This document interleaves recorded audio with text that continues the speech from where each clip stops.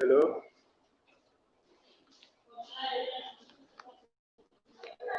Hello. Good afternoon.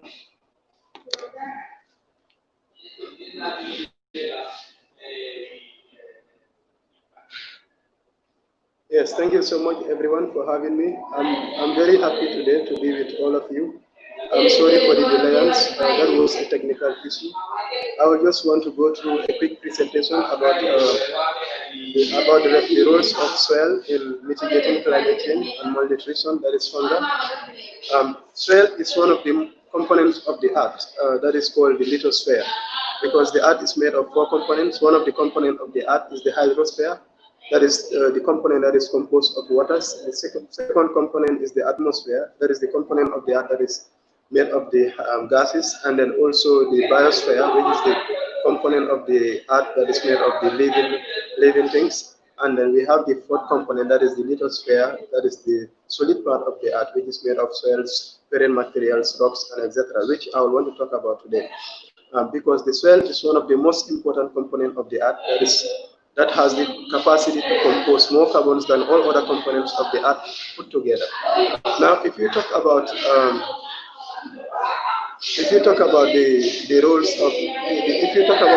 of conserving our soil or conserving our world, we have to see what are the measures, what are the different measures or the different mechanisms that we can put together to make sure that all these components of the earth are in a safer condition or are in a better condition to host our lives or our livelihoods. So soil is one of the key components that is used to compose carbons, and it has the capacity to grow foods, and all other crops are really being grown in the soil. So this is the importance of the soil, and soil is one of the essential and renewable natural resource, hosting goods and services vital for ecosystems and human lives. Soils are fundamental to producing food or crops, feeds, fibers, fuels, and they filter clean tens of thousands of cubic kilometers of water each year. As a major store of greenhouse gases, soils also help to regulate emissions and carbon dioxide and other greenhouse gases, which are fundamental for regulating climate change. Sustainable soil management is an integral part of sustainable land management, as well as basis for addressing poverty, eradication, agricultural and rural development, promoting food security, and improving nutrition. Sustainable soil management strongly contributes to collective efforts towards climate change adaptation and mitigation, combating desertification, promoting biodiversity, and therefore has specific relevance to the world. Soils are the largest terrestrial pools of carbon, and approximately 95% of global food is being produced in the soil. So sustainable soil management is valued. It's a valid tool for climate change adaptation and a pathway for safeguarding key ecosystem services and biodiversity. Due to, in, due to the incalculable values of soils provided in society through ecosystem services, sustainable soil management ensures a high return of investment by supporting and increasing these services. Widespread of adaptations of soil practices generates multiple socio-economic benefits, especially for smallholder farmers, large-scale and agricultural producers worldwide whose livelihoods directly depends on their soils and soil resources. So the management of soil is really a very key component in conservation of the world.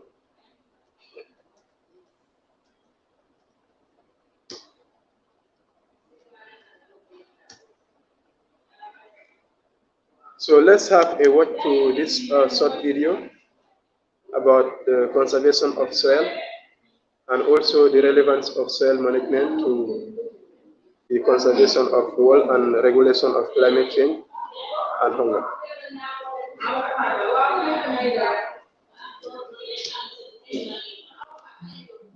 It's time to disappear on, well, Earth. Beneath our feet currently produces the food we eat. But as our population increases, that soil is going to need to grow 60% more by 2050 to keep everyone fed. Hard enough to imagine and even harder to achieve when we're currently losing 24 billion tons of fertile soil every year. Thankfully, we have solid ground to work on. The Nature Conservancy is working with farmers around the world, promoting techniques like smart nutrient management, reduced tillage, crop rotation, and cover crops to not only counteract soil erosion, but also deliver more food and help preserve and rebuild the quality of our soils. Better soil management can deliver tens of millions of dollars of on-farm value annually, not to mention delivering billions of dollars in both water and climate benefits for society, helping us all strike pay dirt.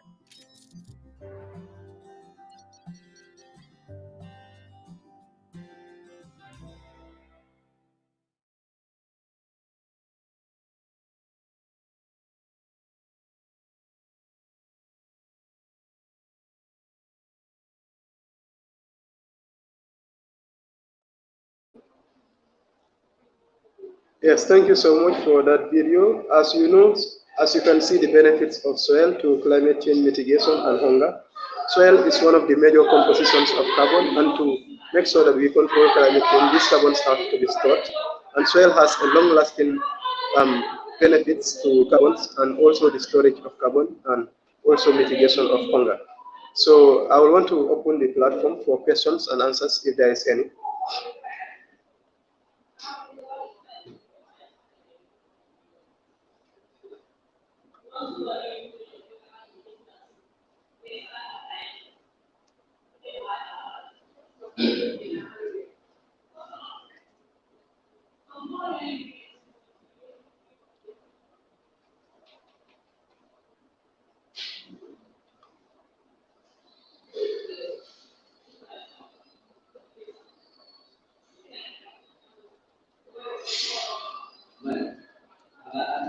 Yeah, so I can see a question. What is your favorite process to conserve soil? Really, the favorite process to conserve soil is really to grow or to plant trees, cover crops. It might be cover crops or it might be permanent trees or any kind of trees. This will help to control um, erosions, that is wind or water erosion, and it will also help to improve the biodiversity in the soil to help soil living organisms have a better life conditions in the soil. So this is my favorite process of conserving soil, that is tree planting.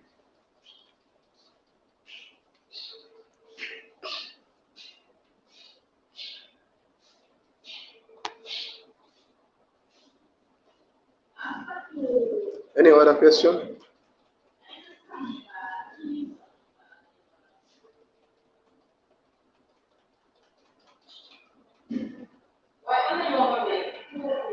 Any other question?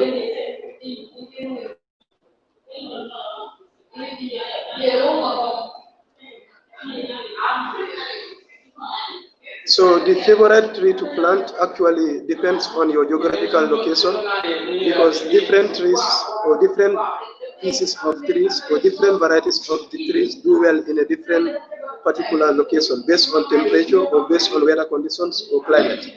So in order to see what is the most favorite tree to plant in a particular geographical location, you need to know what is the weather requirement or the climate requirements for that tree, and then also how long does it take for that tree to really grow, and to what interest do you want the tree for. So some of the people will prefer to grow fruit trees in a particular location to be able to get food or fruits from the tree, and some trees, if you are growing trees only for the purpose of conserving soil, then trees that are in a trees that are having wide leaves or broader leaves are really more favorable to grow.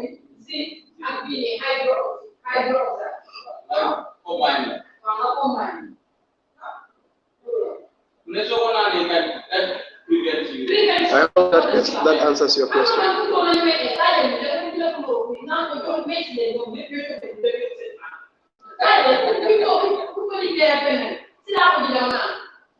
Trent Art Gallery. I hope that answers your question. What is your favorite tree to plant? Different. Okay. Okay, Jelisa, you said here we have mangrove to prevent soil from being washed away. Oh, that's great. Mangroves can also do well in a swampy area. You can plant mangrove trees to really help to control surface runoff waters from washing away the top part of the soil. That is a good initiative. Thank you.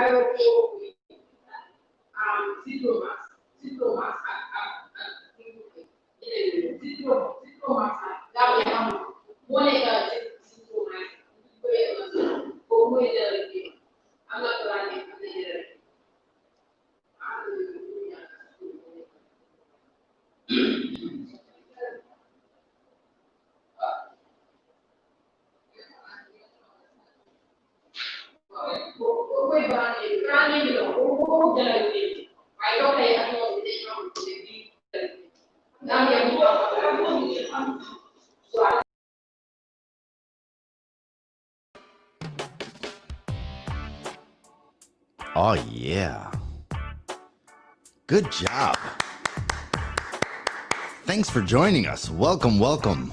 This is Super Gabe Osborne with Gone to Beach Radio. And happy World Conservation Day. And we're here to win some stuff. Who's ready? Make sure to comment below if you're ready to win some stuff. A big thank you to Trent Art Gallery, Hemp for Water, Sea Turtle Preservation, Calcon, MRC, Shark Stewards. Who else we got? We got Pollinator Partnership, Ocearch, Soil Solutions. That was the guy you just saw. He was awesome. And this virtual event wouldn't have been possible without all you guys. So thank you for all your help. And, and you guys, thanks for tuning in, helping us bring awareness to Mother Earth. Oh, yeah.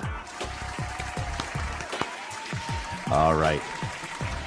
Guys, we need to remember that Earth is supplied with a limited amount of resources, and that is what we rely on. Things like water, air, soil, and trees. Look at that. I got my trees, and it's not all set up. All right, well, let's see.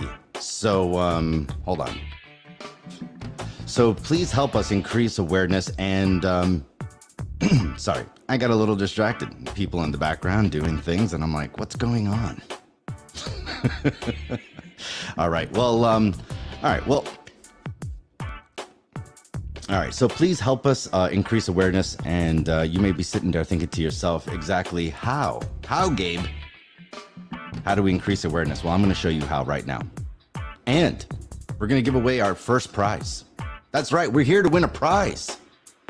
The name of this game is going to be called Who Wants to Be a Big Wiener? I know I do. How about you? All right.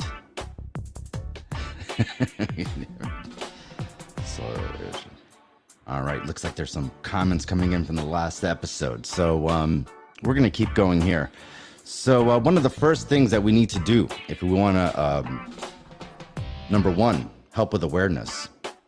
And number two, we want to help with, you want to help yourself win yourself a prize here. So let's see. The first thing we're going to need you to do is we need you, in order to win a prize and to increase awareness, is we need to tag all of our friends, all of them. Put them in the comments below. And if your name is picked, you are going to win 20% off any order from Trent Art Gallery and 2 of these matted prints from the Trent Art Gallery. All right. We got these matted prints. We got these 6 that are up here. They're gorgeous, gorgeous pieces.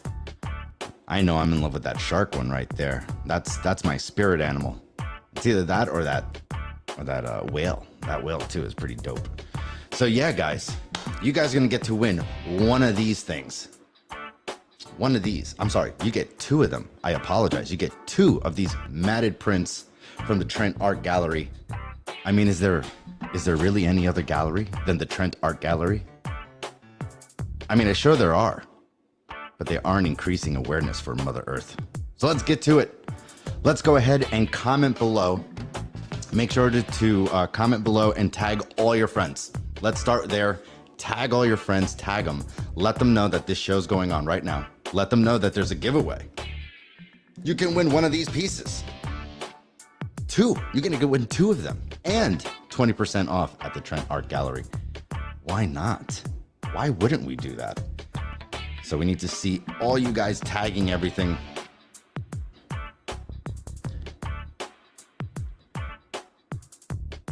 Come on, guys. All right, you know what we need? I know what we need. We need music. Oh, yeah. We're gonna give away some stuff. Oh, yeah. I'm starting to see people starting to go ahead and tag their friends. Julia. She just went ahead and tagged a bunch of her friends. She wants to win a prize. Who else wants to win a prize besides Julia? I really hope all her friends, Theo, Allison, Julian. Who else we got? Claire. Join us. Let's give away some prizes. Let's give away some stuffs. All these stuffuses. You're gonna win 2 of these guys. Who's it gonna be? Is it gonna be this guy? Is it gonna be that guy? How about this guy? Right there. How about that guy? That guy behind the mic? How about this guy? I like this guy. I really like this guy too. That guy, he's really cool. I want him. Oh yeah. Let's learn to conserve, people.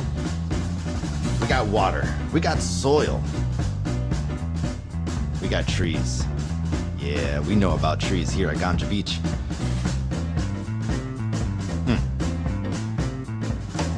Of course, we got our air. The air we breathe. That's why we got the trees, to help us breathe. Oh, yeah.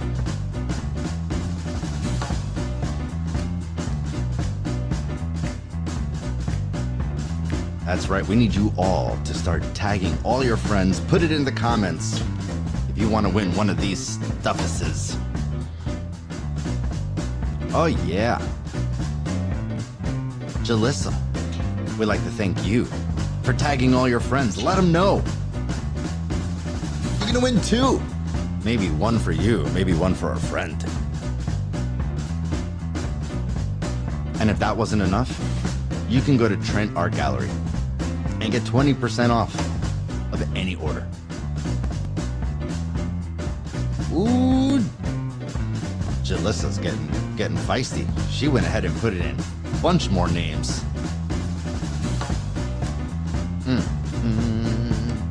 Julia's gonna have to get on this. Go ahead, tag your friends. That's the name of the game. We're tagging our friends right now. That way, we can get your name up on the board. So you can win one of these prizes. Sorry, I keep saying 1. It's always because we always only ever give away 1. Whoever gives away 2, Trent Art Gallery, that's who. 2 from Trent Art Gallery. You're gonna get 1 of these, 2 of these. I did it again. Why do I keep doing that? It's okay. Ha. You're gonna win 2 of these guys. You're gonna have this guy right here. That guy right there. He's a shark. He looks awesome. He looks like he's got someone on there.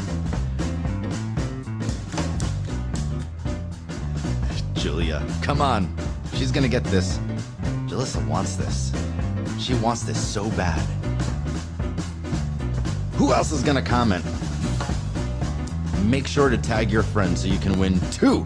There we go. I got it this time. You're gonna win 2 of these pieces. They're beautiful. They're matted. They're prints from the Trent Art Gallery. You're gonna get 2 of them. You get to pick.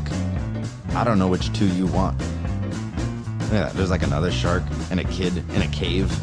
How dope is that? That's pretty dope.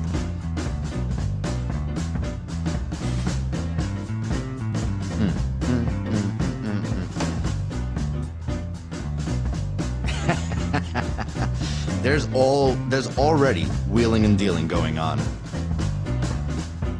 It's already a team effort.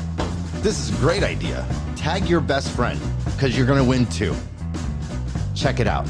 And if you and your friend win, or if your friend wins for you, go ahead. Share the other one. Share the wealth from Trent Art Gallery. Let's do it.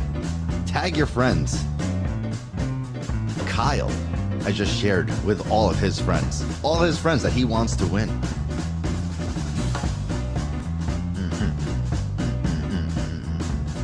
Who else is going to be joining us today?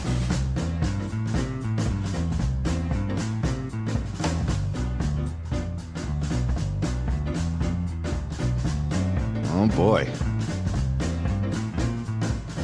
Go ahead, guys. Let's give away these prizes. Give it away now.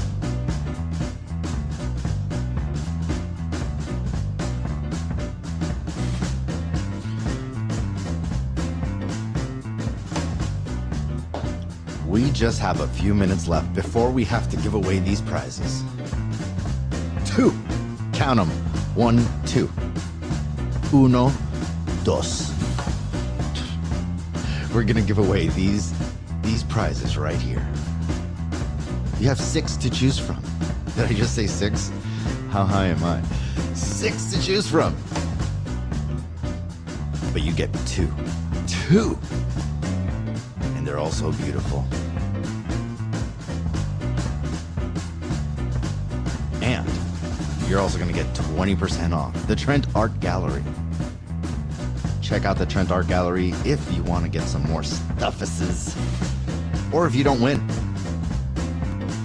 Why wouldn't you? They bring awareness to World Conservation Day.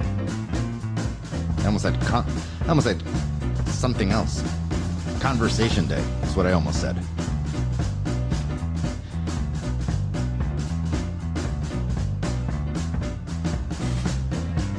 Oh yeah, we got a bunch of people coming in. Let's go ahead, fill up this room, and we're gonna pick a winner in about 4 more minutes. Make sure to tag your friends. You gotta tag your friends in order to win 2 of these guys. Maybe you want to be greedy and keep 2 for yourself. Put it in your awesome, cool place. So, you can walk into the kitchen and be like, I won that. And then you can walk into the bathroom, and while you're sitting down on the toilet, pooping, you can sit there looking at it going, I won that. Yeah, that's a great idea. Or, you could be nice. How nice can you be? I mean, how well do you work with others? Maybe you win 2, you keep 1 for yourself, and you just give 1 away. Like, yo, have it like up on the wall, and when people come in, be like, oh my God, I love that. And be like, yeah? You like it? It's yours. Bada bing. I don't know. That's what I would do. I'd put it up and just wait for someone to say something. Be like, wow, I really like that. I'm like, yeah, you really like it? It's yours. Here you go. It's what I'm gonna do today. I'm gonna ask you guys, when you win, I'm gonna ask you guys to go ahead and pick 2 of these things. 2 of them. And I'm gonna look at you, I'm gonna say, yeah? Which one? Which one you like? Like, I like that one, and I like that one, and I like that one. I'm gonna be like, well, you're only allowed 2. I'm gonna give you 2 today. If you want any others, I'll make sure to give you 20% off at Trent's Art Gallery. That's what we're gonna do. That's what we do here at Ganja Beach. We just give away stuffuses.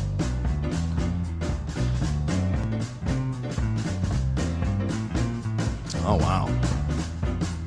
This is gonna be nice and easy.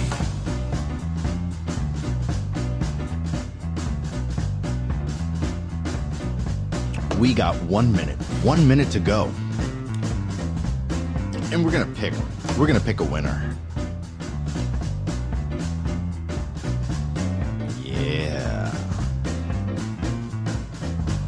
Oh, yeah.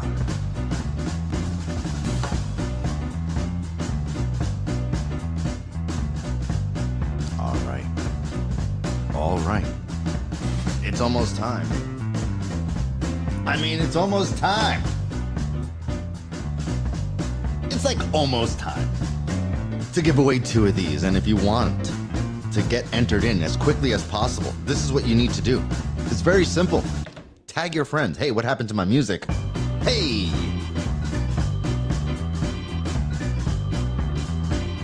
Tag your friends. Tag all of them. Tag as many as you got. Even if they ain't your friends, tag them anyway. You're just trying to bring awareness to World Conservation Day. It's right there on the screen.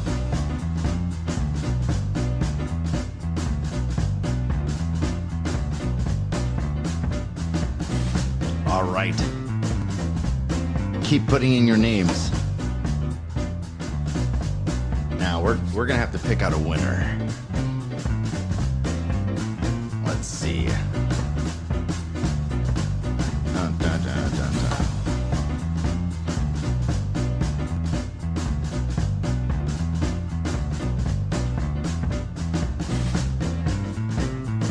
Huh.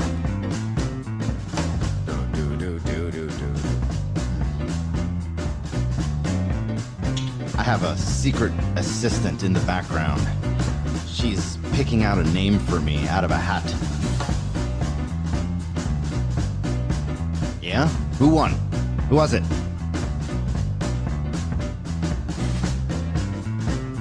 Of course.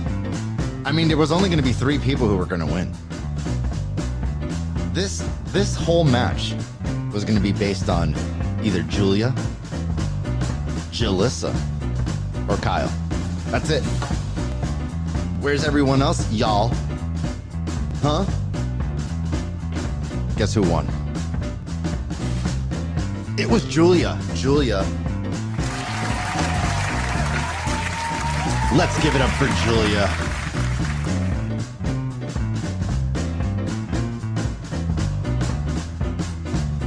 Julia, guess what you won? You're gonna win 2 matted prints from the Trent Art Gallery. That's what you're gonna win. You're also gonna win 20% off of your entire order if you decide to go to Trent Art Gallery and order some more stuffuses. That's what we got going on. Let's see. So congratulations, Julia. Julia, oh Julia, where art thou, Julia? Let me hear you say, yay, Julia. Put it in the comments below. Congratulations. Oh yeah. Come on, Julia. Say you love us. Say you love World Conservation Day.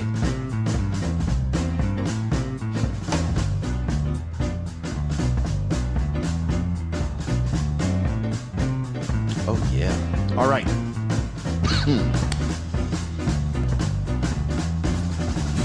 All right. No one get concerned. That was co-weed. Julia just said, yay! Yay, Julia! Good job, Julia. You're gonna get to win 2 of those prizes. 2 of them.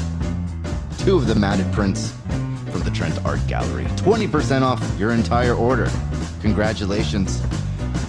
Now remember what I said. Might as well just keep them both up on the wall, and when someone says, man, I like that, be like, yeah, it's yours. It's yours. Take it. Let them know it's from the Trent Art Gallery. She said it. She loves World Conservation Day. Good job, Julia. Congratulations. She is today's big winner. All right. The next thing that we're going to give away is we're going to give away 1 of the 6, of the 2 that were removed from Julia. We'll find out what those are later.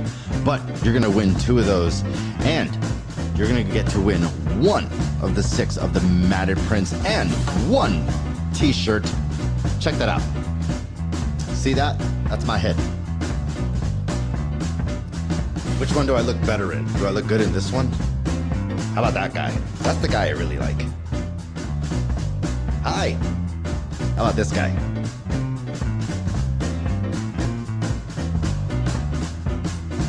And you guys need to know what to do. Here, I'll wear a t-shirt. I'm gonna wear a t-shirt. Here we go. Hey! So,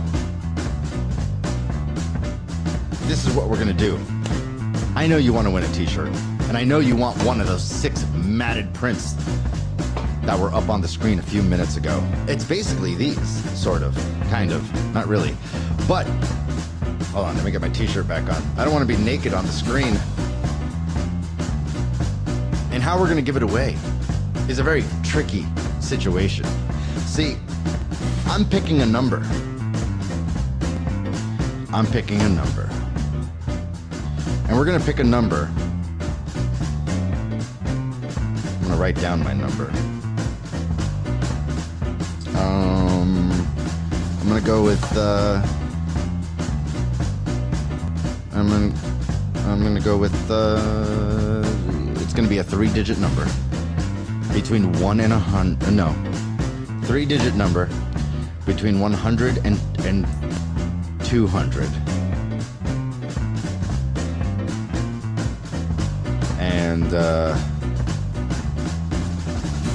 And I just picked a number. So, if you want to win one of these,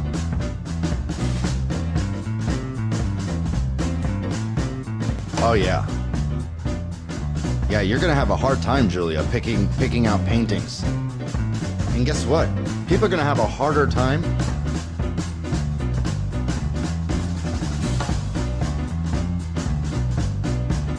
okay. So, check it out. This is what we're gonna do. We're gonna give away one of these t-shirts. And we're gonna give away 1 matted print. This is gonna be the last giveaway. This is the last one we're doing. Because we're running out of time, so you gotta pick a number. Pick a number between 100 and 200. It's a 3-digit number. Pick it. Start putting in all your guesses. Put in all your guesses. You can bet. You can guess as many times as you want. I gotta get my shirt on. There we go. You guys can name as many numbers as you want. Pick a number between 100 and 200. It's a 3-digit number.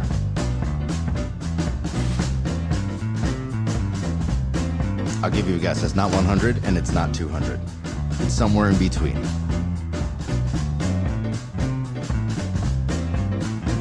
Oh, here comes the guesses. Is it 121? Nope, it is not.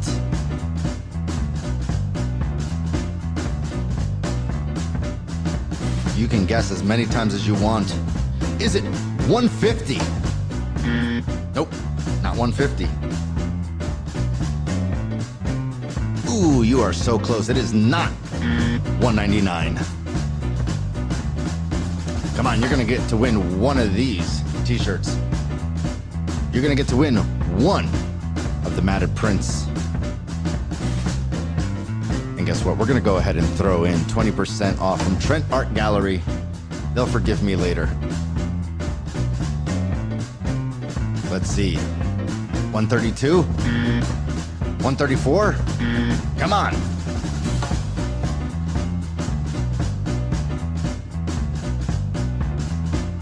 It is not 198. 196. 198. Nope. You guys are wrong. Nope. All of ya. Wrong. Wrong. Keep going. You guys are actually not too far away. I'll give you that much of a hint. You guys aren't too far away.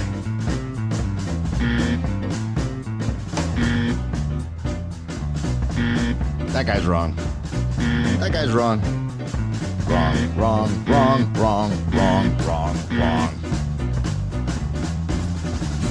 Uh-oh. We're getting closer. Nope. 199. Well, I'm sorry, 187. Oh, we found the winner. It was 186. 186. 186. Julia. Julia already won. Oh no. All right. We're going to go ahead and give it to the person who was closest to 186. And we're going to give it to... There we go. There we go. Jalissa. We're giving it to you, girl. You get one matted print, you get one of these t-shirts. I like this one. It fits me nice. Fits me nice and snug. Oh, man. Guys, thank you. Thank you for joining us. Congratulations, Jalissa. Thanks for playing Who Wants to Be a Big Wiener here at the virtual World Conservation Day event. I hope you guys had a really good time. I know I did. Oh, yeah. There you go. Good job, Jalissa. Make sure to say, I love World Conservation Day.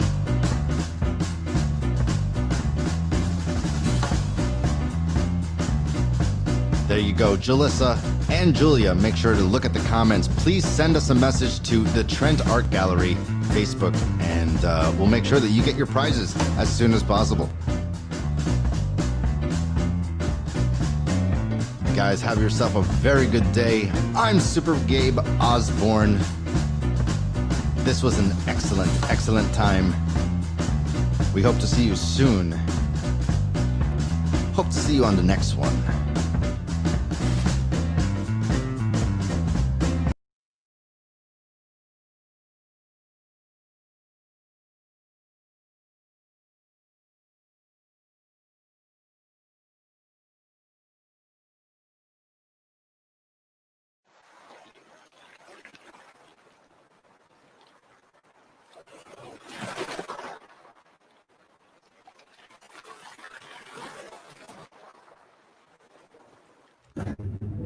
Sharks. Ancient, majestic, perfect predators. For millions of years, they have maintained the ocean's health. But as threats to our oceans increase, sharks and all marine life are at great risk. We have power to solve the ocean problems with young people. In fact, it's the only solution to the problem. My name is Alice. I'm from Vancouver, Canada. I've come to Borneo to experience what it takes to become a biologist. My name is David McGuire. I am the director and founder of the nonprofit Shark Stewards. This is really a great adventure, traveling through Borneo, the center of biodiversity.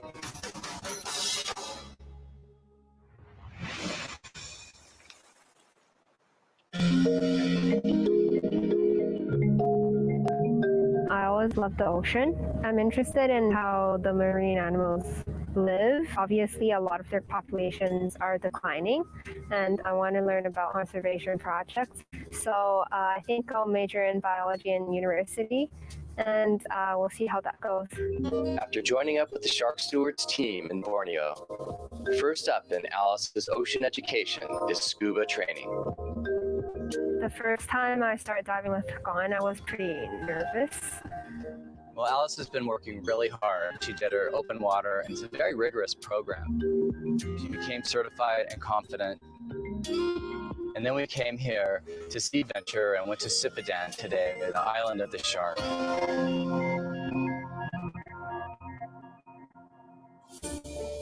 Just off the east coast of Sabah, in Malaysian Borneo, lies the island of Sipadan, famed the world over for its rich and diverse marine life.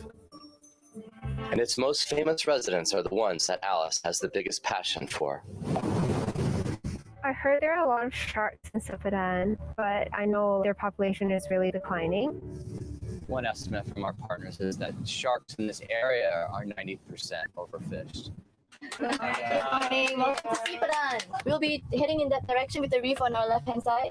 Maybe we'll stay in the shallow for about 10-15 minutes or so. We try to search for the bumhead parrotfish. Maybe a couple of white tips, not that many in the mornings usually. Maybe some turtles as well. How much you have? We're at South Point. This is where all the sharks are down deep. Ready? Yeah, let's go do it. 2, 3, go.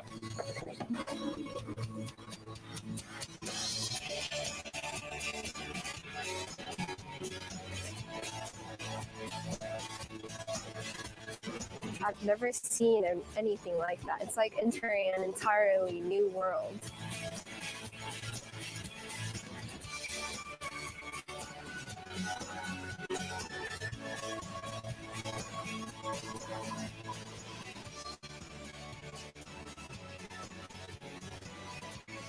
I know it's not that common to see sharks anymore, so it was quite amazing seeing so many sharks at a time. How was that? It was great. It was amazing.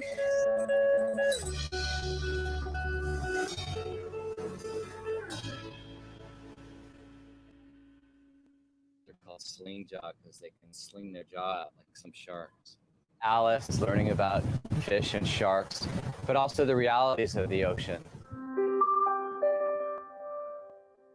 The coral triangle has more species than any place in the marine environment in the whole planet. And it is deserving to be protected, and it's a huge risk.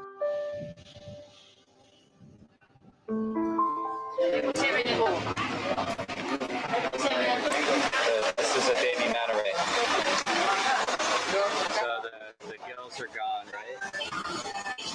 So they eat the meat, but they pick the gills for medicine. That's what we were looking for when we're diving.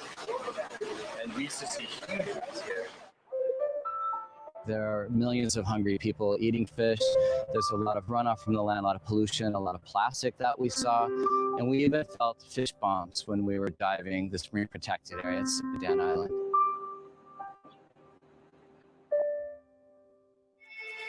After marveling at the biodiversity and sharks of Sipadan, I wanted to show Alice how our local partners in Sabah are working to protect sharks and other threatened marine life.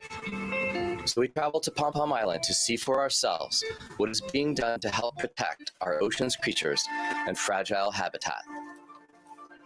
David, how you doing? Great to see you. Good. Welcome to Track. We made it. Here we are on Pom Pom Island, Alice. Yeah. What does TRAC do? TRAC is a research and conservation center that is doing coral reef restoration, fish surveys, so we'll dive along and do transects and do fish IDs and an estimate of population, as well as looking for our sharks. One of the great experiences that I've had here is hands-on conservation that's really simple and fun. We use empty bottles, glass bottles, and cement and sand. We'll just wait for them to solidify, cure for a day, a couple days, and then we put them out on the reef. It's like a sanctuary that provides shelter for ocean creatures, corals, and fish. We're helping that along by taking fragments that have been broken off the reef by nature or wildlife or sometimes boats in an area and tying those onto the reef bottles themselves so that that reef system will have a chance to grow.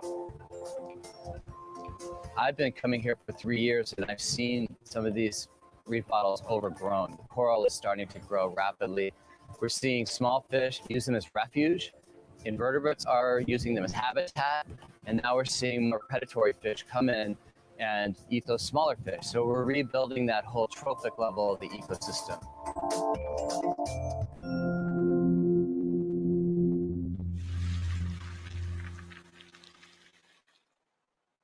I think it's very important for us to try to engage the local community and local people.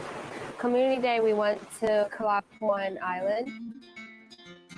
Ultimately, conservation is everyone's job. It's not just a group of people. Selamat pagi. I feel that if we're going to protect the ocean, we have to engage the next generation. Today is Kalapuan Shark Day, and so we're here at the school today engaging youth, not only just kind of having fun, but also talking about biology, the ecosystem, and why the ocean is important to protect.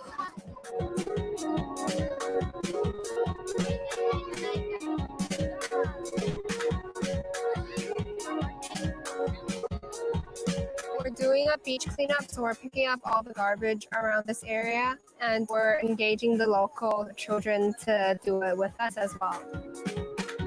Hopefully some of this will sink in to these little kids who are having fun and are picking up thousands of straws. It seems plastic straws, which harm a lot of marine life. Really just basic practices that we all can do at home anywhere around the world. With 10 million tons of plastic entering the ocean every year, we can't go out in the middle of the ocean and clean it up. We've got to start at the shores and at the rivers and at the beaches. By actively engaging the children, hopefully that will trickle through to the rest of the community, or at least one kid who can make a difference.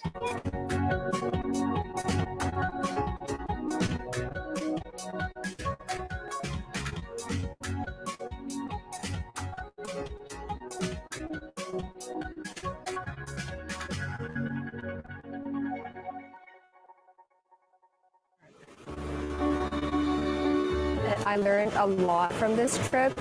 I saw from my own eyes the difference between natural reefs and ones that are destroyed. I saw how human behaviors can impact the environment. This world we live in, we can't harm it in any way because this is the only place we've got. I think we all can be ocean stewards. We can all be shark stewards. Wherever we live, however we act, we can decide not to eat unsustainable seafood, not to eat shark fin soup, be concerned about species that are being overfished, worry about pollution like plastics. And also, we can also engage others and tell people we need to love it and we need to protect it because it's humanity's future.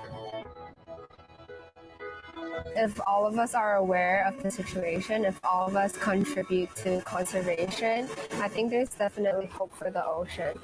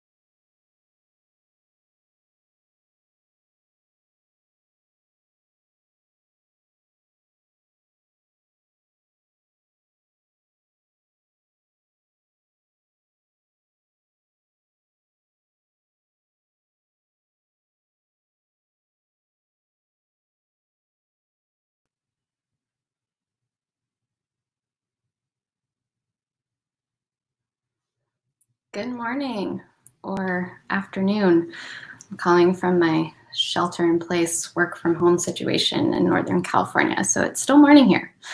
My name is Becca Lucas, and I am the Communications and Operations Coordinator with the California Climate and Agriculture Network, or CalCAN, as we commonly go by.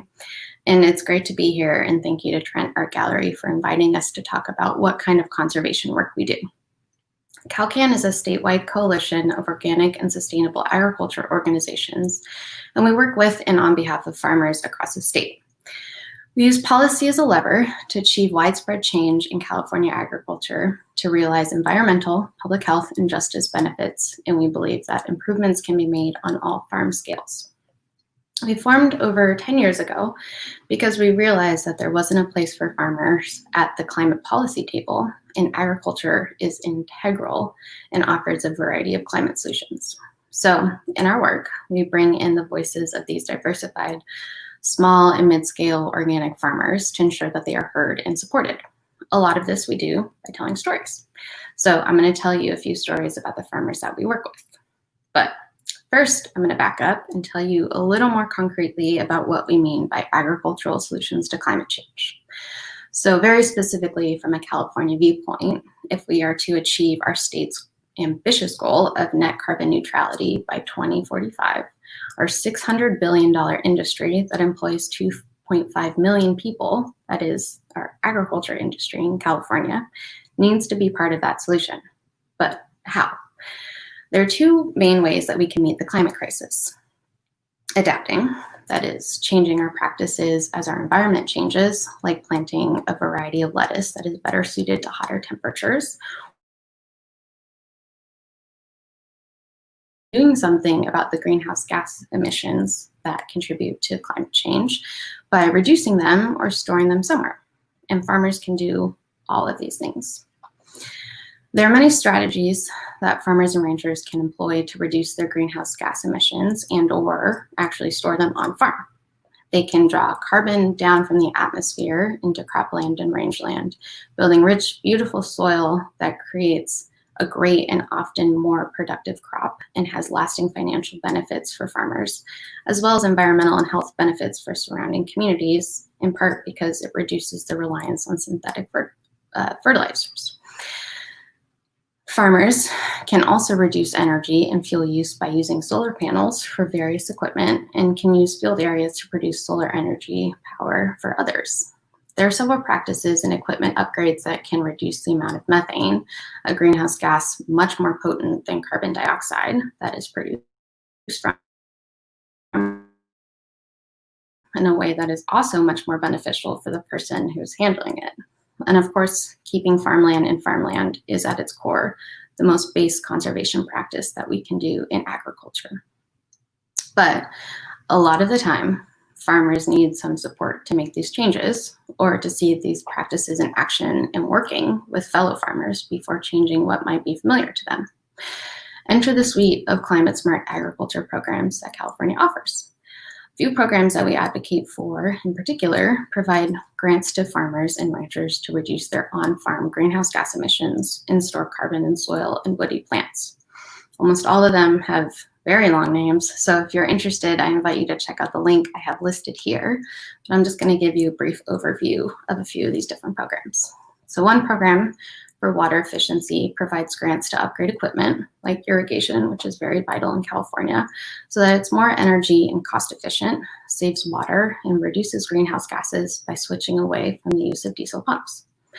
There's also a program specifically for dairy and livestock ranchers that works to reduce their methane emissions by purchasing equipment or incentivizing practices that handles manure in an alternative way.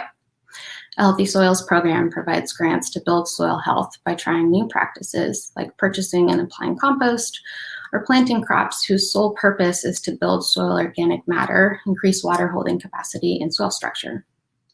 And another program provides grants for local governments to purchase agriculture conservation easements, keeping land in agriculture in perpetuity.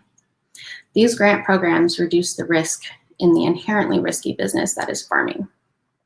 There's also vital technical assistance providers all over our state who help farmers with the adoption of these new practices and provide information about how the changing climate impacts their area and crops specifically, and what they can do to avoid crop or business damage or losses. We advocate every year for the continual funding and improvement of these different programs and are always trying to enact more solutions. So what do these programs actually look like? Well, I'm going to show you a couple farmers who have received some of these different grants. Here. So this is Nacho Flores, foreman/Pepper King at the Boonville Barn Collective in Mendocino County.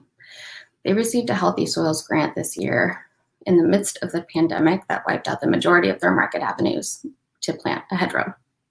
This hedgerow will create a barrier that will cut down on a pesticide drift from nearby wineries, create habitat for pollinators, reduce dust from the busy road nearby, and sequester carbon.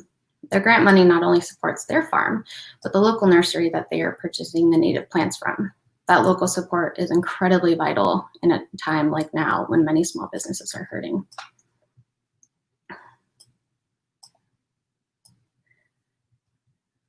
So this is Jose Robles.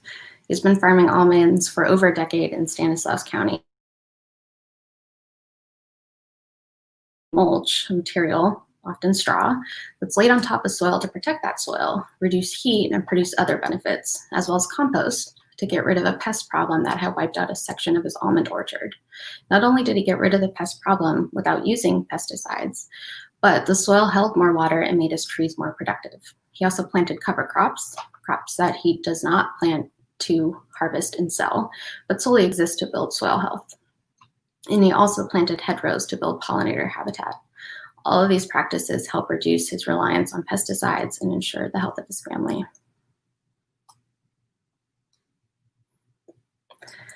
Leonardo Dairy in Humboldt County is a third-generation organic dairy that has been stewarding their 600 acres for a century. Dennis and Kathleen, pictured here, received an alternative manure management program grant, that long name I had referred to earlier, to purchase tools. One that will help create compost to spread on their pastures, and the other that will screen out solids from their liquid manure so that they can irrigate and fertilize their fields more efficiently, creating essentially a closed loop system of producing and using compost, generating healthy soils, making a much nicer and healthier environment for those who are actually working directly with the manure.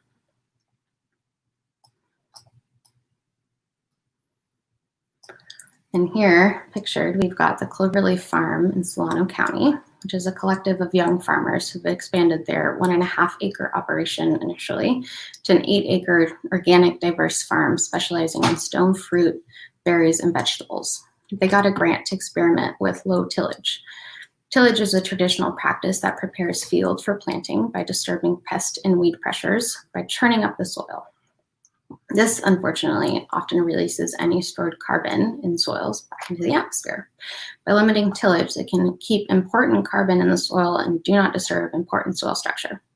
With the grant, they also applied compost and planted cover crops, along with other native plants, to continue sequestering carbon and creating beneficial habitat. For us, conservation means preserving, transforming, and empowering agriculture. And this can only happen if farmers keep farming. These types of grant programs not only improve the environment, but can help keep farmers in business and ensuring farmer and rancher sustainability financially, environmentally, and socially in a rapidly changing environment is vital to our food security. At CalCan, we advocate to create programs that put valuable resources, education, and training in the hands of farmers so that they can be resilient in the face of climate change and work to mitigate the changing climate. Please do check us out. I've got our website listed here. Follow us on social media, and do email me if you would like, because I would love to hear your story. Thanks again so much, and happy World Conservation Day.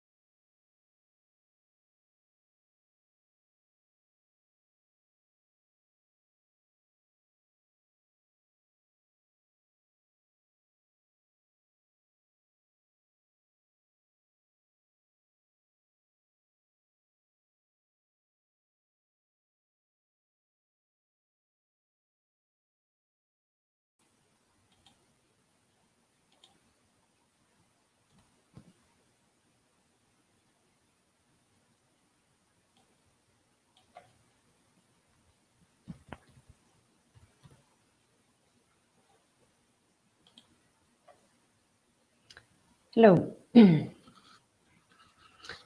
afternoon, everybody. Whoever is joining us from every time zone that is around. My name is Alejandra Goyenechea, and I am the Senior International Counsel at Defenders of Wildlife. I have been there for more than 10 years working in the International Department for doing international conservation policy. I am a lawyer from Mexico, graduated in Mexico City. And then I pursued my master's degree, my LLM, here in Washington, D.C. at the American University at the Washington College of Law. Defenders of Wildlife was founded in 1947. We are dedicated to the protection and restoration of imperiled species and their habitats in North America. We protect and restore imperiled species throughout North America by transforming policies and institutions and by promoting innovative solutions. We speak with one voice that is informed by scientific, legal, and policy expertise. We have hands-on wildlife management experience and effective advocacy. So today I am joining you to talk to you a little bit about our health and human crisis, COVID-19. I'm going to be talking to you a little bit about the relation COVID-19 and wildlife trade and how all of that is connecting us. And this is just not basically a health crisis, but it is also a planet crisis and nature, with nature, and basically it's our relation. So it is really a crucial time in history, and we have seen other pandemics before, but I think that this is a crucial time where we can say, how can we prevent the next pandemic in our daily efforts, in our current efforts, and in our what can we do as the next steps? So just wanted to mention that the United Nations and the World Health Organization declared that pandemics such as coronavirus are the result of humanity's destruction of nature, and the world has been ignoring this reality for decades, as we have seen and as you might know. In June, the United Nations Environment Chief and a leading economist said that COVID-19 was an SOS signal for the human enterprise, and that current economic thinking did not recognize that human wealth depends on nature's health, and we're completely interconnected. There was also a new paper that came out very recently and saying that the cost of preventing further pandemics over the next decade by protecting wildlife and forests would equate to just 2% of the estimated financial damage caused by COVID-19, according to a new analysis. So I think that it's very important to really review that we can do better. The biodiversity is the foundation of human health. The trade in wildlife not only threatens human health, but it's also a major contributor to the global decline in wildlife and biodiversity, as I will mention a little bit later on. COVID-19 appears to be a virus, as you might have heard, that originated in bats, sold at wildlife markets in Asia, and especially here for this one in Wuhan in China, where wildlife is sold. And that jumped the species barrier and infected humans via an intermediate host that is yet to be determined. I don't know if you have heard, but basically and I don't know if you have seen pictures, but in wildlife markets, especially in Asia and other parts of the world, there is a lot of wildlife that is all cramped in small cages, and all the species are all together and they're mixed, and they come, their immune system is very compromised because they've been under stress since the moment that they capture them and going all the way to the market. So that immune system that is being compromised, it makes it so much easier for them to spread the viruses that they've been carrying, and then transmitting it perhaps to other species and then going to humans. The Intergovernmental Science Policy Platform on Biodiversity and Ecosystem Service, I don't know if you have heard the word, it's IPBES. So they issued a report not too long ago, also in 2019, saying that nature's decline is unprecedented in human history, with 1 million species at risk of extinction. This report was really a breakthrough in terms for governments to realize that we are in a serious moment for losing species, and losing species in our planet means that we're also going to be affected. Our biodiversity is also going to be affected. And as a consequence, we humans are also going to be affected. And we have seen that now with this pandemic. The direct exploitation is identified as the second most important driver of biodiversity loss behind changes in land and sea use. The report described the current global response to this crisis as insufficient, urged that transformative changes are needed to restore and protect nature, and asserted that opposition from vested interests can be overcome for the public good. So it is clear that it is more and more recognized and proven by our scientists that we need to do more. We're going to just continue the way we're doing. Human activity and climate change put us at higher risk of emergence and spread of diseases. The extraction of wild animals for domestic and international trade forms a significant part of the direct exploitation identified by the report of IPBES that I just mentioned. So we really need to focus on changing our behavior. And I repeat this, and I'm going to repeat it throughout my presentation, because we have become more in direct contact with wild species. And this is for either food consumption, for the pet trade, or for others. But I will give some more details a little bit later on. More than 60% of human diseases are zoonotic origin, and 72% come from wild animals. So as you can see, it's a pretty significant number. 72% coming from wild animals. I mean, and as we can have seen in previous global epidemics, have also been associated with wildlife markets. As you can remember, and you might read also in the news, in 2003, we saw the SARS emerging, and it reached 17 countries. And also it was likely coming from a bat, and that it was transferred to a civet cat in Asia, and then from civet cats to humans. And another example is the Ebola virus epidemics in West and Central Africa, which are also thought to have originated from bats, with primates and other wild mammals believed to be the intermediate host through which people were infected. Many such animals are also traded in wildlife markets in countries in which the outbreak first occurred. And in many countries, animals are taken from the wild to be slaughtered at markets or traded live in order to supply restaurants, tourist facilities, as you might have seen in some destinations, and the vast and expanding international demand for exotic pets and for other purposes. So what else have our scientists have told us is that for every known coronavirus, there are thousands of unknown coronaviruses circulating in wildlife. So the more we have a contact with wildlife, the more we have deforestation, the more we remove the habitat for these species, the more we're going to be in contact with them. And also, the more we get that wildlife near us, we're just going to be exposed. And we have seen that in the past, and we can see that now, and we cannot let it happen again. So the root of the problem also is the demand for wildlife. And who gets the demand for wildlife? Well, it's humans, for humans' consumption. And the problem is that some of that wildlife really comes from distant locations. And when coming from distant locations, how does it get that? Well, because now there's new roads that are being built, so we can get to remote areas easier. We intrude in the habitats of wildlife, but at the time when it gets into the markets, and then we purchase it and we buy it, and then we either bring it home for pets or for food consumption, we have already created a big damage to biodiversity.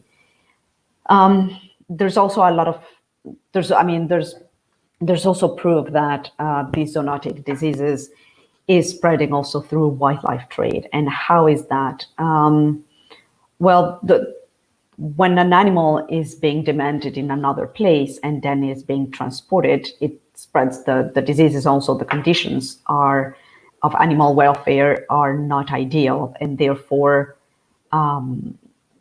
also that those diseases can get to humans. But one of the things is that also there's been discussions about is that the illegal trade is the one that is the problem, and it is not the case. I mean, we have seen that really diseases do not distinguish between the legal or the illegal trade, or if it's coming from captivity or it's not coming from captivity, because if you might be buying a wild animal from a pet store or something like that, or online, unfortunately, they might say, oh, this is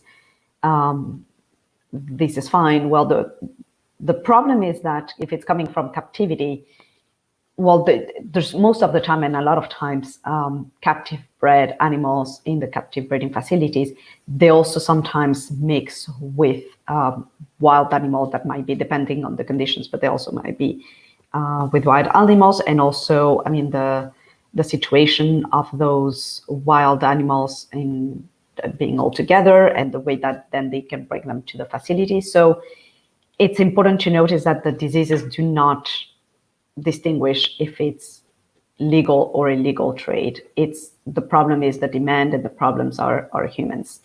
We need to be able to prevent the next pandemic, and we cannot do that if the population is still growing at the rate that we're growing. If we continue to fragment, and if we disrupt ecosystems, and if we continue especially to increase the demand of wildlife and the wildlife parts, if we continue to trade in wildlife, and if we continue to increase our footprint in this planet, we need to end the trade of wildlife, as a saying, for commercial purposes, as a policy for governments. First in the United States, of course, and I think that it's very important to show a good example, that the United States needs to take bold steps and significant steps, and work to change dangerous wildlife consumption behaviors. So what can we do? So we need to adopt a One Health approach. And what does it mean, a One Health approach? It's one planet, means one planet, one health, one future. And all of that is interlinked, and we need to understand that, we need to recognize, and we need the governments to take action on what needs to be done if we understand that. What it means also, who is working at the international level, who is working to address some of these issues, and that can do something for that. So we have the Convention on Biological Diversity, which basically every country in this planet is a member of, except for the United States. The United States is the only country that is not a member of the Convention on Biological Diversity. And they have adopted the One Health guidance, and it is a guidance, so it provides countries on how to implement it. There is also the World Health Organization, that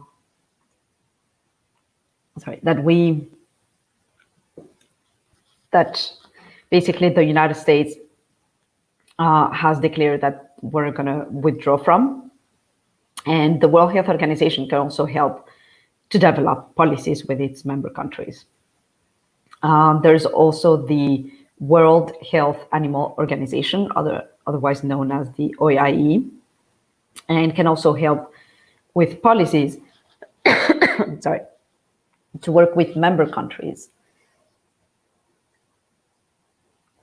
So we can have the tools, and there's tools that have been implemented. We need coordination with all of these international organizations so they can work with their members. And I think that's a very important thing. So I mean, what can be the recommendations? What have we suggested? Member countries, I mean, the United States and other countries throughout the world. It's very important to combat illegal wildlife trade, but it is also very important also not to forget about the legal trade.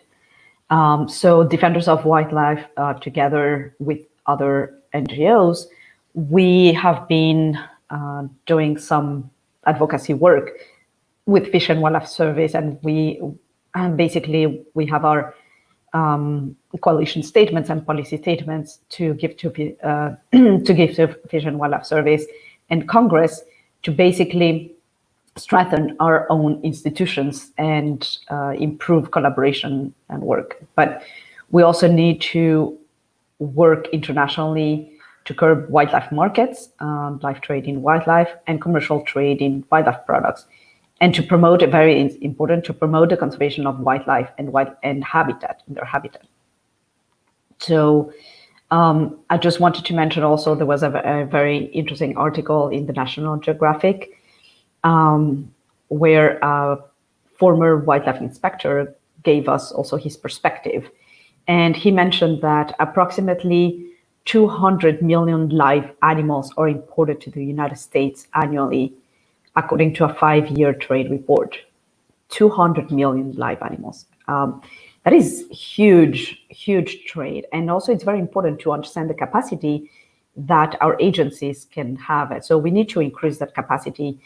And out of that 200 million live animals, 175 million fish are for the aquarium trade. 25 million animals comprises an array of mammals, amphibians, birds, insects, reptiles, spiders, and more. And on top of that, we have all the illegally traded shipments of wildlife that are intercepted each year. So it's our governments need to increase our capacity, and what we have is not sufficient. We need to have collaboration of the agencies, and we need to basically have better, collaboration and increased capacity. So we have presented other recommendations for the governments, and also, one of them, which is very important, is to work with the Convention on Biological Diversity, to also work stronger with other conventions, such as the Convention on International Trade of Endangered Species. And that convention basically regulates the international trade of species, but it only regulates the trade of the species that are listed in the convention. And not all of them, and those are the only ones that are affected by trade. So it leaves out a big number of species, like, for example, bats that are not, I'm sorry, house is very dry.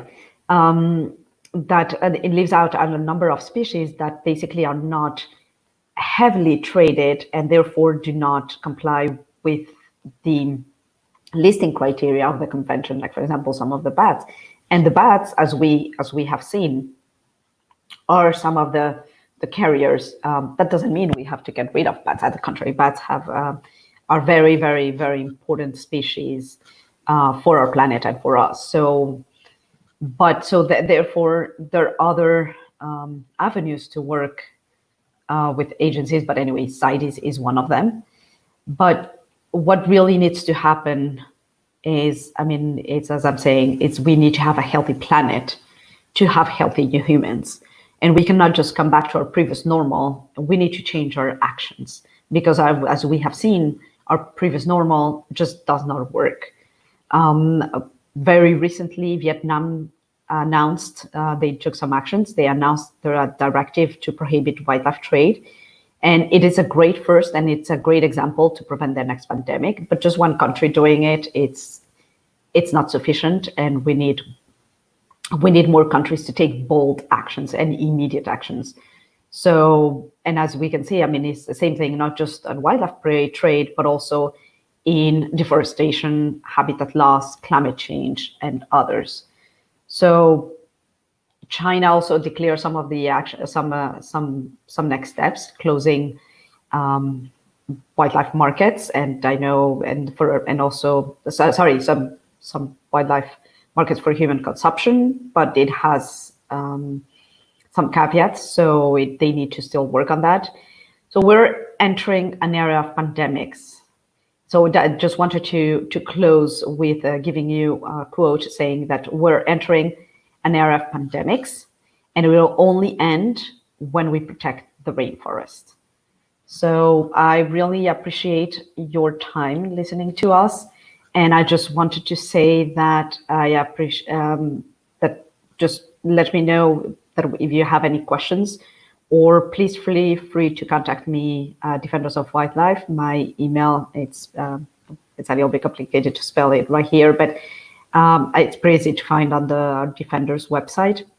And we also have several call to actions at Defenders, and please join us calling our governments to move and to collaborate. And well, that will be it. Well, thank you very much. So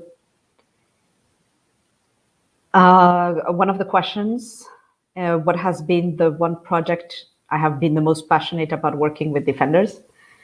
Well, just not one project. I mean, I think that more than 10 years, fortunately, I've had more than one project, but I mostly work on international policy and international conventions. So it has been trying to develop better protections for amphibians, for the trade of amphibians, and same thing for the trade of sharks, which are our top predators, and are they're the ones that actually maintain a healthy ocean.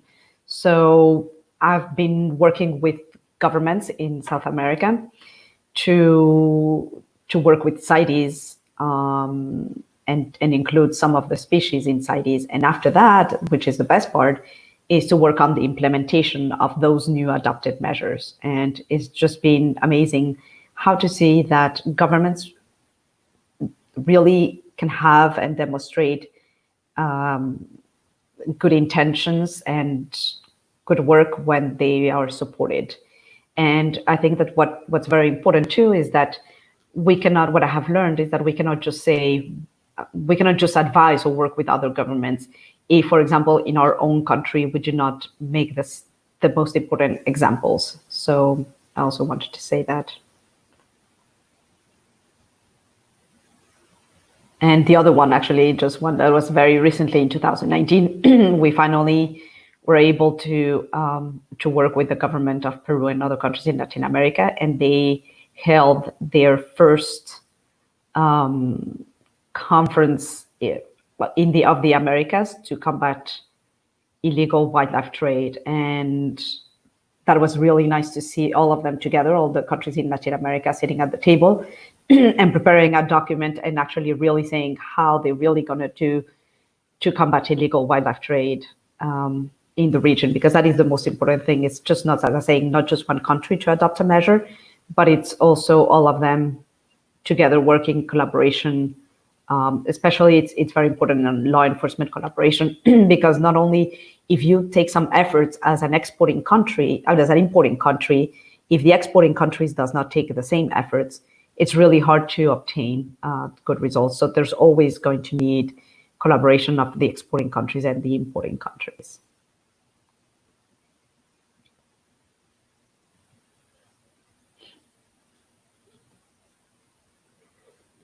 Policies that I have worked on that has the largest impact. I think that one, the conference of Lima that happened last October, September, time flies.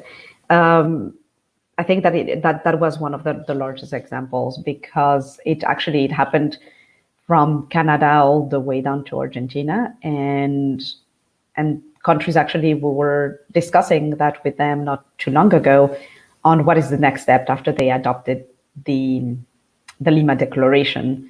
And that declaration included a lot of the principles that need to happen for better measures, regulations, implementation, collaboration in the Americas. So yeah, and the other ones was basically assisting countries in Latin America, same thing, to adopt new shark implementation of shark measures to be able to monitor the trade and identify the trade of shark fins from Latin America to Asia. So that was also really good to see how at the ports, the landing ports, try to assist the authorities so they can really identify and know what to do with shark species when those species are going to be in trade. So, and after that, we saw that customs had been doing a much better collaboration now with the fisheries authorities, and that was really satisfying.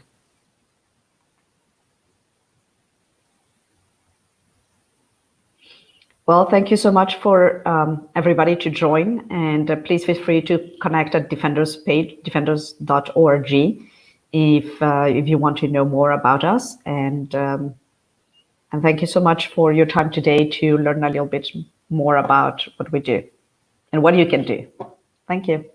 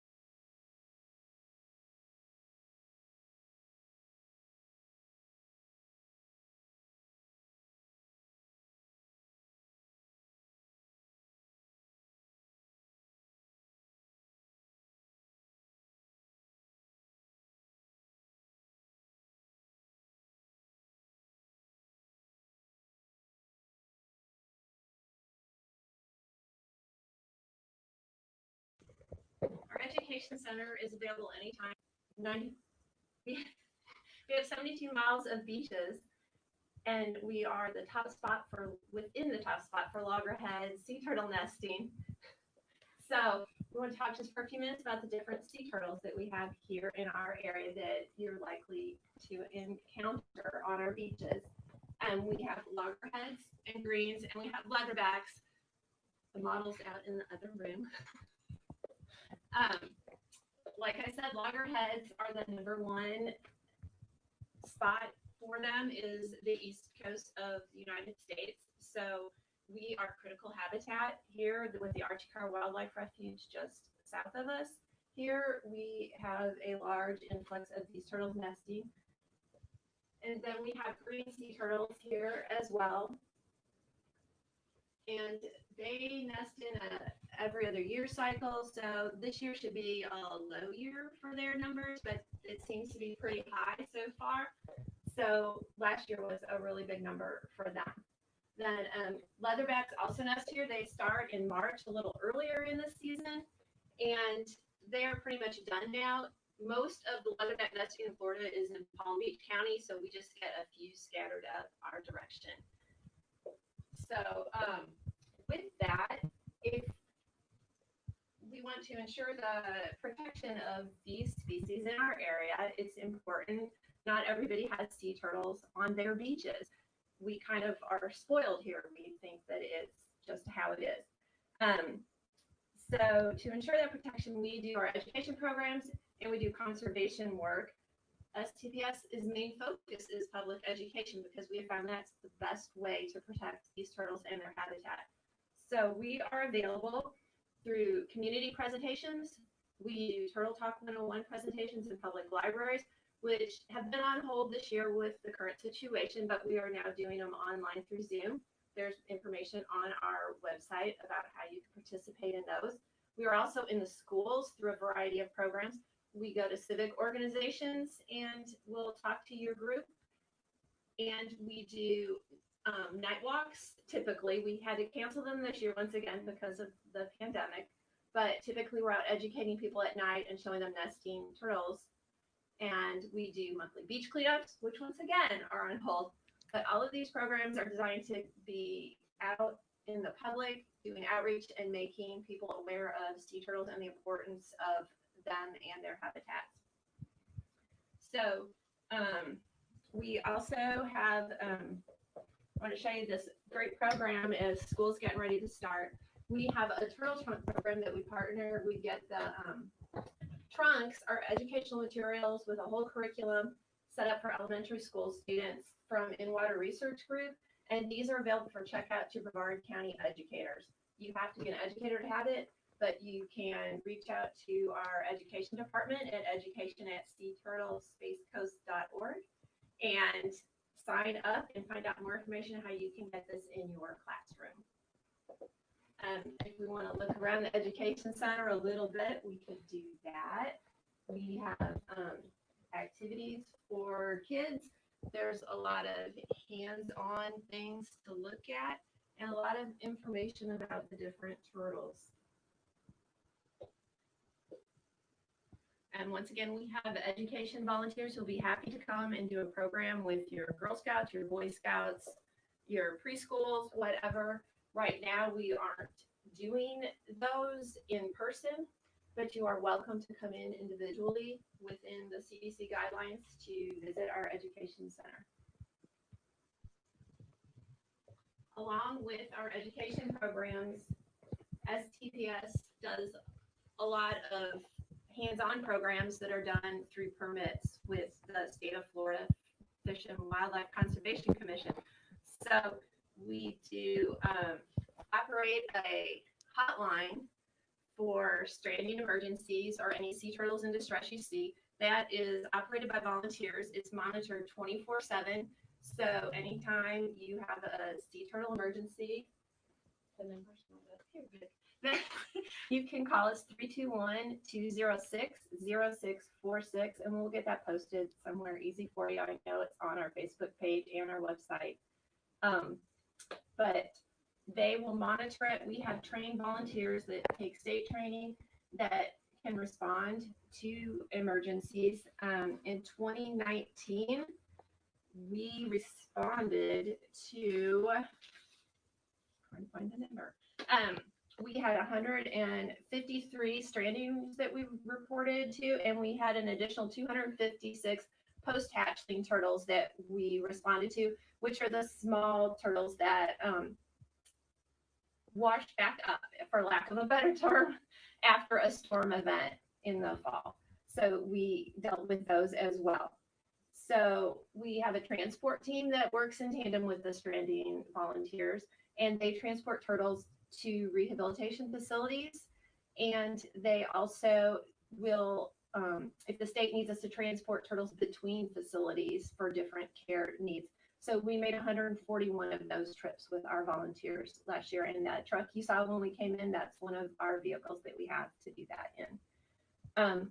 As part of those programs, we have the Sea Turtle Emergency Response Program that we train an additional about 150 volunteers that are ready for any special sea turtle emergency that might come up. And if we call one of those special events, they can come out and help us with whatever it might be.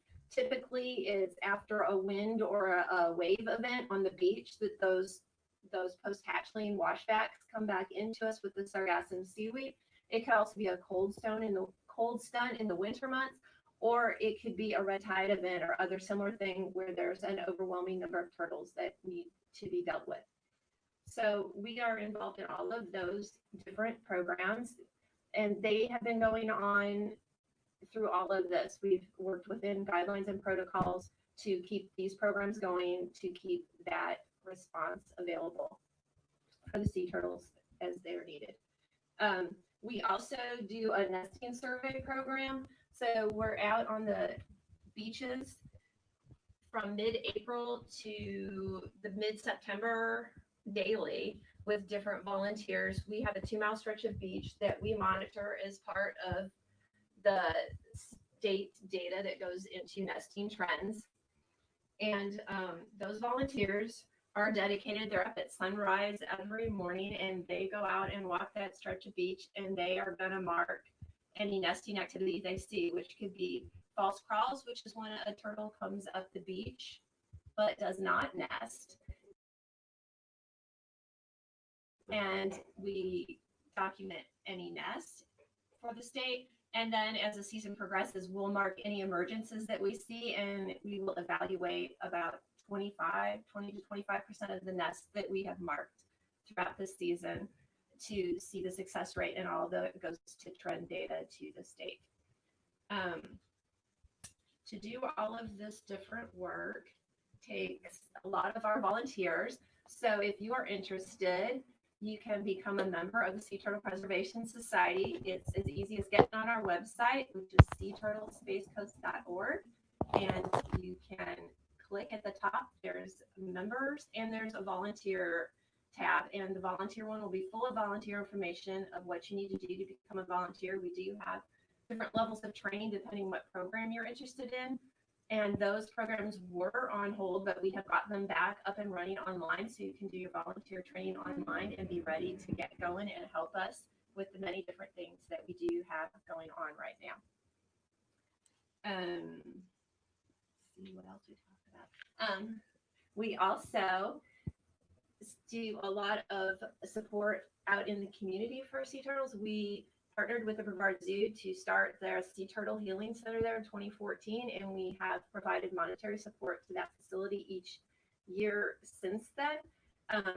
Before the existence of the Sea Turtle Healing Center, our volunteers, when they transported a stranded turtle, would have to drive an hour and a half to as much as 2.5 or 3 hours away to get care for that turtle.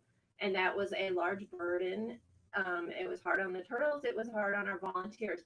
So we worked hard, and we are happy to say that we have a local facility that has greatly increased the amount of rehabilitation we are able to do with sea turtles. We also support a lot of local or sea turtle conservation research. One example is UCF Marine Turtle Group. We help provide satellite transmitters for research on male green sea turtles done by Dean Bagley at the university there. So we are involved in a lot of different areas of actual sea turtle conservation, in addition to where you might see us out educating the public.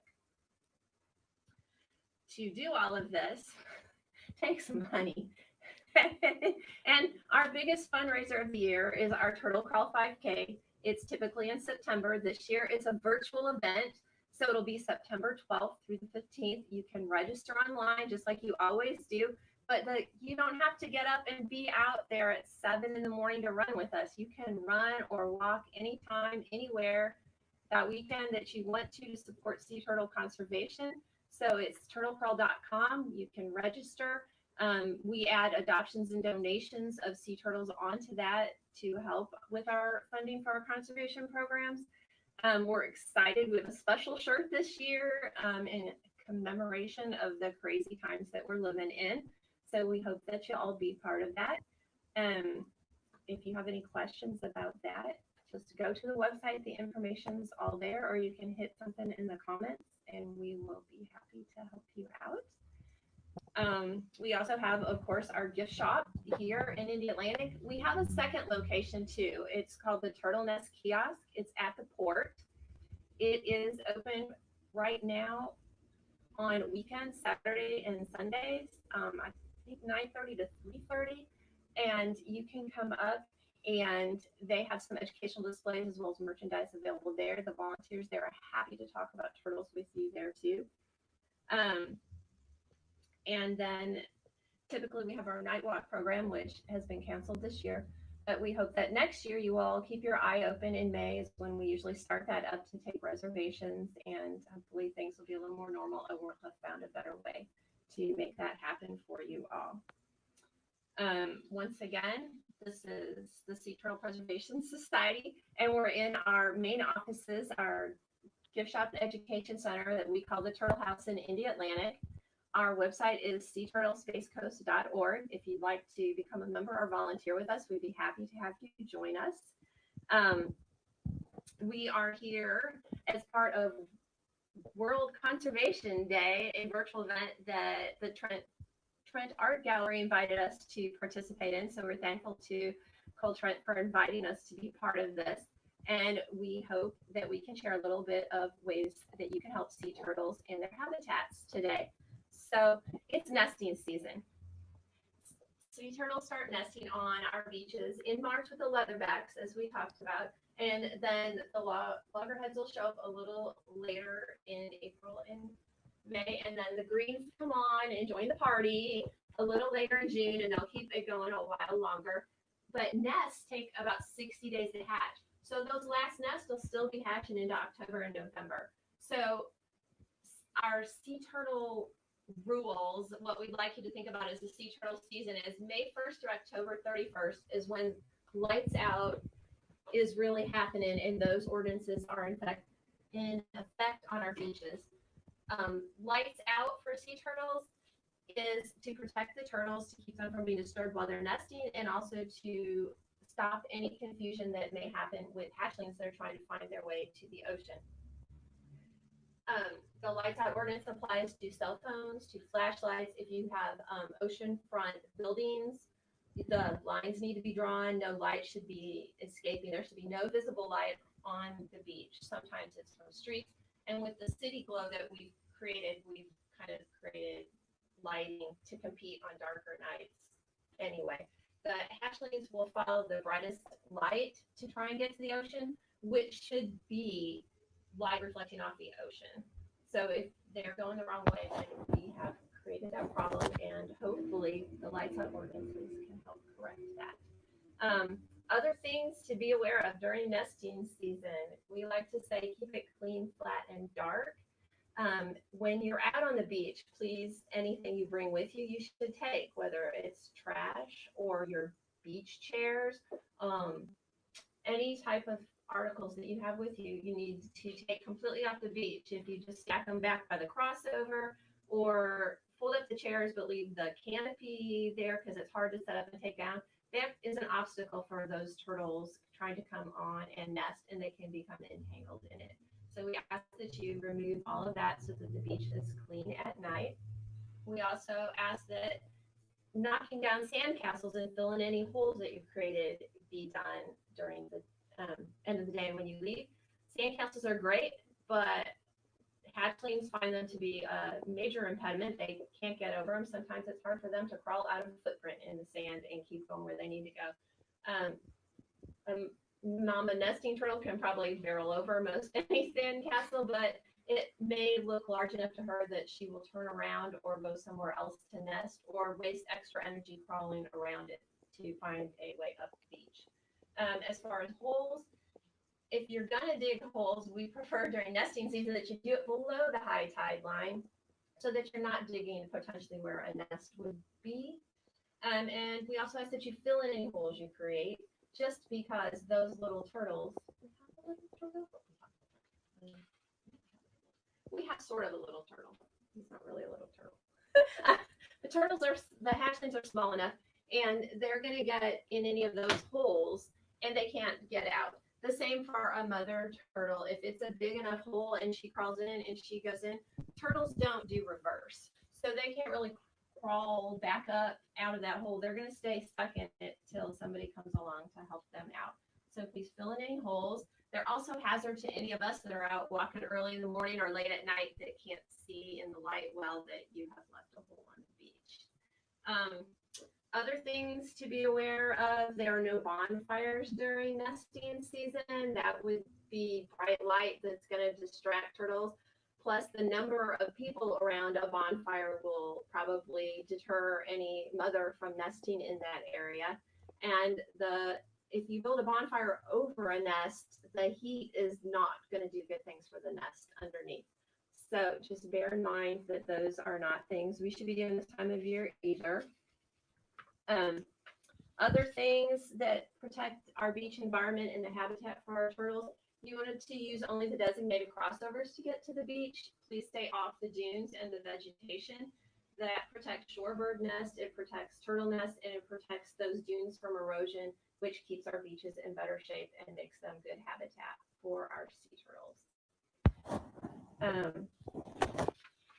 If you are out and you see a sea turtle in trouble, you can call our training hotline.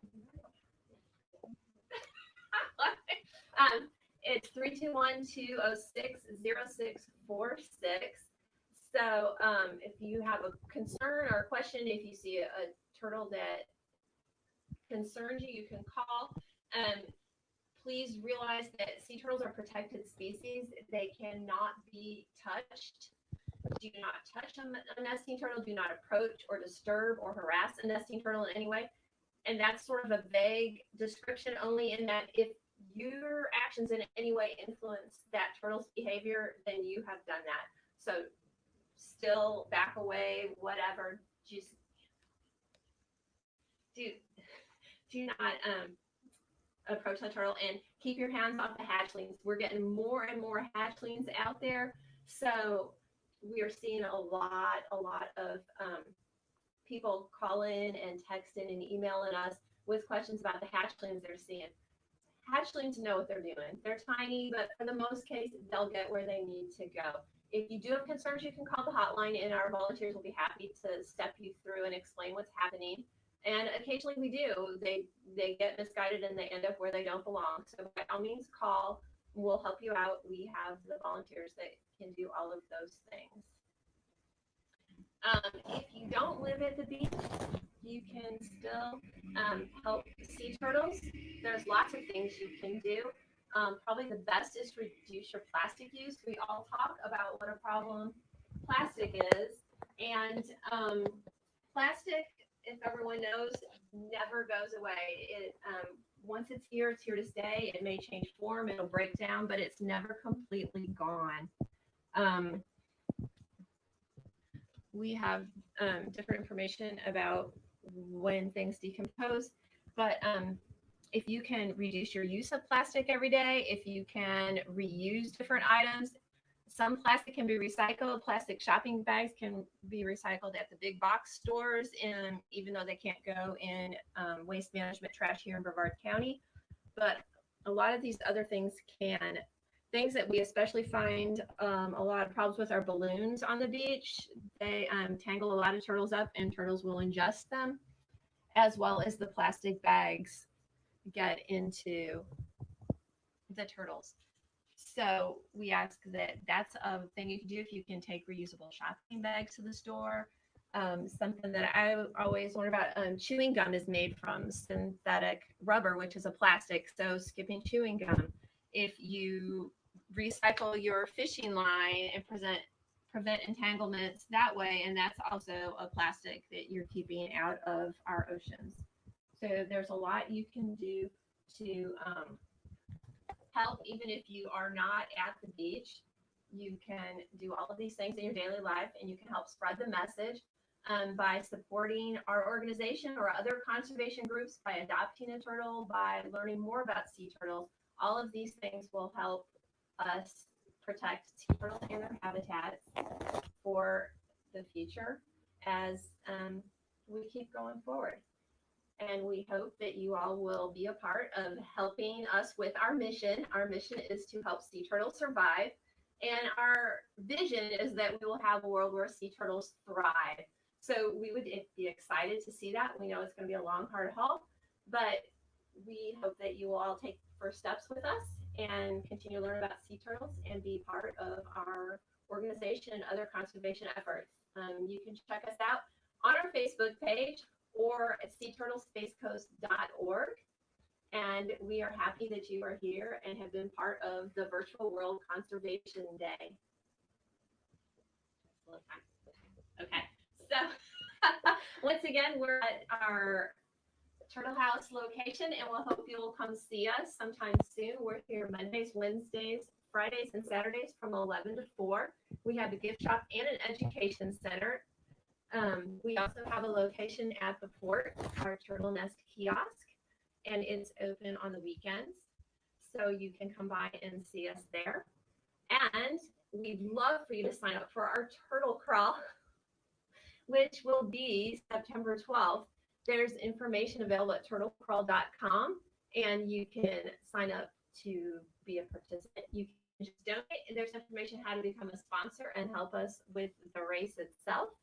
And all of that money goes to our different conservation efforts that we've talked about today, our stranding and salvage and transport programs, our nesting survey programs, our education programs to help provide turtle trunks to educate children, to provide support for the Sea Turtle Healing Center at the Brevard Zoo, and to fund research projects like the one at UCF with the satellite transmitters on males to bring sea turtles. So thank you very much for joining us today, and we hope that you will come see us again soon.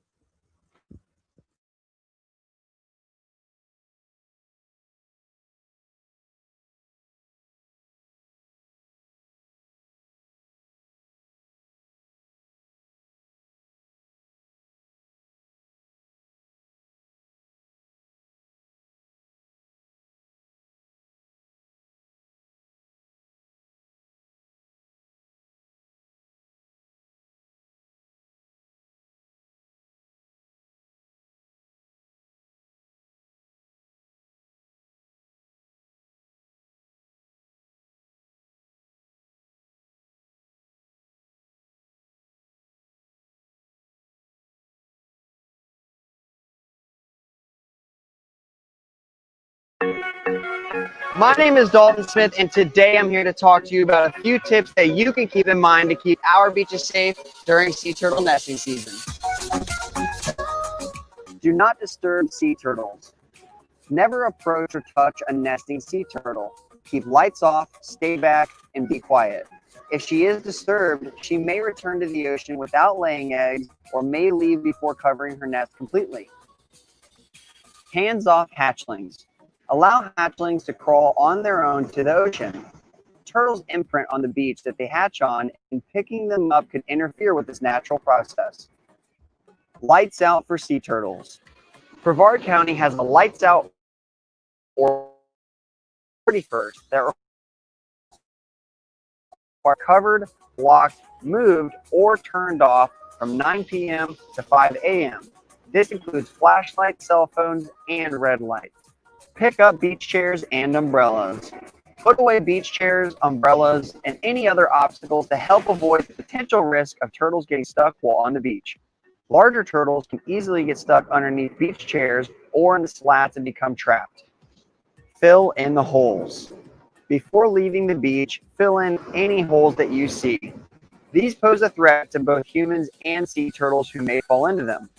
Adult sea turtles as well as hatchlings can become trapped in a deep hole. Knock down sandcastles.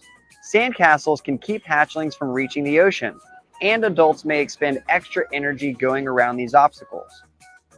Stay off the dunes and vegetation. Use only designated crossovers to access the beach. Staying off the dunes will protect the vegetation as well as the shorebird nests and the sea turtle nests. No bonfires. A fire poses a serious risk to both incubating nests and hatchlings. The heat from a fire built on top of an incubating nest could destroy it, and hatchlings emerging and traveling towards the brightest light could crawl towards the fire and die. Call for help. Know the local number for sea turtle emergencies. In Brevard County, call the Sea Turtle Preservation Society's emergency response line at 321-206-0646. You can also call the Florida Fish and Wildlife Conservation Commission hotline at 888-404-3922. Or on a mobile phone, you can dial star FWC or pound FWC.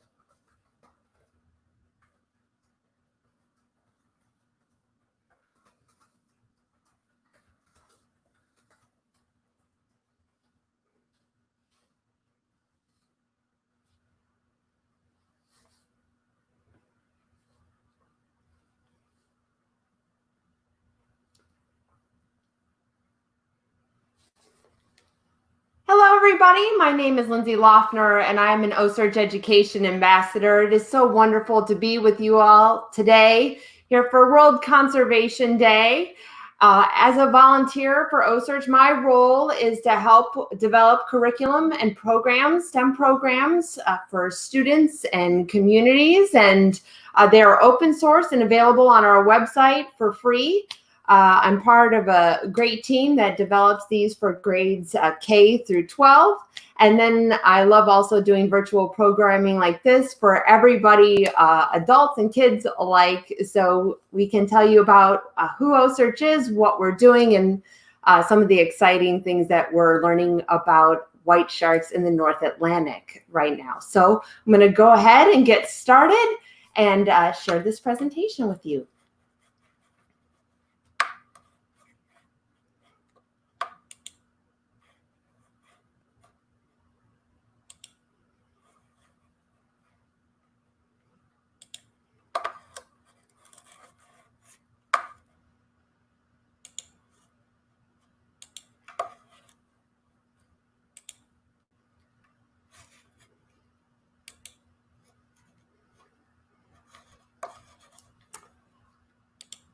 All right, so here I am. Like I said, my name is Lindsay Laughner, and I can't think of a better person to introduce Ocearch and our mission than our founder, Chris Fisher.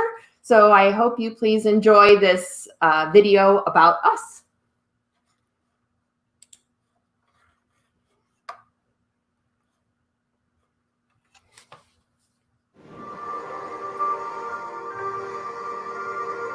Ocearch is a data-centric organization. It's an enterprise we built to help scientists collect previously unobtainable data in the ocean to help move the system toward abundance.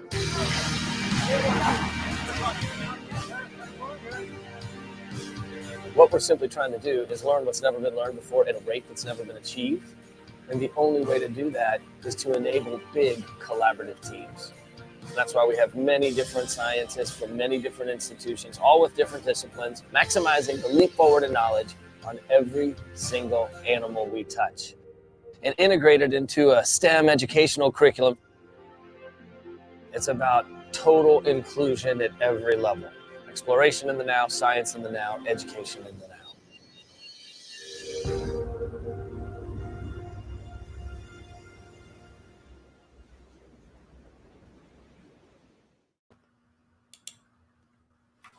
So Chris Fisher, our founders, began Ocearch in 2007. And when he started, he saw that as part of his program that he was doing about fishing on offshore adventures, if you've seen the television program, he began in television. He was enabling scientists to come on board his fishing vessel and was learning about tagging these billfish and other fish. And some of the scientists that came on board said, you know, while this is wonderful and we're gaining so much information about our billfish by you enabling us to do this, what we really need to learn about is our white sharks and our sharks in the ocean. We know very little about them. And so that's where the mission began. In 2007, Ocearch was founded because we were missing a lot of data on the ocean. We simply were lacking information about the animals themselves and their life history. Where do they mate? Where do they give birth? Where are they gestating and foraging? Especially in both the Pacific and the Atlantic oceans, especially for our white shark projects. So you may think, well, why? Why solve the life history of the white shark, these incredible apex predators?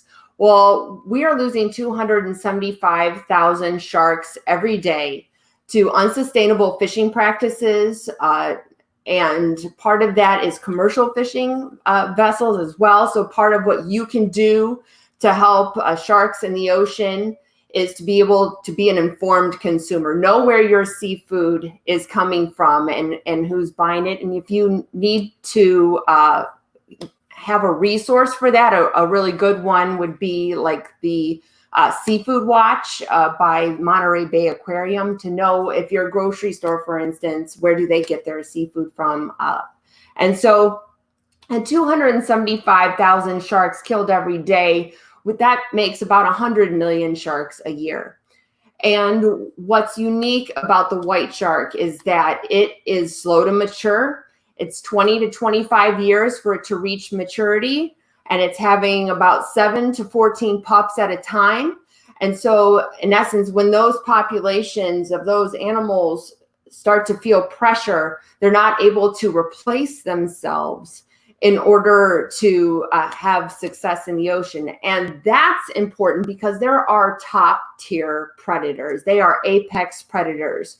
So they're up there with orcas as well, and they are keeping everything within the food web in balance. They feed and forage on fish and seals, and as well as dead marine mammals, like you might have seen before a white shark feeding on a dead whale carcass or carrion.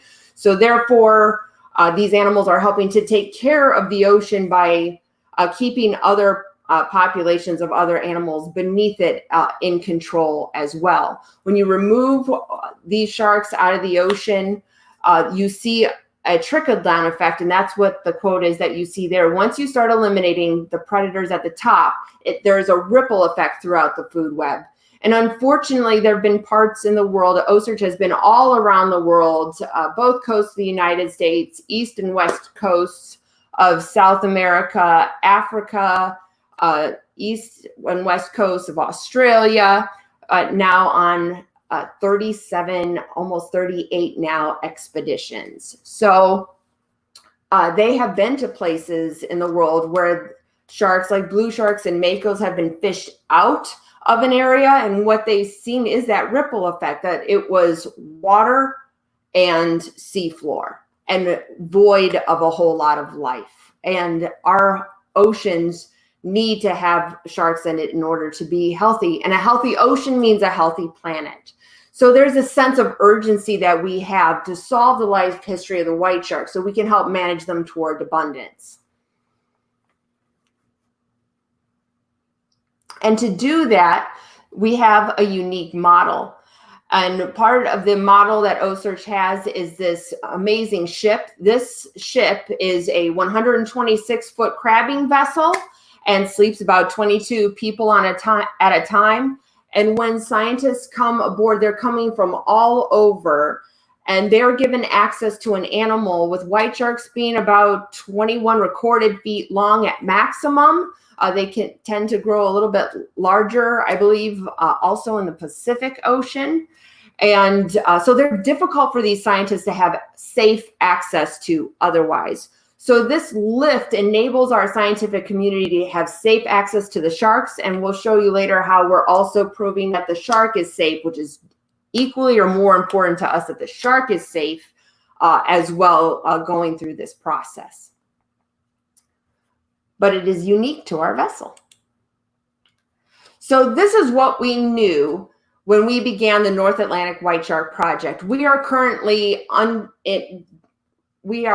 doing the North Atlantic White Shark Project. It started in 2012 when the ship went to Cape Cod, Massachusetts.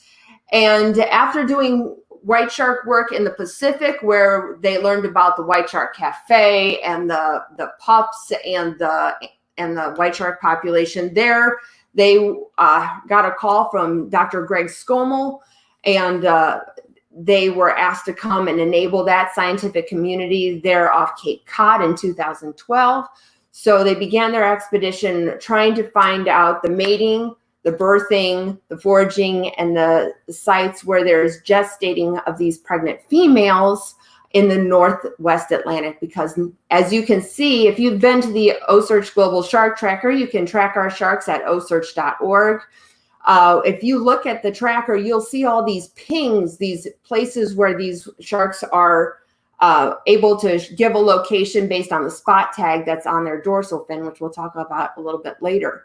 But there are no pings on this map, and that's because we did not have any information about the movements of our white sharks or the health of them in 2012 when this project started. But this is what we know about our white sharks now. And within these pings that you can see here, overlapping are areas of interest for those 4 sites, those 4 major projects that I was talking about.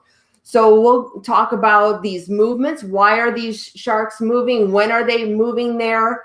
and how we're unraveling this mystery and this puzzle of the North Atlantic white shark. We're really our scientists are making some incredible progress on solving this mystery.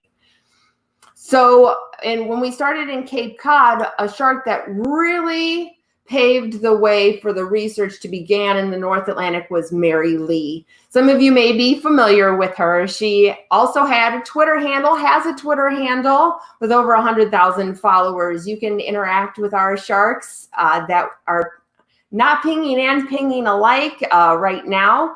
Mary Lee's tag has stopped pinging because the battery life on it has worn out. She's probably perfectly fine just swimming out there, but our battery life on our tags gives us 2 gestation cycles for a mature female, and her tag would have been placed again in 2012. So unfortunately, her 5-year battery has run out. But in that time, she helped show us an incredible track. If you take a look at where she's pinging there off the east coast of the United States, she showed us that she's went down.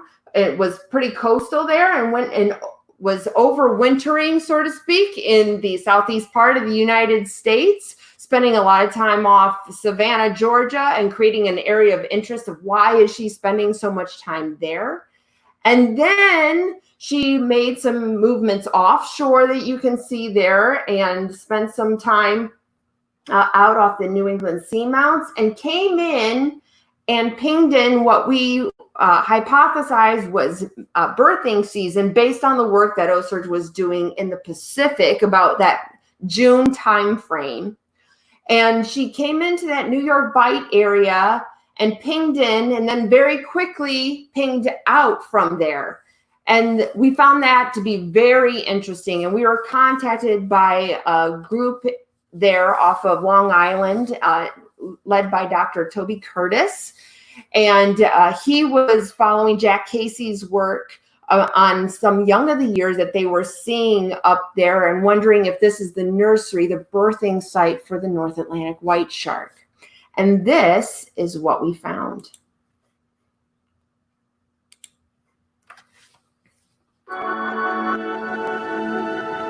Or baby white, man. You get fired up. Pressure? Nah, Dusty. What is that? No, that's a mako. Is that a baby white shark? It's a baby white. It's a baby white. Hey man, we got a baby white shark on right next to the boat. You need to send all the people out and see. They're born at like 1.6, 1.8 meters. So that there is going to be pretty much straight out of the womb.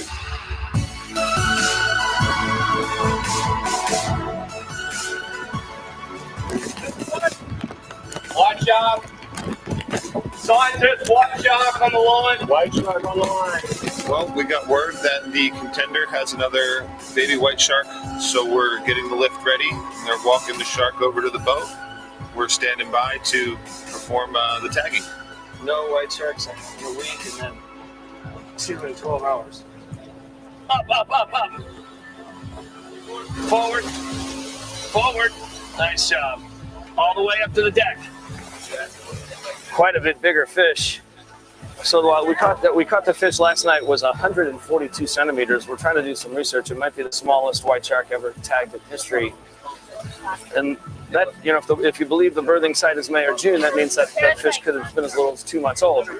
This is clearly a much older fish than the one we captured last night. It'll be interesting to see what the science say, if they think it was just born a little earlier this year, or perhaps this is a 1-year-old fish or a 2-year-old fish. We'll have to dig into the science a little bit to understand that. It's significantly bigger than the one last night, which was clearly a young of the year pup. And this is a male. This is the first male shark we've caught, and I believe that will be spot tagged in North Atlantic history. We have 6 females, white sharks tagged, and this will be the very first male. All right, everybody have the lift except for Brett. So now we wait and let the shark wake up. We like to let them spit the hose out of their mouth on their own because the hose is pushing water through their gills right now. So when it's underwater, it creates like a venturi, and they just get this really great flow. Now he's swimming. Oh, he's swimming. Fantastic. There he goes. Yeah, Hudson. Good luck, old boy. There he goes. Oh, excellent. Swam strong, huh? Yeah. pace and pro. Very well done.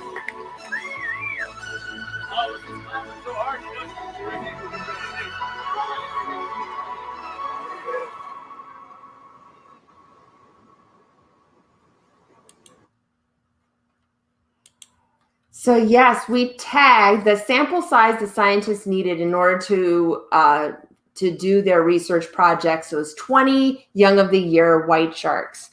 And so at 4 to 7 feet long, 50 to 75 pounds each. And again, white sharks having 7 to 14 pups at a time. They're totally independent of their mother.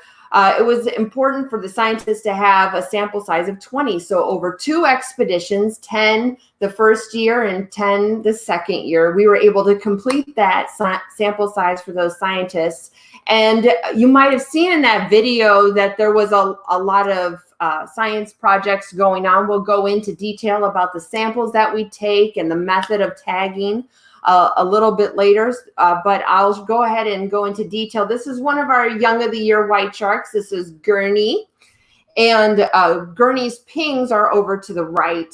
And when you take a look at this, what you see is when you have a white shark that is that small, is that size, it's very easy to fish that animal either by recreational fishing or commercial fishing. They can have human impact at that size.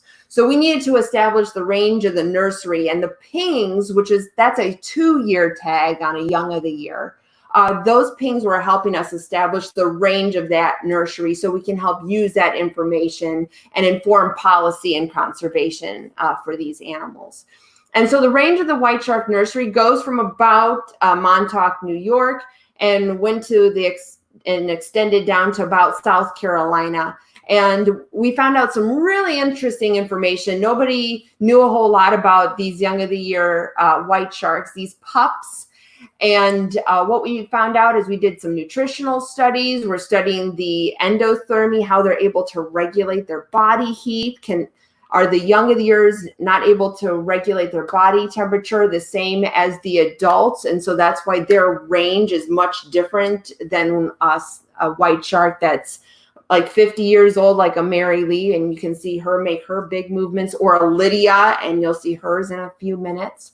So we learned about their diet. We didn't know what these young of the years were eating. What's kind of a fun fact for you about the young of the year sharks is their teeth are even a slightly different shape than what the adults are because of the diet and nutritional needs for the young years versus the adults. Those mature white sharks are eating more marine mammals, whereas these young of the years are feeding more on fishes or benthic animals, things like sea stars, believe it or not, or sea robins, flounder, animals that are living toward the bottom of the ocean, which we found really interesting as part of our nutritional work with Dr. Lisa Hoops. So we're learning more than just where are these sharks going. That's where Ocearch started in 2007, was one research project about the movements of our sharks, but we are now enabling 19 research projects in 15 minutes, which is really exciting for the future of the Northwest Atlantic white shark. So we've checked off the box of a mature female in our science sample. We checked off a box now learning more about our young of the year white sharks, but we still needed more mature females because we had Jeannie, and we had who was not a frequent pinger, and we had Mary Lee, as you saw her track before. In 2013, Ocearch went down after seeing Mary Lee's ping, spending that time off of Savannah and Jacksonville, Florida, and we did Expedition Jacksonville. And during that expedition in 2013, they tagged Lydia. And look at Lydia's track. Scientists suspected that white sharks were highly migratory before, but this track really confirmed that to be true. She started there in Jacksonville and went north, and look, she started creating new areas of interest that our scientists were not privy to before. That Nova Scotia area, you see a lot of pings with her up there. She also went to Newfoundland, Labrador, and has spent a lot of time there. But then she didn't stop there. She continued across the Atlantic Ocean, crossing the Mid-Atlantic Ridge, and almost made it to the UK before heading south, passing the West Azores of Africa, and then pinging in past Bermuda, which has been another interesting area to see. And we'll talk about the shark who's also visited Bermuda as well. And then pinged in off Charleston, South Carolina, a 36,000-mile journey in a few years. And so she has given us some incredible data. But what was within this track? It was so different than Mary Lee's. Well, we shall see.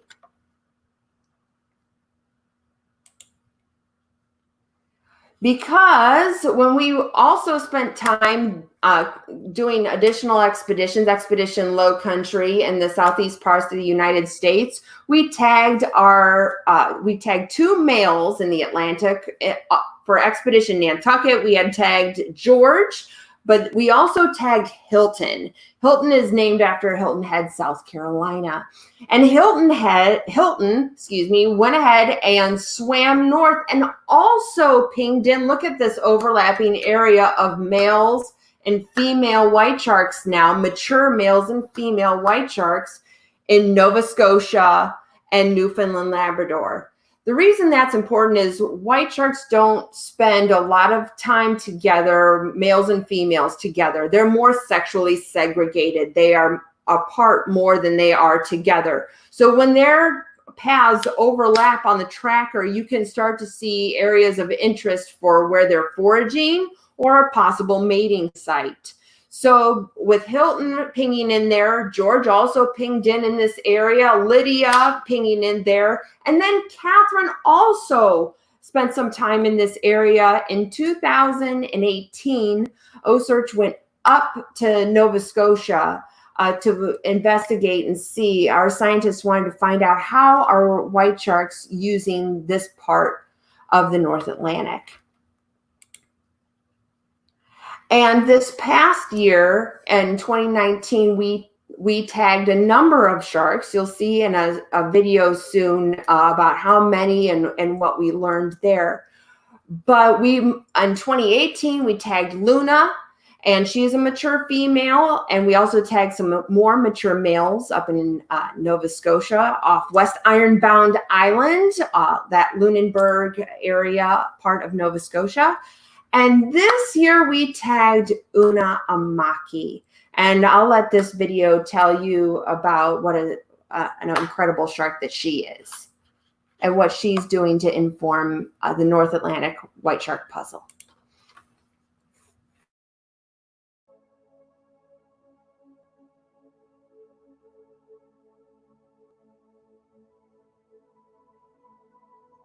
The shark is right on the low slack, and then the fight's over here. We're just towing the animal back.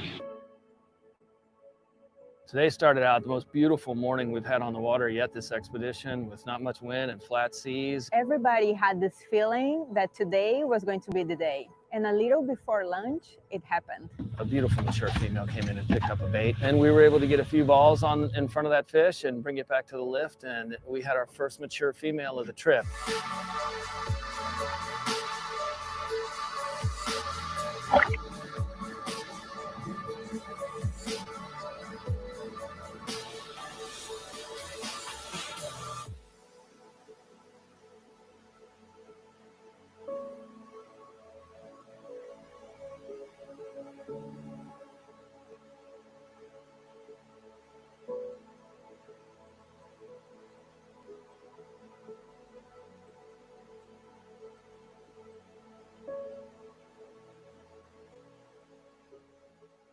It was Stewards' turn to name a shark, and we wanted to give that name away to the indigenous people of this area. Unamaki is what the indigenous people, the Micmac people of the region, call this area. It means land of the fog. For the Micmac people, we named this shark Unamaki.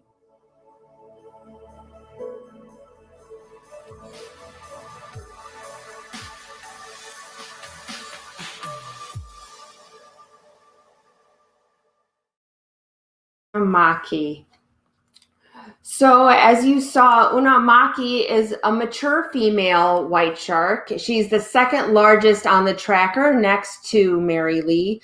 And our scientists are wondering is Una Amaki pregnant currently? She is right now. If you go on our tracker, you'll see she's spending a lot of time in that same part that Lydia did off of Newfoundland, Labrador. And what our scientists have learned about the white sharks in the North Atlantic is that they like to spend time when these mature females are pregnant. They are gestating for 12 to 18 months. And during that time period, they're spending time away from where other male sharks are and where other competition or other sharks are in order to protect their young possibly. And so we're wondering if her tracks this time of year off that area is because that she's doing that gestating that we are talking about. It's a hypothesis. It's an ongoing project. We're still working on the mating and the gestating sites for the Northwest Atlantic white shark, but we think Una Amaki is lighting up that area and showing us the way there. But also equally as exciting, we're wondering if there will be 2 white shark nurseries in the Northwest Atlantic. Where will the Canadian white sharks show us where they give birth?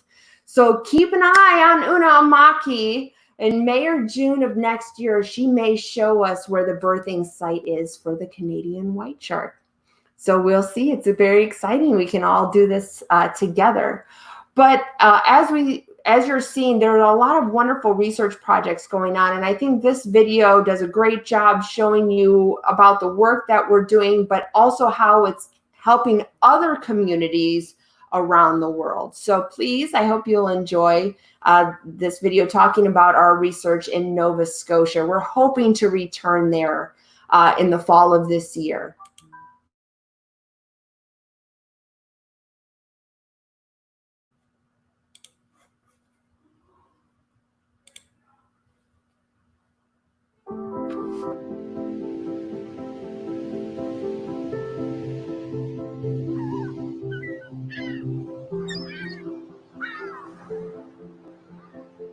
We just concluded Expedition Nova Scotia 2019. This trip was game-changing. We were able to collect samples from 11 sharks, and this is going to change our projects and get us the results we need to do amazing science. It's been tremendous to see what actually happened on this expedition. There are more sharks here than anyone ever dreamed of. Sharks of many different profiles, males and females, young and old, and everything in between.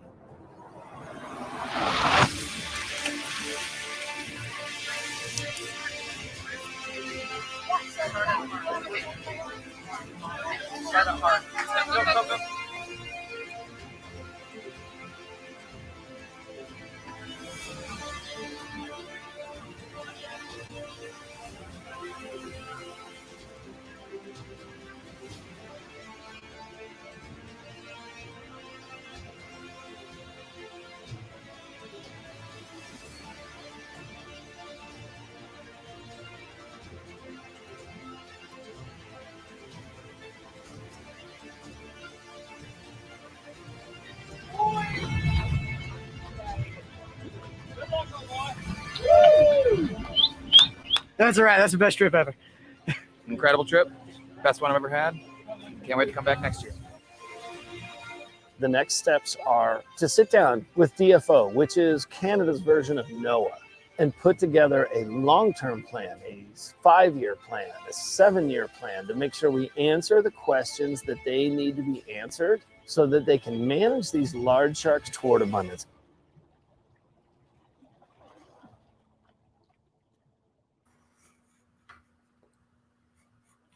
All right, so you can see we're enabling scientific communities all over the world. When we're on expedition, we invite communities to come on the scientific communities where we are on board to participate in research. We have our team of scientists that are invited to come on board. We can have about 22 people on the ship at a time, and we can be out at sea for about 20 to 25 days on average for an expedition. And so, and we try and do 2 to 3 expeditions every year. And what you see going on in those videos is this. These scientists are doing health assessments. The Ocearch tagging method and the fishing method that our fishing team uses has been developed and is based on science. Our fishing team, I can say I'm lucky enough that I've been able to see them in action and see all of it take place.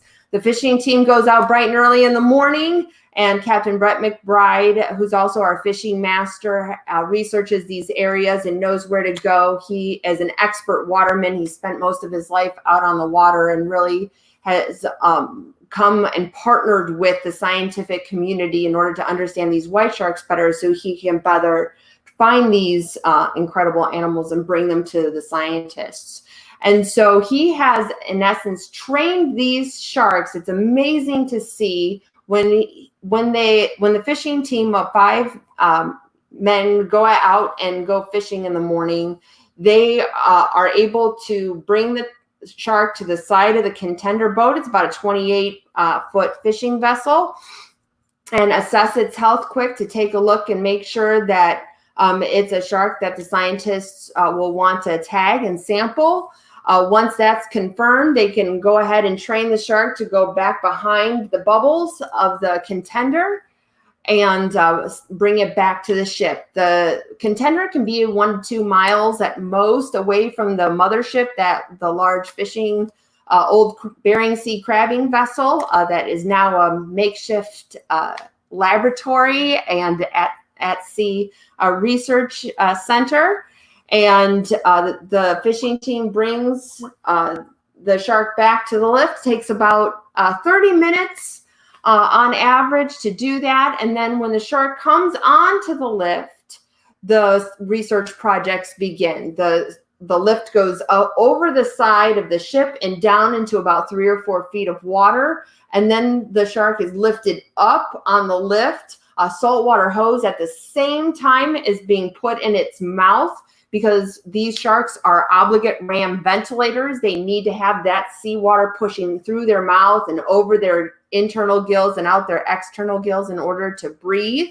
And so that pushing that you heard Chris talk about earlier of the saltwater hose water is really important. And the team is always assessing, making sure the color on the shark is good. We're always looking out for the best interest for the health of the shark during this entire process. A towel then is put over the white shark's eyes or shark's eyes, and then our research team gets to work. And it's like watching a NASCAR pit crew or an IndyCar pit crew. They all have a role. They all know what that is and what time they come on, and they're on, take their samples and get off. And by the time that process is complete, we have those research projects enabled and those assessments done and samples taken. And there are 3 tags placed on the shark, and it'll swim away healthy and strong. And we have taken one more large step forward to understanding the lives of these animals. So I'll go ahead and very quickly go through what these samples are and why we should take them, because every single one of these serves a big purpose as part of the projects that are being enabled. These blood samples are one of the first projects done. The blood sample is taken at the beginning of when the shark is tagged and at the end, so we can monitor what, if any, stress the animal is undergoing during its time on the lift. We want to minimize what that stress is. White sharks and other sharks like hammerheads don't do very well if their stress levels increase. They in essence become sick or start to have their health suffer. So we are monitoring that as part of our studies. The blood sample is taken immediately and processed right there in the tackle room, and we get an immediate readout. And that scientist, Dr. Harley Newton, who's also a veterinarian, we have a veterinarian on board at all times. She's able to tell, yep, our sharks are healthy, let's keep going. And we have more samples that start to be taken.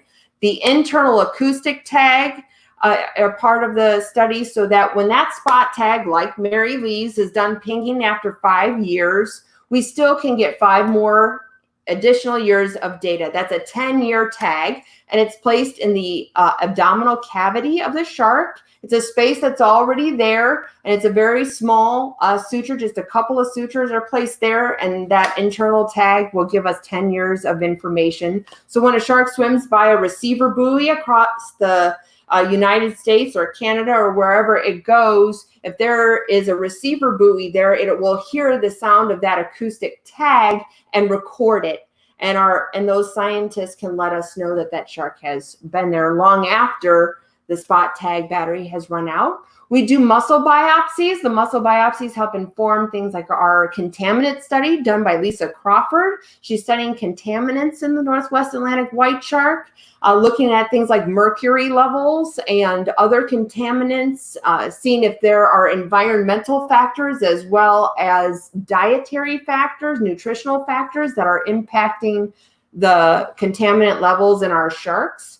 So she's establishing that baseline now and looking across populations. That's the advantage of doing the model this way. She was on Expedition Nova Scotia, Expedition NASFA, Expedition Nantucket. So wherever these sharks are found and sampled, she can be across a body of animals and see how it compares. And that is invaluable. It's very, very helpful to the scientific community. Ultrasound. So you got to see a really cool thing in one of these videos about Expedition Nova Scotia. This past fall in 2019, our scientist, Molly, was able to get the first ever ultrasound of a white shark heartbeat. It's a 2-chambered heart with kind of an S shape. And you may wonder, why do we need to look at the heart of a white shark? Well, it's going to help our science team learn about the metabolism and the energetics of our white sharks, and also is maybe an indicator for stress too, where our sharks are not showing that they're stressed while on the lift. If anything, we've had also some samples that say they're either the same or they've decreased in stress level over their time there, proving the method is safe for everyone, especially the shark involved. So that ultrasound, getting that, it is 8 to 10 beats, resting beats per minute, has been an exciting tool for our scientists, and they are looking forward to new projects that'll start to come of having that available to them. They take semen samples. Dr. Giselle Montaneau and Dr. Mike Hyatt are looking at semen samples to look at readiness for mating in our animals. Looking at the microbiome samples, and also looking at bacteria in white sharks. So get this, it's really amazing. We have a scientist named Dr. Kim Ritchie, and she is studying the bacterial communities on sharks. And one of the reasons she's doing that is because sharks have a unique community of bacteria that produces antibiotics.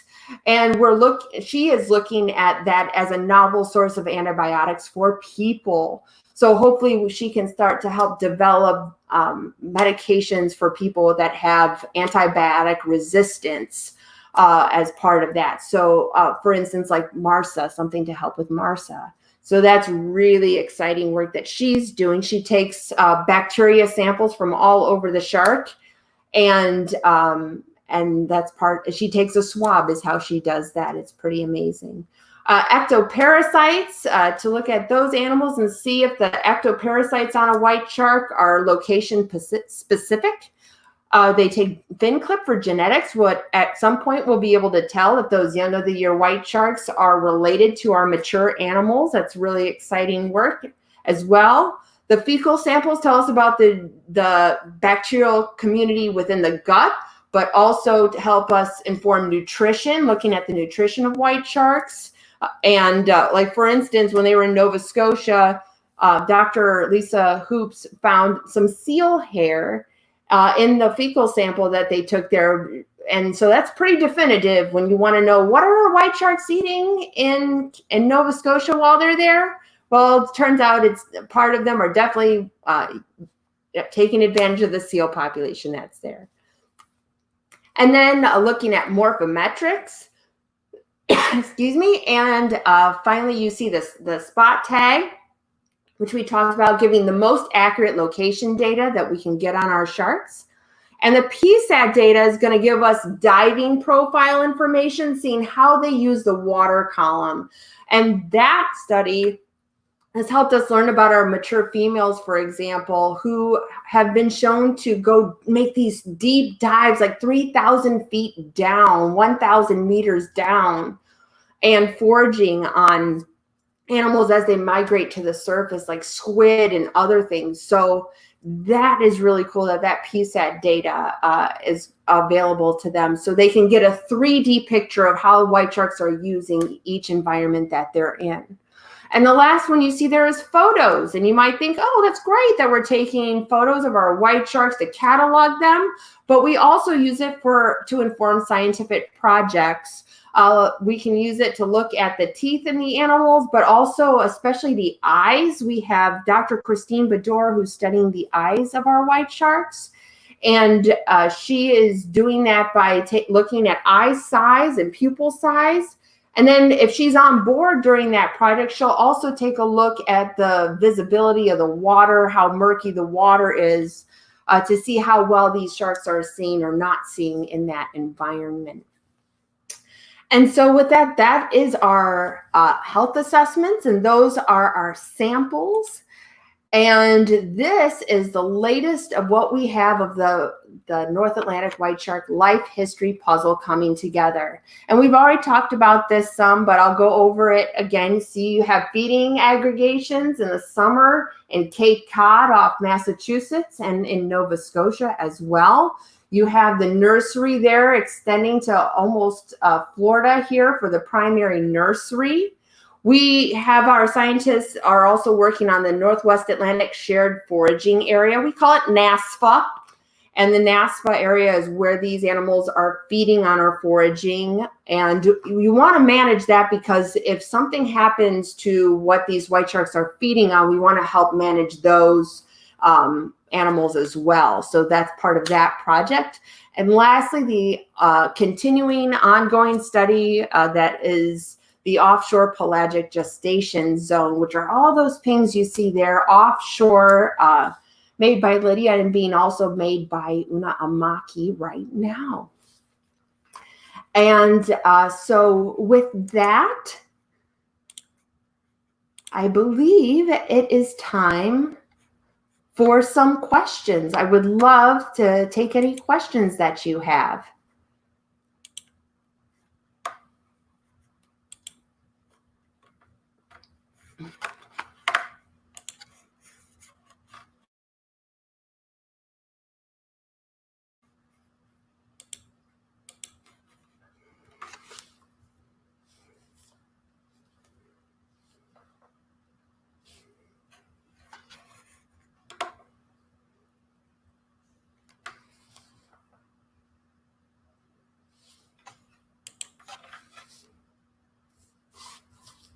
All right, with that, I'm happy to answer any questions that we have. Do we have any questions for today? What has been your favorite project to work on? So I'm part of the education team, but my favorite thing to do is to be able to go out on expedition and talk with these researchers and learn about what they're doing. And then I take those research projects and turn it into STEM curriculum and programs for kids. So that's my favorite part, is learning about these research projects and then taking them to students and showing them about what we're learning, and hopefully inspire them to become the next scientists, explorers, and stewards of the ocean. But I would love to hear what some of the favorite research is of our scientists that they have going on board, not just themselves, but they learn a lot from each other. That's pretty unique about the Ocearch model, is instead of one scientist being in their lab studying in detail, comprehensively what they're researching, they get a chance to see how their research is tied to other research projects being done. Or maybe if they have a missing part of their puzzle, they learn what the answer might be from the other researchers on the ship. It absolutely has happened multiple times, and it's fun to hear them talk to each other as well. So thank you very much for your question. It's excellent.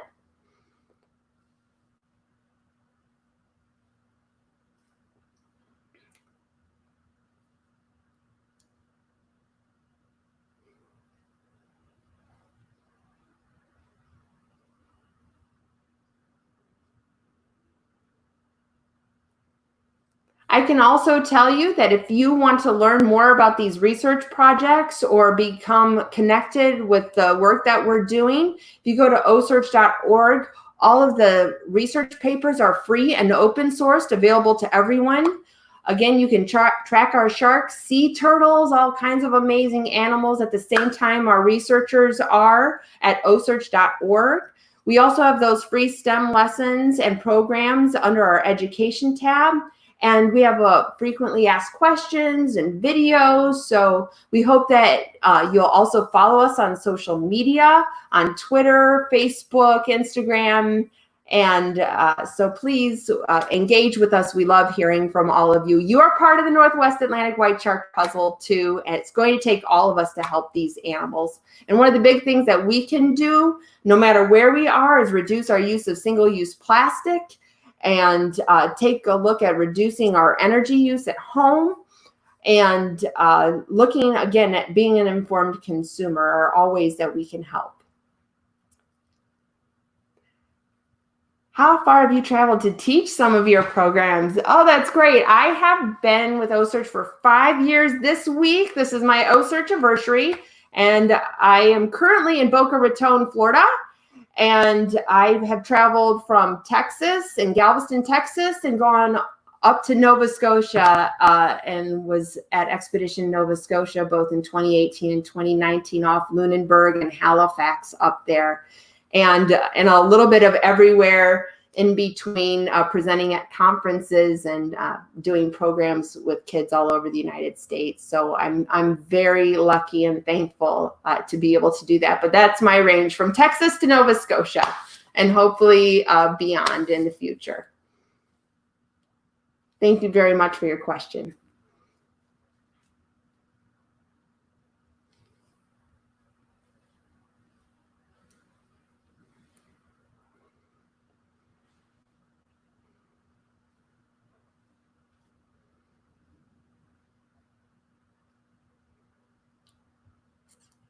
If you want, I can also give you all, while I'm waiting for another question, some fun facts or some frequently asked questions about our sharks.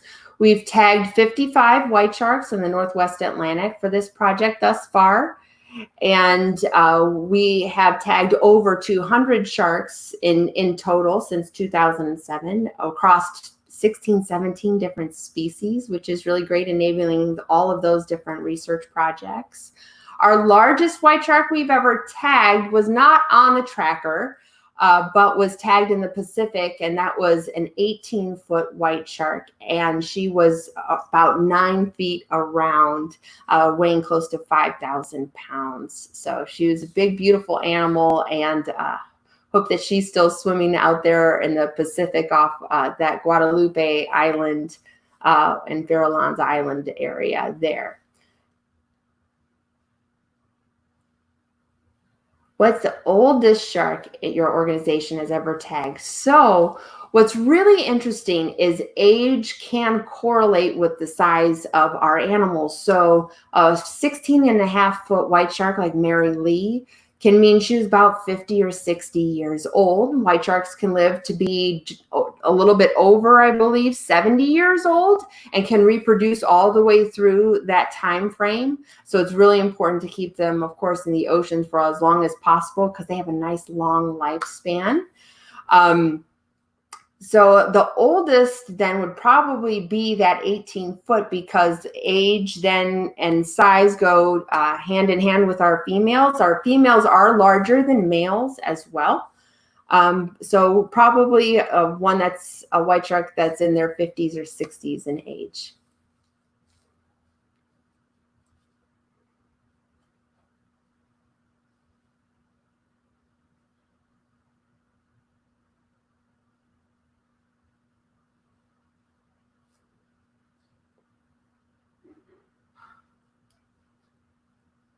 Is it true that sharks have sensors in their teeth that allow them to understand what they're biting into? So we have a scientist that has studied the bite force in sharks, but I believe they are able to tell with their teeth what they're biting into and help it to make the choice of either accepting or rejecting whatever is in its mouth.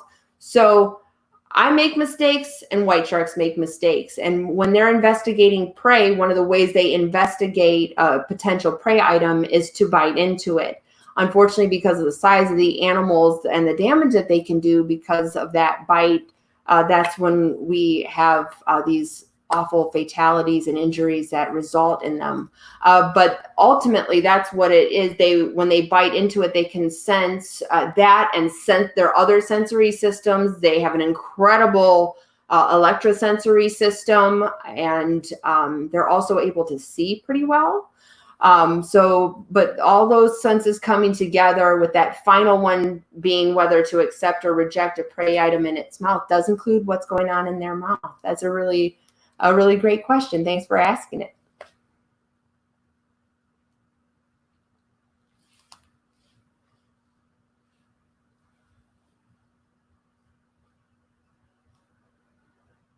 Sharks sharing fish. Do you think this is because less fish exist overall and sharks are sharing fish with the fishermen? All right. So I am glad to see that recreational fishermen are encountering more sharks. More sharks means a healthier ocean. But here's the thing about sharks. They are able, especially our white sharks, our larger sharks, they can eat just about whatever they want. And they're also pretty opportunistic about what they eat. They don't want to have to work for a meal like many other predators in other ecosystems. So that's part of it too. If they have an easy meal, they can sense that struggle of a fish that a recreational fisherman has got on the line. Also why you want to be careful when spear fishing, because they can sense that struggle. That's part of that electrosensory system. They're going to go, oh, something that I smell is like food, looks like food, is struggling food. So it might be an easy meal for me. They don't have to eat all the time.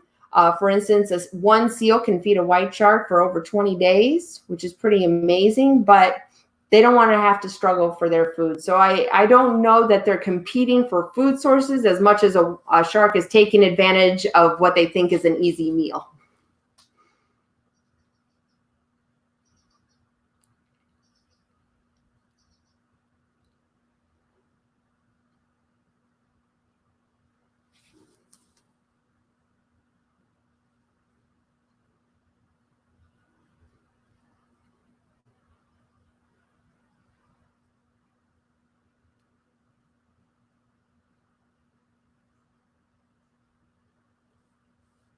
If you want to follow along, we have an expedition that will hopefully be coming up. It's an ongoing project of whether we're going to be able to do this expedition or not, but hopefully you'll be able to follow along on social media with Expedition Nantucket, expedition off Cape Cod, Massachusetts, that we'll be doing here in a few weeks. It goes from about August 6th to August 20th.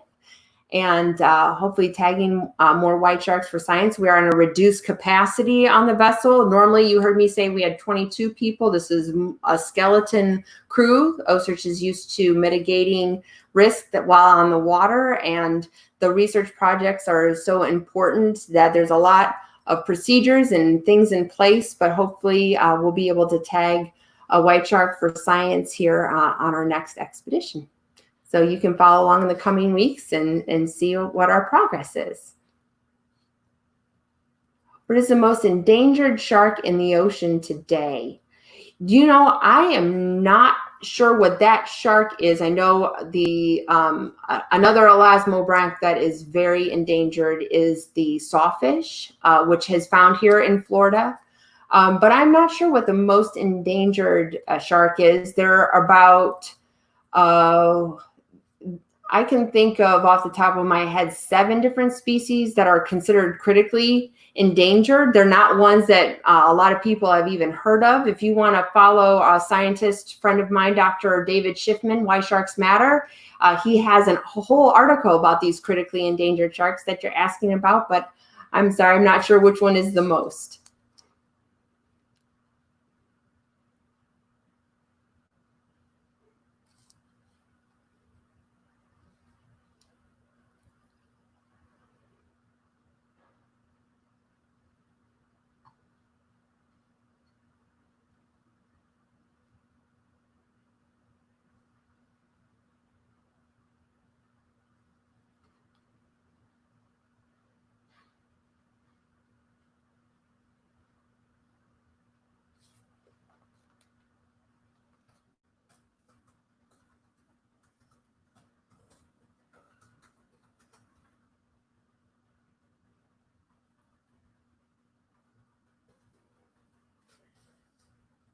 All right, everybody, thank you so much for your questions. I really appreciate them today. Thank you so much for having me. It was so wonderful to be with all of you. I hope someday we can be together safely in person. I hope that you have a wonderful day. Take care. And again, if you want to follow along, you can see our research at ocearch.org. And I will see you all hopefully again soon. Bye.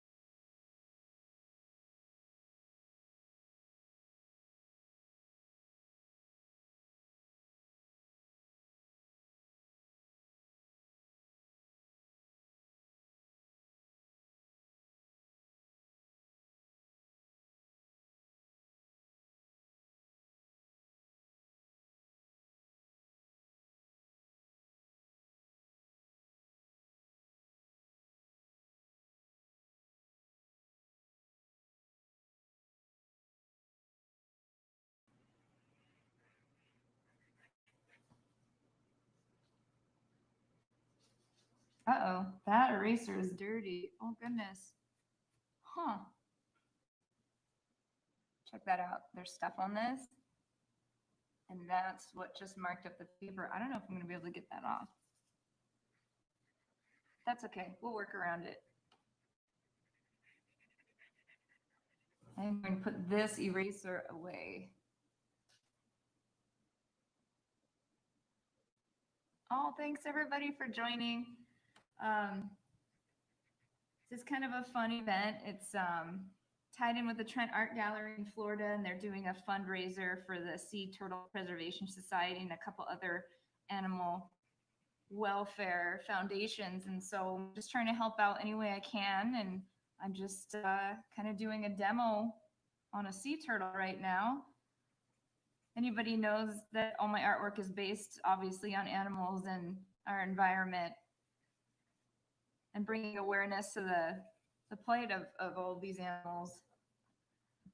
So I get to help out in little ways, and this is one of the ways I can help. So thank you for joining. See that? I totally marked the paper up with a bad eraser. That shows like you need to like pay really close attention, but that's okay. We're just doing a sketch and I can figure out something to cover that with. So right now I just basically put the foundation on.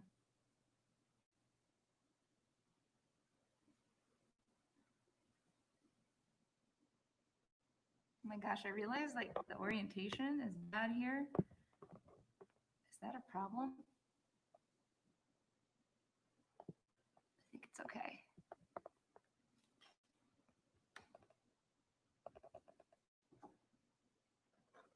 Okay, so now I'm going to come in with my pencil.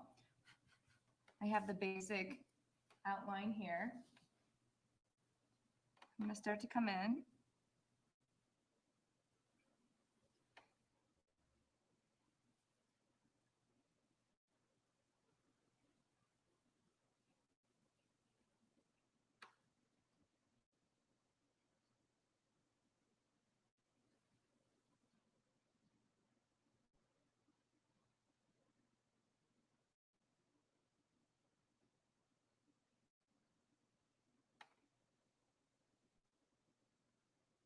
Hello. Oh my gosh, so fun. People from all over the world. Thank you so much for joining. That's amazing. It's so nice to feel connected to people, especially now with everything kind of being shut down and feeling really isolated in general.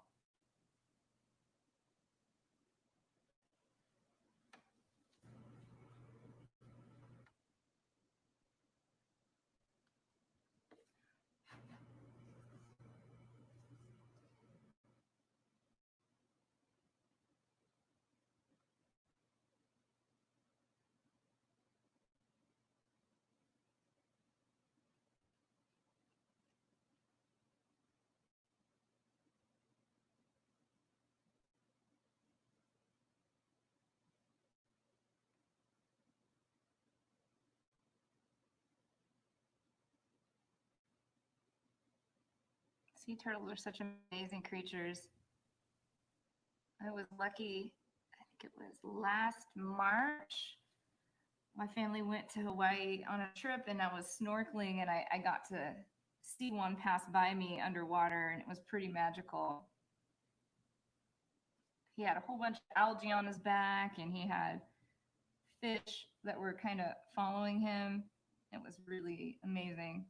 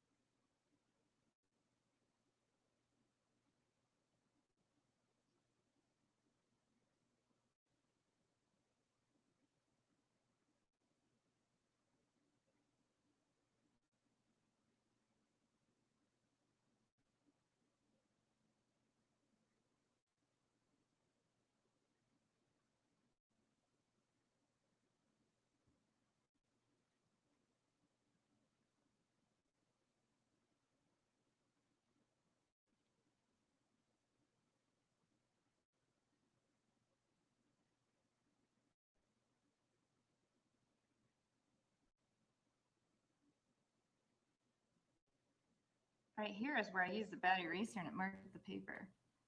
So I'm going to get creative over there, what I can do to cover that.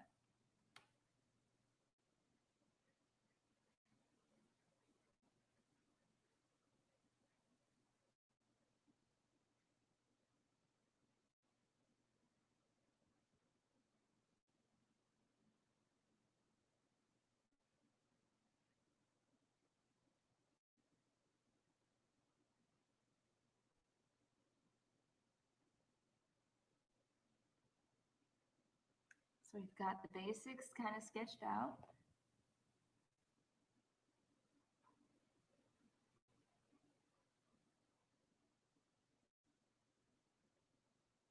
Thanks for joining, everybody. Oh, and no, this is not a commission. This is just kind of a demonstration, a sketching demonstration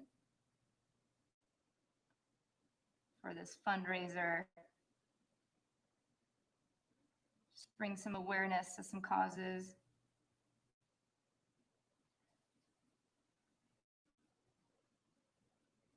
So now I'm going to just start to build up a little bit of the tone and a little bit of the shadow. And I like to use, oh, there's one right here. I like to use my Q-tips to kind of start building up some of that tone.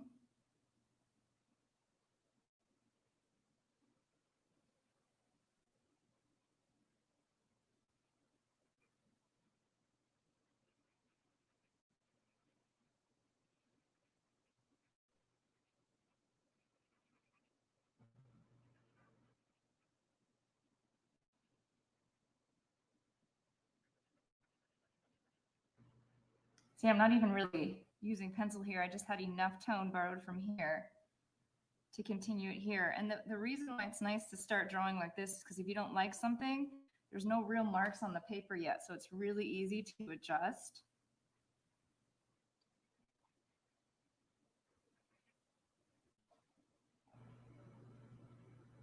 This is carbon pencil.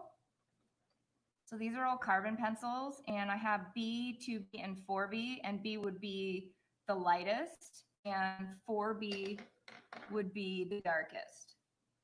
So as it's working to completion, I will be bringing in the 4Bs, but I don't usually use them in the beginning of the drawings until I'm 100% sure I have things where I want them.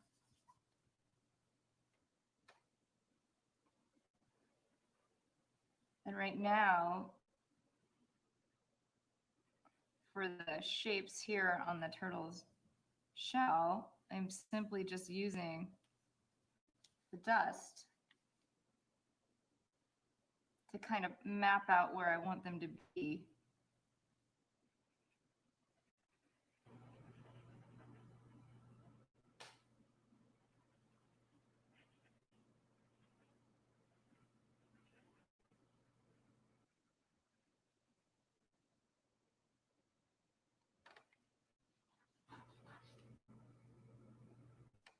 I'm gonna use them on his head too.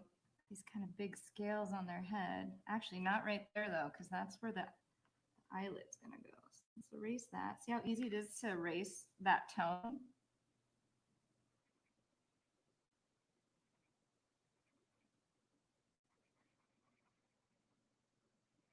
This is non-committal drawing right now because I can move all of this easily. But you can kind of see where everything would be.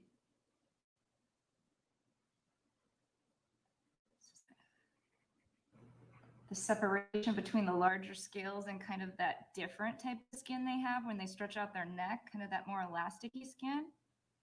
Like that's this area right here. This is bigger scales. It's pretty good. Just dropped the pencil. It's pretty good point on this, but I'm still gonna get it even better because I want to get these shapes.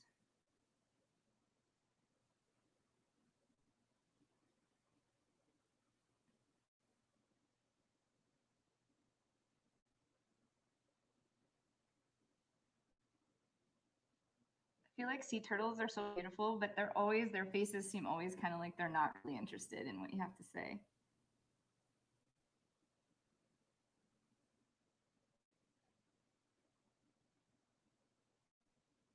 And then these are where the scales, or those larger scale shapes start. These are kind of all those wrinkles.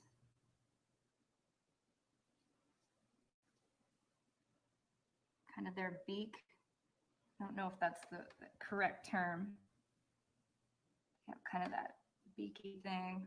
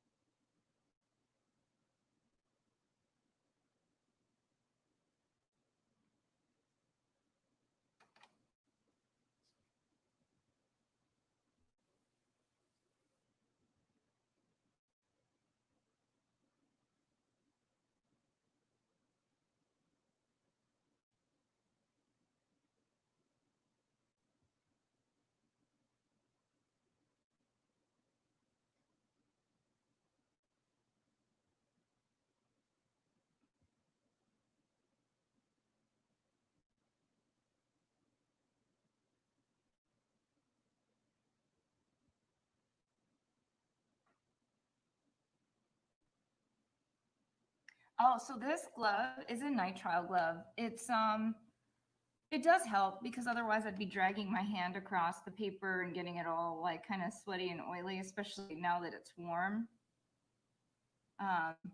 So yeah, it definitely helps. But I've also over the years kind of developed like a skin sensitivity to pencil dust. And I get kind of a rash if I don't cover my hands up. And it really does save the paper, because if you get your skin oils on this paper and then you try to erase or draw over it, you know, it kind of seals the paper off, and that's not great. So it's a necessity, unless you can put a piece of paper under your hand too, that works too.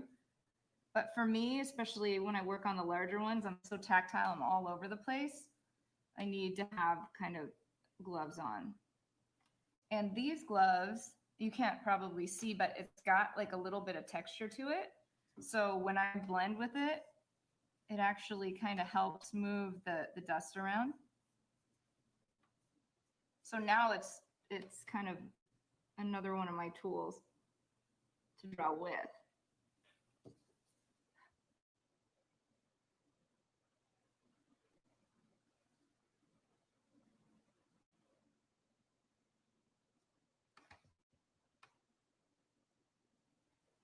So right now I'm just drawing kind of the scales on his head, and the way that I do that is there's just like a space in between them. So I'm just kind of like filling the space in between with scales, and I think that's pretty much kind of how they look.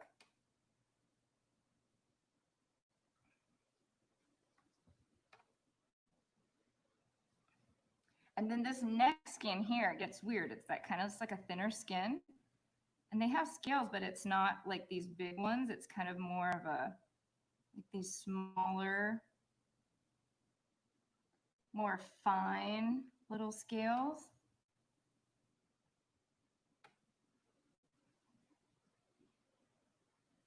Right here. So these are kind of these really fine, detailed scales, and they separate the head from the neck skin. So I'm going to make a little bit more separation here.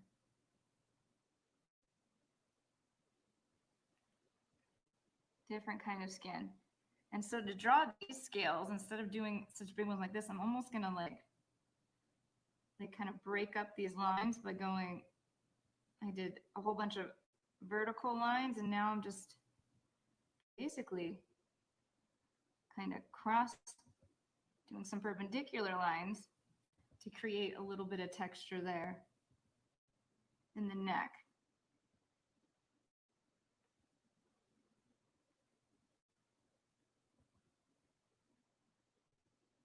And then I can come in and almost just kind of draw some circles in here, which would be the darker colored scales on top of that neck skin.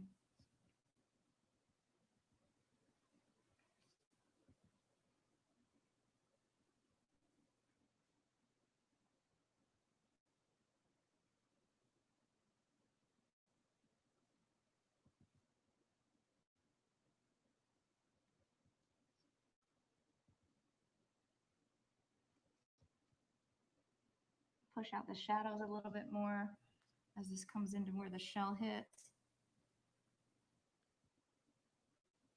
Kind of pops that shell out a little bit more.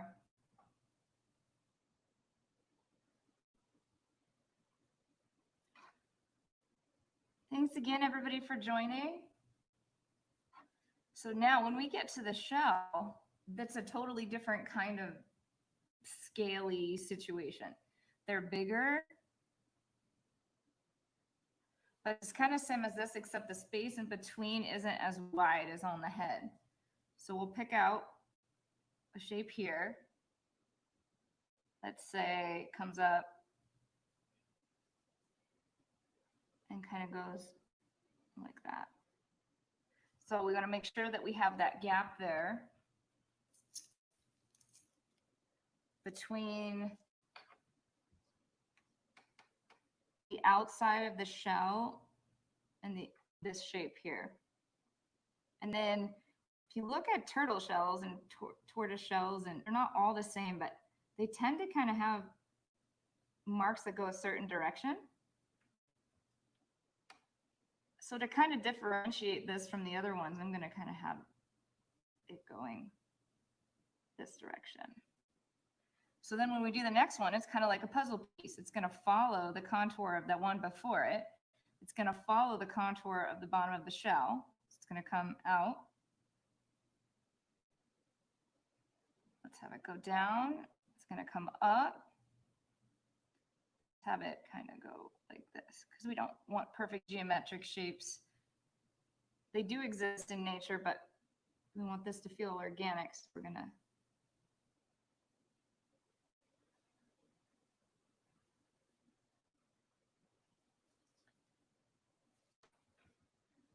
we've got this one coming in. And I kind of want the top of this shape to be a little bit darker than the bottom. So I'm going to go over it with another layer there. See? It gives it kind of like a fade. Where's my, oh, here we go. I'll use the one that I used. I love the used Q-tips that already have stuff on them. Oh, shoot, I just marked the paper. Oh, well. See, and I can use my Q-tip now to kind of blend that. And if I don't know the shape of the next one, I can do this. Since I already have pencil on my Q-tip, I'm like, okay, this shape looks good right here. So I kind of like the shape that I did here. So I'm just going to follow that in succession. And then up here,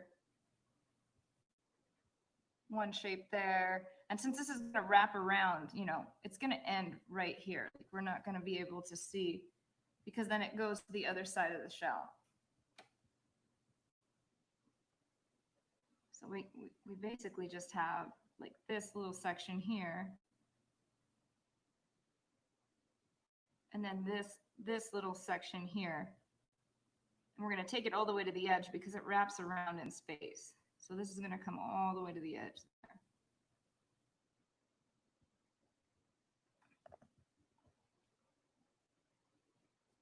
Because this shell is going to go up and around.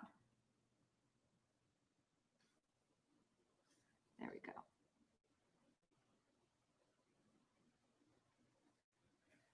Because we only have about 10 more minutes. My slot's half an hour. I'm going to try to I do a little bit more of this, but I want to get to at least one leg so we can do a little bit more scales, like a different body part scale. So let's do like maybe 1 or 2 more of these so we can kind of see that coming in.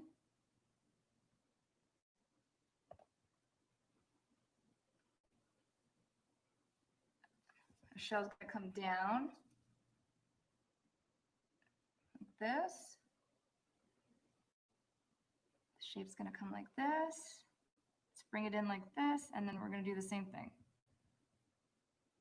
Bring down the tone, and then I want it to be darker across the top. So I'm going to come in and do an extra layer on the top here. So it's got that kind of fade. I'm going to do it here too. And then I'm going to get my Q-tip, which I keep putting away. Where did I put it? Here they are. Organization is not my strong suit. I always forget where I put stuff. You know what? I'll put that in there.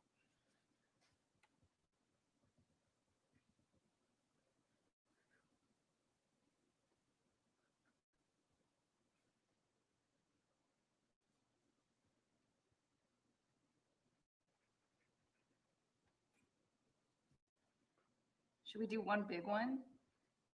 Maybe we could do one big one here.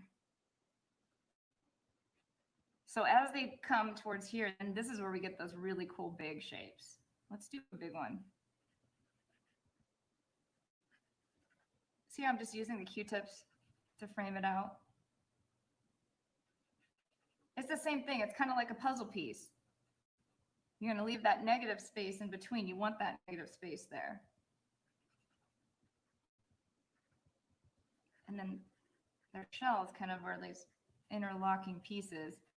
And you can play around with these shapes. They're all different. All this, they'll have slightly different shapes. Tortoises, they kind of come out more three-dimensional, and that's really fun to draw too. Sea turtles, I think probably for streamlining reasons, because they're in the water, they're smooth. So there's kind of like a light kind of outline of some major shapes. But let's do one big shape here. So we're going to make sure that we leave that gap, right? That negative space gap. We want that light color.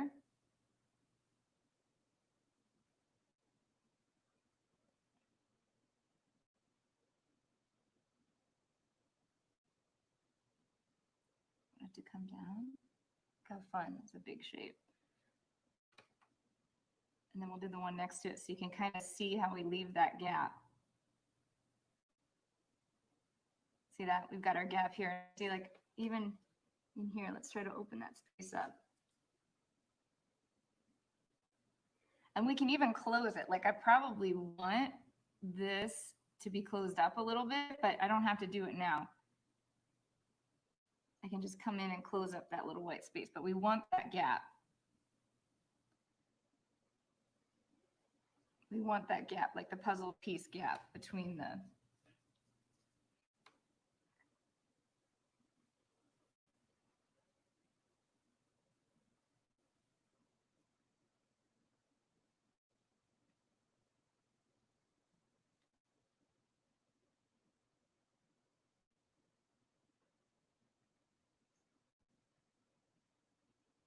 Here we go.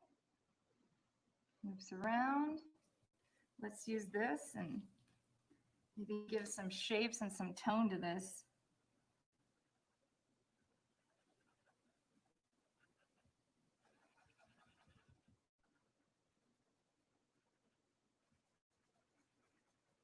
We can give it an overall kind of light tone and then use that as the base and then build up.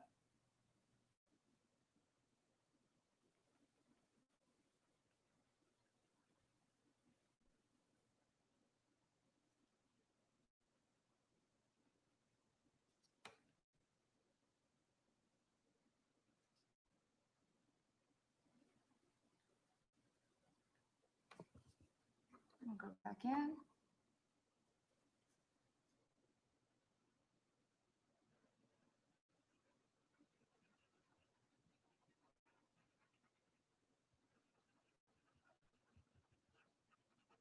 Just giving it some cool, different tone on the shell, give it some variety. And I'm just building up the layers.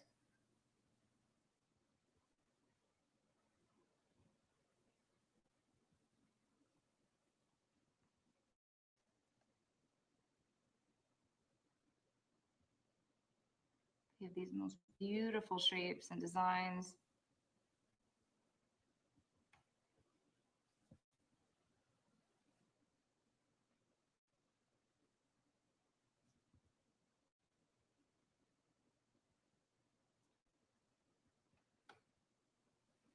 Same with this one.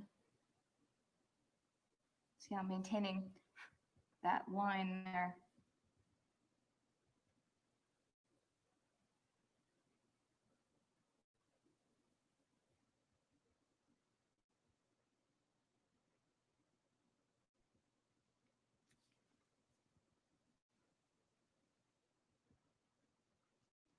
Can even come in if I want to pull out some highlights with the eraser and see how easy that is. Pull out some highlights.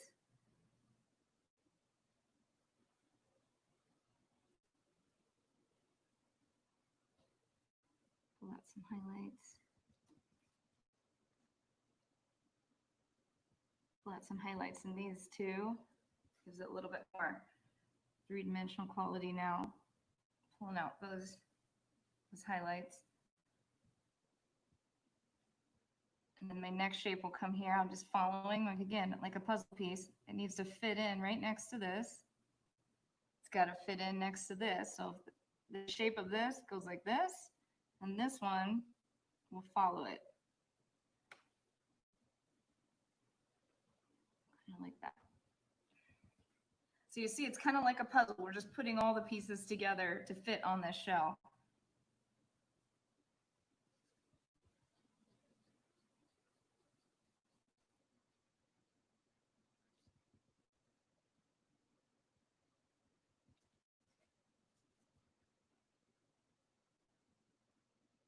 Q-tips are so handy for these small drawings. I just love how they give. Right now I'm just going to tone in the eye. I haven't drawn in the eye yet. I'm just toning in where it's going to be. So you can see the three-dimensionality coming out. This will be in shadow down here too, so this is going to be darker. This is going to be darker here. So the part of the turtle that comes underneath here, this is going to be darker. This will be darker, and this will be lighter here, where that shell curls up. Like that. Ah, I've only got like 2 minutes left. Let's do something on his leg. Okay. The leg is kind of like the head. It's got those more spaced out scales. And again, I'm doing the puzzle piece thing where I'm leaving that gap.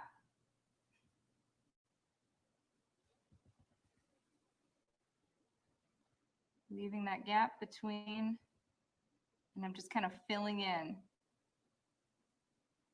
that space. But I want a little bit more.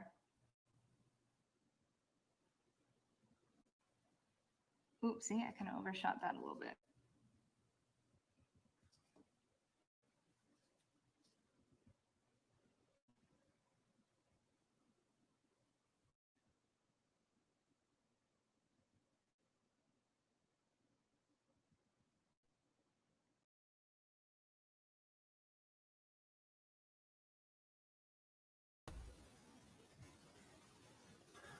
Hi, everyone. It's great to be live with you. Thank you all for joining today. My name is Isaac Lyle. I'm with Pollinator Partnership, and I've been here for about 4 years now. I have a lot of stuff I'd love to talk with you about today, and hopefully I'll leave some time for questions. If I don't leave enough time for questions, you have my email right here, isaac@pollinator.org, and I'll do my best to get back with you later and answer some of your questions. So Pollinator Partnership is the largest nonprofit organization devoted exclusively to pollinator protection. So that's all pollinators. It's bees, butterflies, hummingbirds, really all pollinators. And we do this through education, research, policy, and many other things, habitat installation. This is kind of a brief agenda for what I want to talk with you about today. And we're going to talk about what is pollination and who are pollinators. How does pollination fit into sustainability? What is the problem that we're trying to fix? And what is our approach to that problem? And then lastly, how can everyone get involved and be a part of the solution? So what is pollination? Pollination, pretty simply, is a means of reproduction for plants where pollen grains are transferred from male parts of flowers to female parts of flowers so that an egg can be fertilized. You can see a little honeybee here doing this on a flower. Pollination can occur through self-fertilization, or sometimes wind might blow pollen between flowers, or water can vector pollen, and then animal vectors. And we are particularly focused on the animal vectors known as pollinators. And here you can see a life cycle of a flower, just a very basic life cycle. And the pollinator in here, that little bee transferring pollen, is really important to this life cycle because that's how seeds are actually formed. And so without that pollinator, plants could not reproduce.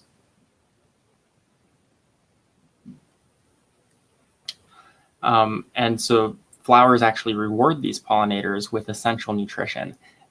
So bees obviously don't know that they're pollinating. They go to the flower for protein and for carbohydrates through nectar and the pollen.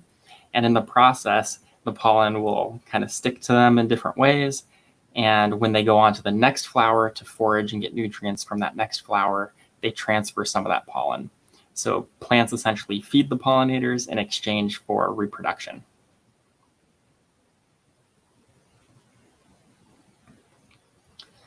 And this is obviously really important. 75% of all flowering plants depend on animal pollinators for reproduction. And obviously plants are really foundational for every ecosystem and support many of our ecosystem services. When we talk about pollinators, I alluded to this a bit earlier, but we've got bees, including honeybees, which are really popular, but also beetles pollinate many wildflowers. We have butterflies like the monarch butterfly.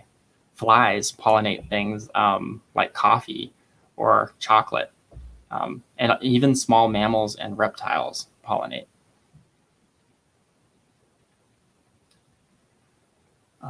So I want to talk a little bit more about these ecosystem services because that's how we can really get a grasp of just how important pollinators really are for us.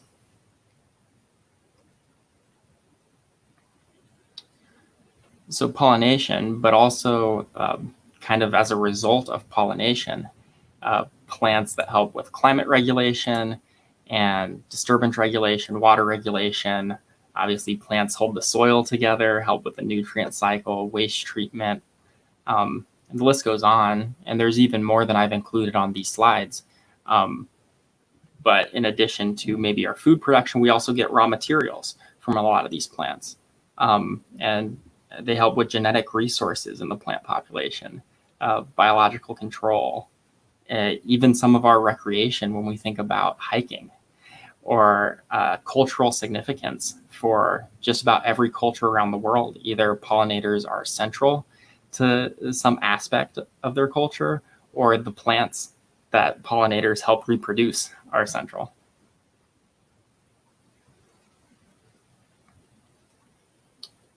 And many of these ecosystem services are what we would call quantifiable, meaning that you could almost put a dollar value on it to help get in your mind how valuable this service is, this pollination. And one of those being food production, obviously. And we'll talk about this a bit more later, so I won't talk about too much now, but you can obviously see how you put a dollar value on food production to some extent. Raw materials is the same thing. This is tropical hardwoods that rely on pollinators to reproduce. So many tree species also rely on pollinators, and obviously lumber is a huge industry. We also have here some textiles made out of plant fibers, and those plants couldn't survive without pollinators. Then also recreation, and this may be a little bit trickier to think about, but we can quantify this when we look at the dollars people are willing to spend to go to a national or a state park, or to go hiking, or to go birding, to view wildlife that are dependent on plants, that are dependent on pollinators. And there are several other quantifiable ecosystem services. There are also these other ecosystem services that are harder to quantify, but they're equally as important, if not more so sometimes. Climate regulation, for example.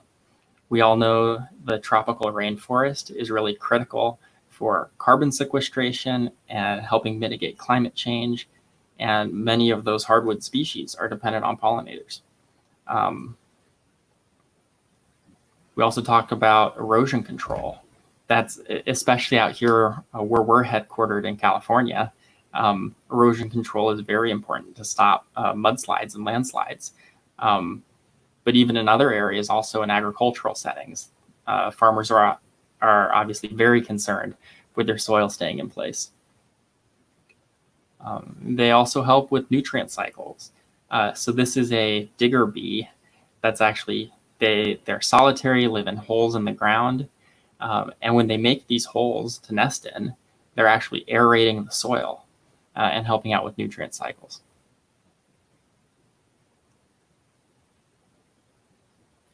I wanted to talk a little bit more in depth about the food systems that pollinators support, because those are especially critical to human health and to our well-being.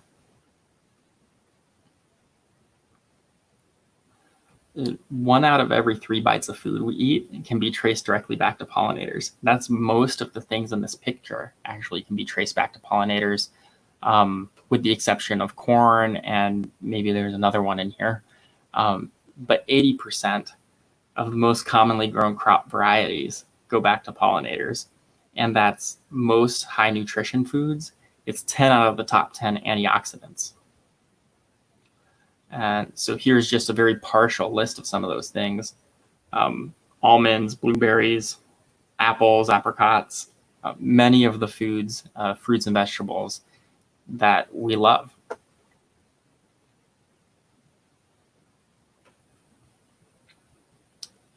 And we put an estimated value on this of about $217 billion annually across the globe. And that's just from agriculture that needs pollination.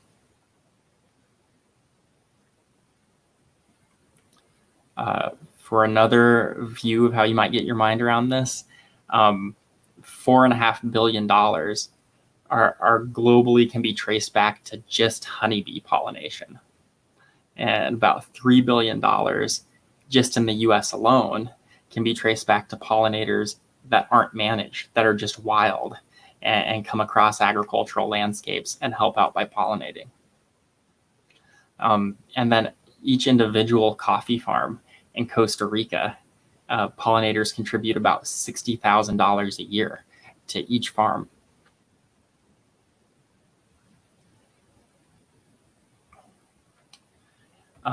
And our organization is donated to, or devoted to protecting pollinators, because recently you may have heard there are disturbing signs of decline across the globe and in North America, where we're particularly focused.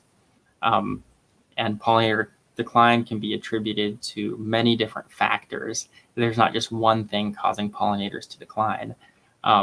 But here's a partial list of some of those, including habitat loss, disease, parasites, other invasive species, and pesticide misuse.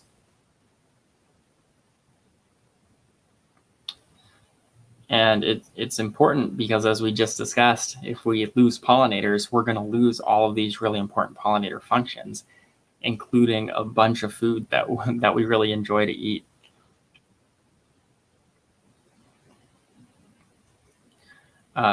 Some documented declines just in the US are honeybees have been big in the news. A colony collapse disorder about 15 years ago when that was first discovered, and many other problems with honeybees.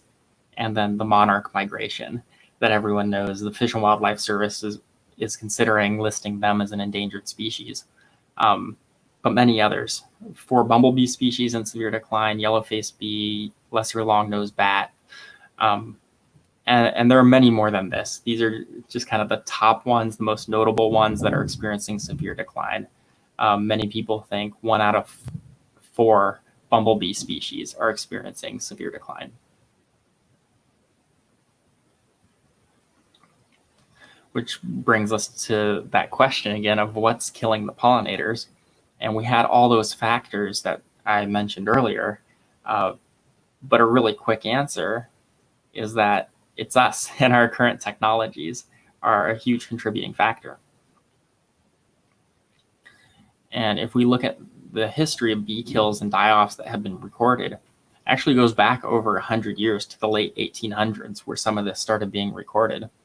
And it revolves around things like pesticide and chemical misuse. In 1986, the introduction of Varroa destructor, a parasitic mite that does not come from North America, that people brought here. Colony collapse disorder in 2006. A bunch of different factors that can be traced back to human causes. If you're wondering what the Varroa mite is, here's a picture of it. It's that it looks giant in this picture, mite on the bee, and that's because it is pretty large compared to the bee's body size. It's not like a human getting a tick. It's like a human getting something much larger than a tick. And also, queens are not living as long as they once did.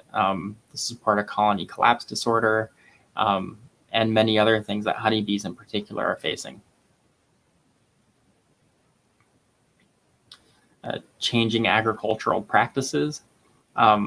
This is another human cause of pollinator decline. There's been a rise over the past 100 years of monocultures. Think about large fields of corn that pollinators actually don't pollinate. That's wind pollinated. That may as well be a desert as far as pollinators are concerned.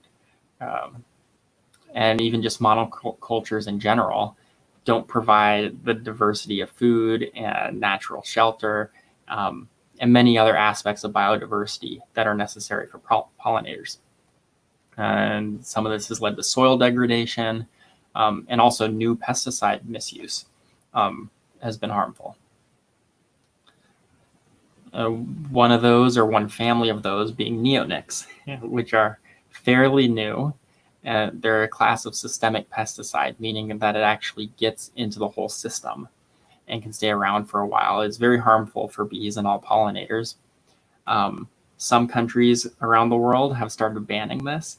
The US EPA is currently continuing to review use and effect.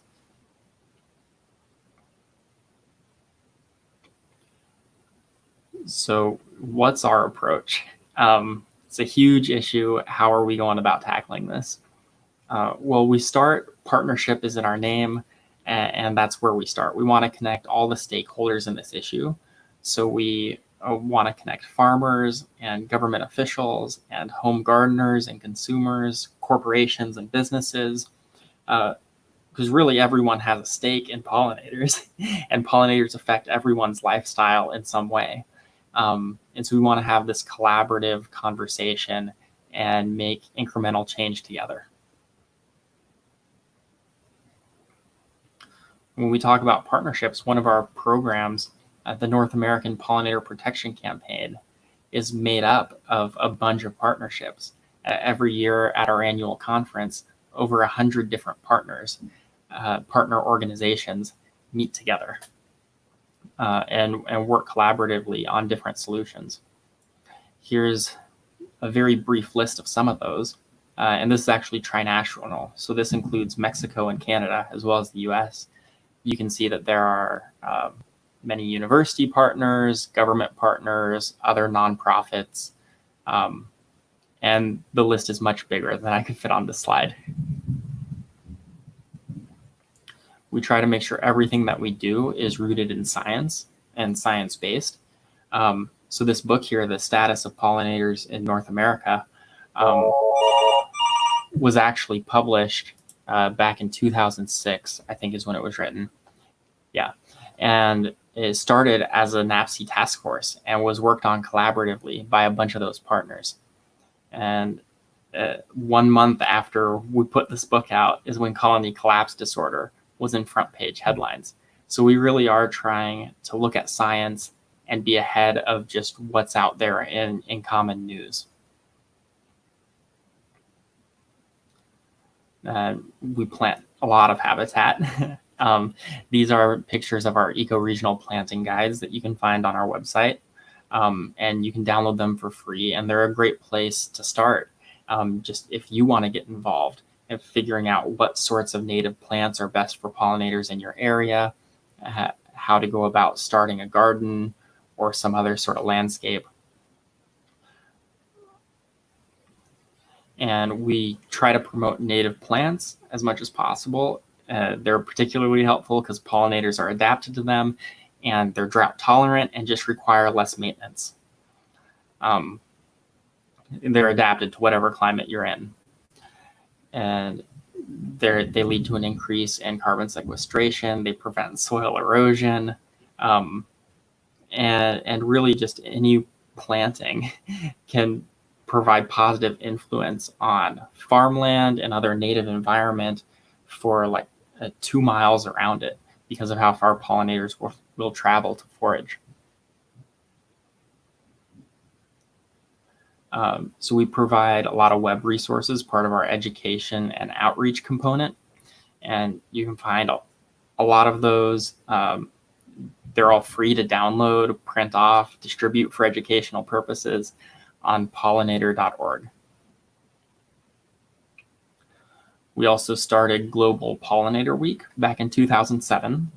And this was announced, I think, by the US Senate. But every year we receive proclamations from the governors of all 50 states, as well as the Secretary of the Interior, the Secretary of Agriculture. And this year, for the first time, we received a proclamation from the administrator of the EPA, which was very exciting. And kind of going along with this, there have been roughly 400, a little less than 400 events the past couple of years, just that individuals or organizations have registered to our site in joining the celebration. We also influence policy. We get pollinators written into the Farm Bill every time that comes around to be looked at again and renewed. We were also instrumental in the 2015 Transportation Act, also known as the Highways B Act, that mandates state departments of transportation to start implementing pollinator-friendly practices in how they manage their roadsides. We've also worked pretty closely with different presidential administrations. So these are some of the things we worked with the Obama administration on, including in 2016, the Pollinator Partnership Action Plan, actually named after us. And this is still in effect now, even though some spending has been cut since then. This plan has continued on. And we have a lot of resources on pesticide best practices, some brochures. You can see our USB educational curriculum. These can all be found on our website, as well as many more outreach and educational books and brochures and things. And we also really like to draw attention to best practices that others are doing. So every year we give out awards to a Canadian and a US Farmer Rancher of the Year and a Pollinator Advocate of the Year, and others. There's a Roadsides Award for someone who exceptionally manages roadsides for pollinators for that year. And we have several other awards. And we support classrooms and after-school connections. We have a couple different curriculums on our website. Probably our most popular one is the Be Smart School Garden Kit that actually engages elementary school students in watching seeds start to grow and talking about the importance of pollinators. And there are some cool illustrations that come with that kit. And we also directly enhance and restore habitat ourselves. And we work on a lot of independent research projects into pollinator issues. So over the past 20 or so years, we've directly impacted over 100,000 acres for pollinator habitat in the US and in Canada and over many states and provinces, and that list continues to grow.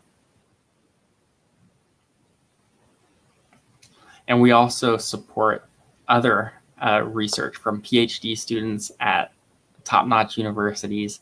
To date, we've supported over $800,000 worth of research into honeybee health from universities across North America. And really, all of this, we know some things about the 21st century, that human population is going to keep increasing. Farmland and soil and fresh water are going to decrease. Climate change will continue to be a thing. And we're really focused on trying to make these lists of possibilities happen, that pollinator-friendly practices continue to increase, and that there's more responsible land use, that people realize this connection between the economy and the environment. So what can you do? There are a lot of things you can do. One thing that we encourage anyone to do is to plant for pollinators. Even if you live in an apartment in a very urban setting like I do, you can have just 1 or 2 square feet of plantings in a window box, and that really does help. And we encourage people to join the Million Pollinator Garden Challenge to see how they're a part of this movement toward creating more pollinator habitat. And we're actually over 1 million now, and we're just still counting. And you can also be part of My Pollinator, My Story, where you share your story with us about your specific pollinators that you've seen and how your garden is doing. And we feature those from time to time. You can also build demonstration gardens and install habitat. Maybe if you're part of an organization or a corporation with some extra ground, and just help continue to educate people. And we have many resources to help with this, from selecting plants to the more technical aspects of how do you install habitat. We really encourage people to try to plant native, reduce use of chemicals as you can, and try to have a continuous bloom throughout the growing season. And you can also get involved by helping educate others. Maybe you're a teacher and you can work this into your classroom. Maybe you can just talk with your neighbors about this. And maybe you're involved in local city or county level government, and you can help work this into policy initiatives.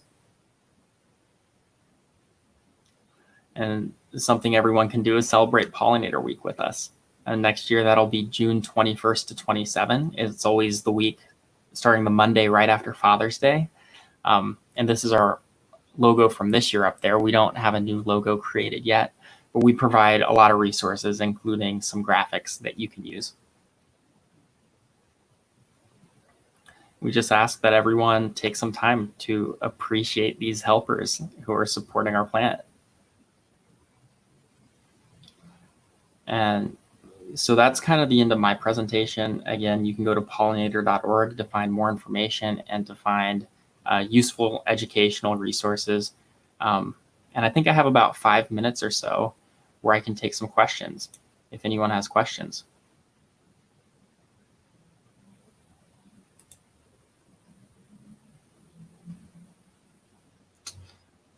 What's my favorite pollinator?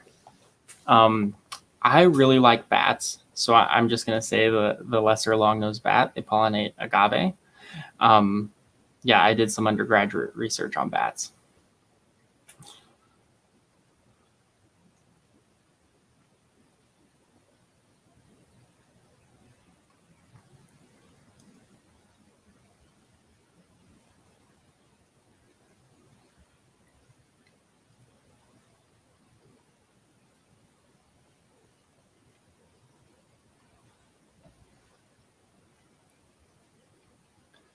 Have you ever studied bees and their pollination of cannabis? So we have explored the potential of working with some cannabis growers. To my knowledge, I'm not sure that cannabis is dependent on pollination, but there's definitely a lot of room to use that habitat and that landscape to better pollinators. I'm not really an expert in cannabis and what the requirements of that plant are. But cannabis growers would probably be really interested in our program called Bee Friendly Farming, where we work to certify farms for implementing sustainable practices that are good for pollinators. And you can find that program on our website, pollinator.org.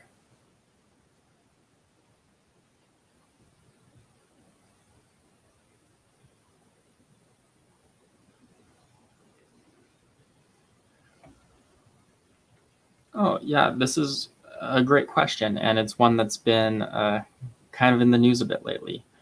We actually have a pretty close partnership that really ramped up this past January with the Almond Board of California, and we're working really closely with them to help almond growers be able to meet certification standards for bee-friendly farming, to try to help almond growers take incremental steps towards being perhaps more sustainable toward pollinators than they are right now.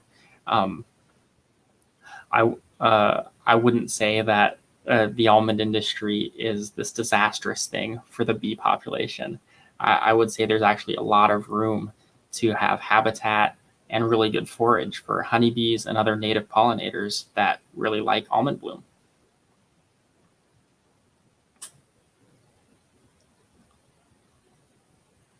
How can threatened species of pollinators recover other than planting more flowers?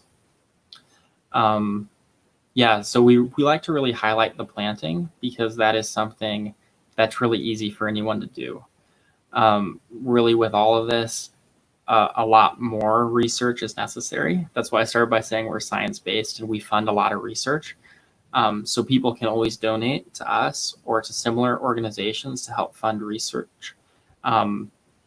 And you can also always help pollinators by reducing pesticide use where you can. And by reducing other practices like plastic use, other things that affect climate change, and these other factors that negatively impact pollinators.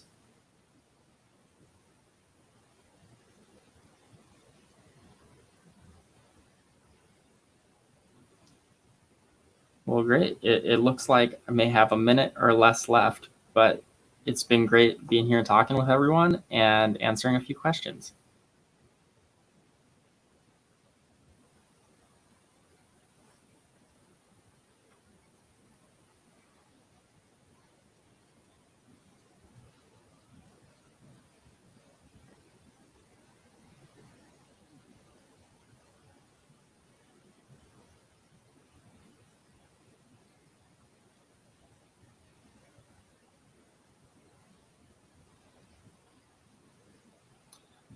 What is the most productive pollinator we know of? So there are a lot of crops that honeybees do really help. So they are a very productive pollinator. A lot of native species are also very productive. They tend to be focused to particular crops. So there's a particular type of native bee that pollinates blueberries, and is really, really good at its job pollinating blueberries. But that bee won't also pollinate almonds. It's very specialized to just blueberries. Yeah, so that's, I don't know like an all-encompassing answer for that off my head.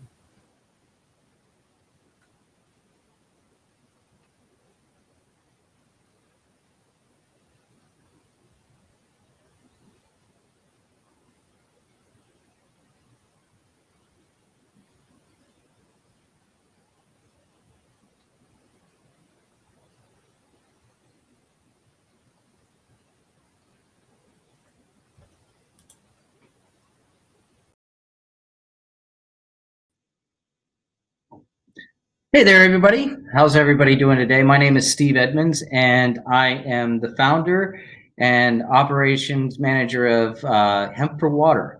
Hemp for Water is a pretty fun and pretty helpful program that is designed to clean the waters of first Florida, and then we'll go from there and figure it out as we go along. But basically, the premise of everything is that we are growing hemp on bio islands, for lack of a better term, and we are subtracting or removing nitrogen and phosphorus from the water columns in Florida. So with that, I'm going to go ahead and share my screen, and we're going to go ahead and get started on the presentation. So give me just 1 second here.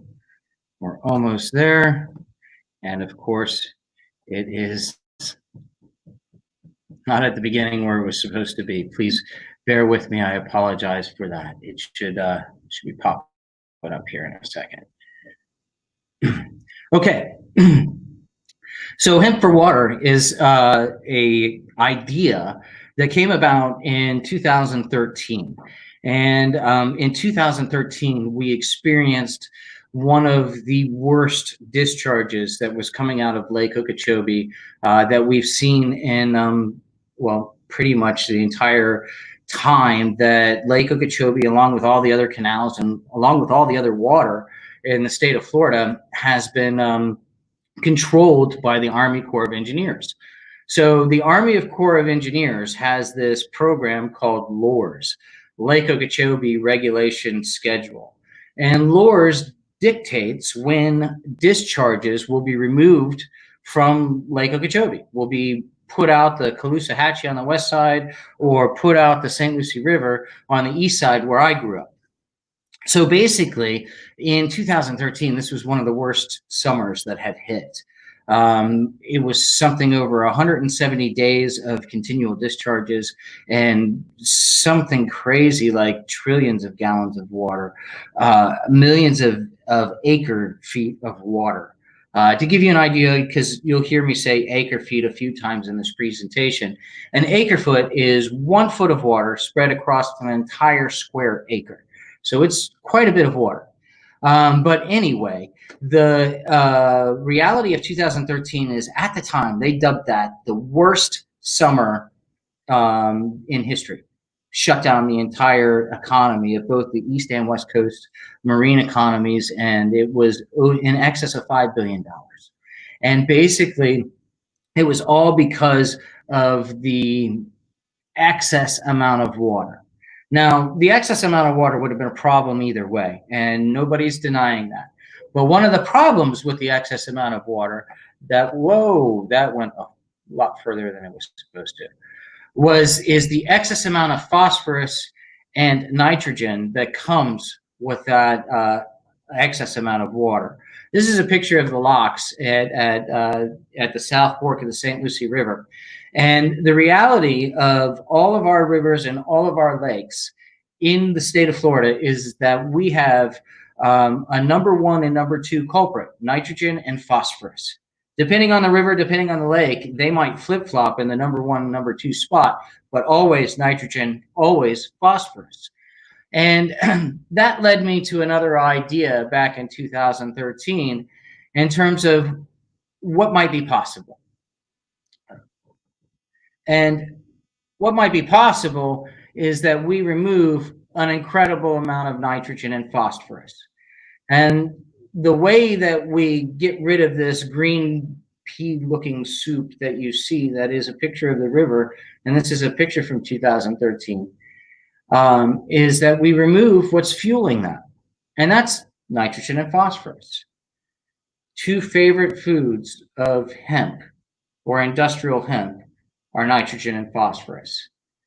Once we grow this hemp on the water, because that's what I'm suggesting again, is manufactured bio-islands, and we'll get into that in a second, that we grow them on the water and produce a commodity, not for human consumption, but a commodity that will retain all of that nitrogen and phosphorus and be able to be reused in a more positive and more sustainable way, such as building materials, or maybe even hempcrete, which is kind of a building material, or OSB, or an strand board, or fuel.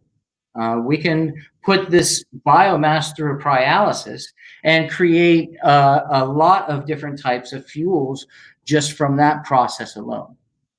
So there are a lot of different possibilities that we can do with this. And one of the most important things is that when we look at aquatic plants for trying to remove nitrogen and phosphorus, and make no mistake, hemp is not aquatic. We have to work at getting it to be adapted to that.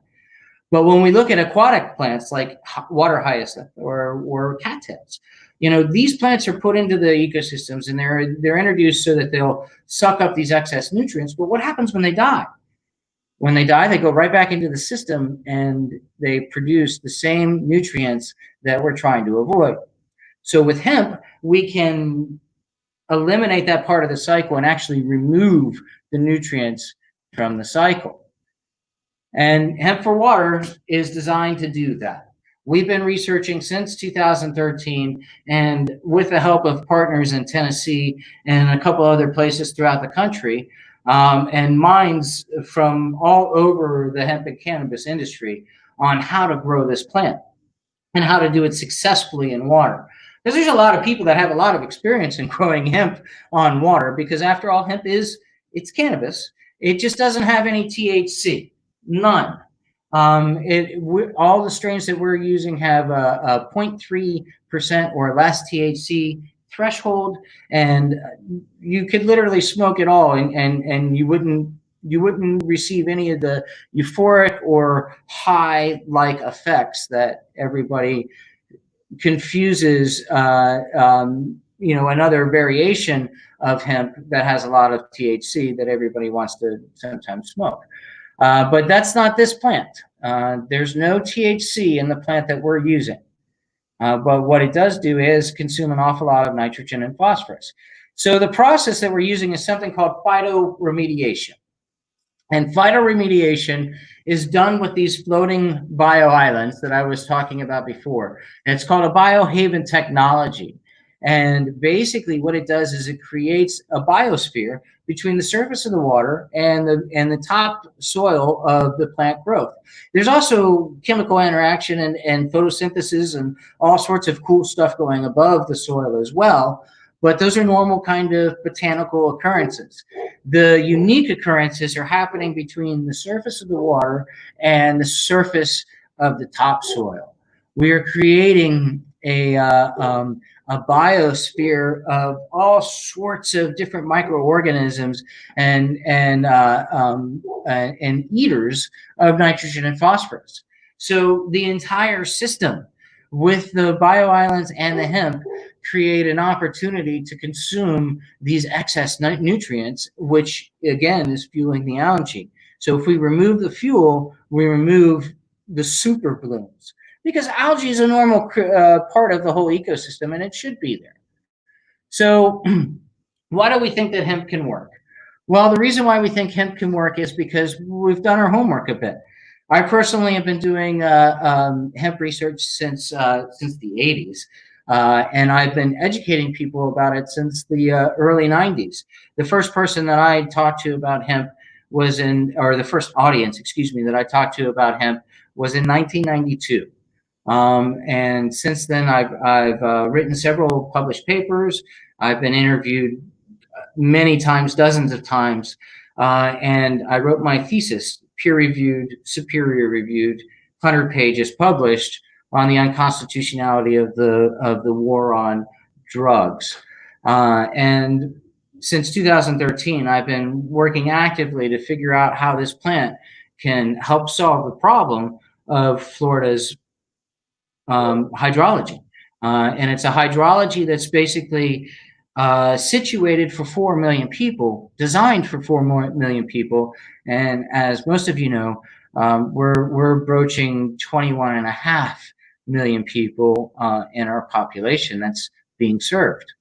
So recent studies, aside from every anecdotal thing that I've got and all the growers that used to grow out in the swamps, and hopefully they'll see this one day and nod to them because they proved that it could be done. We have other quote unquote professional studies. The Canadian study, excuse me, that's referenced here is one that shows us the nutrient uptake. Dr. Whitehurst's comments and suggestions is one of the better scientific papers I've seen in a long time. It's about 15 pages long, and it's 20 sources plus backed in proper bibliography fashion that basically outlines not only is our idea doable, but what we have to do to make it happen. And then what are we going to do with the biomass? Well, Dr. Whitehurst wants to turn that into fuel using pyrolysis. And then Biohaven Science is about to come out with a white paper in the next couple of weeks. They're working on it right now. That is going to outline what we can do with Lake Okeechobee. And that's what I'm really excited about. And they've already given me the heads up scoop. And that is that we're going to be able to remove 450 metric tons of phosphorus and over 7 million pounds of nitrogen. And that's in a year. To give you an idea of how important or how incredible that is, that's basically what's going into Lake Okeechobee on a yearly basis. About 450 metric tons of phosphorus and about 5 to 6 million pounds of nitrogen. If we can prove that we can remove this much and we can stop the bleeding, then it's only a matter of a few adjustments and placing a few more islands in key spots, and we can clean Lake Okeechobee. And I'm so excited about this. But to do what I'm talking about here in this slide, it's going to take 1 kilometer squared island. And on that 1 kilometer squared island, we're actually going to grow about a square mile of hemp. And we're also going to have that interspersed with solar that'll provide energy back to the mainland, because we're going to be doing this in Lake Okeechobee. And we're going to also be aerating underneath the bio islands, because that's part of the process. Solar provides us with the aeration and provides energy back to the mainland. And we're talking about a square kilometer on 440 square acres. Basically a pin drop on the entire 440,000 square acres, excuse me. Basically a pin drop on the surface area of Lake Okeechobee that's going to have incredible impact, amazing impact. So as I was saying, 440,000 square acres. It's the 10th largest lake in the United States. It receives water from 4 adjacent basins, primarily from midpoint of the lake north are the 4 different basins all around it that feed into the lake. And it is considered ground zero of Florida's hydrology.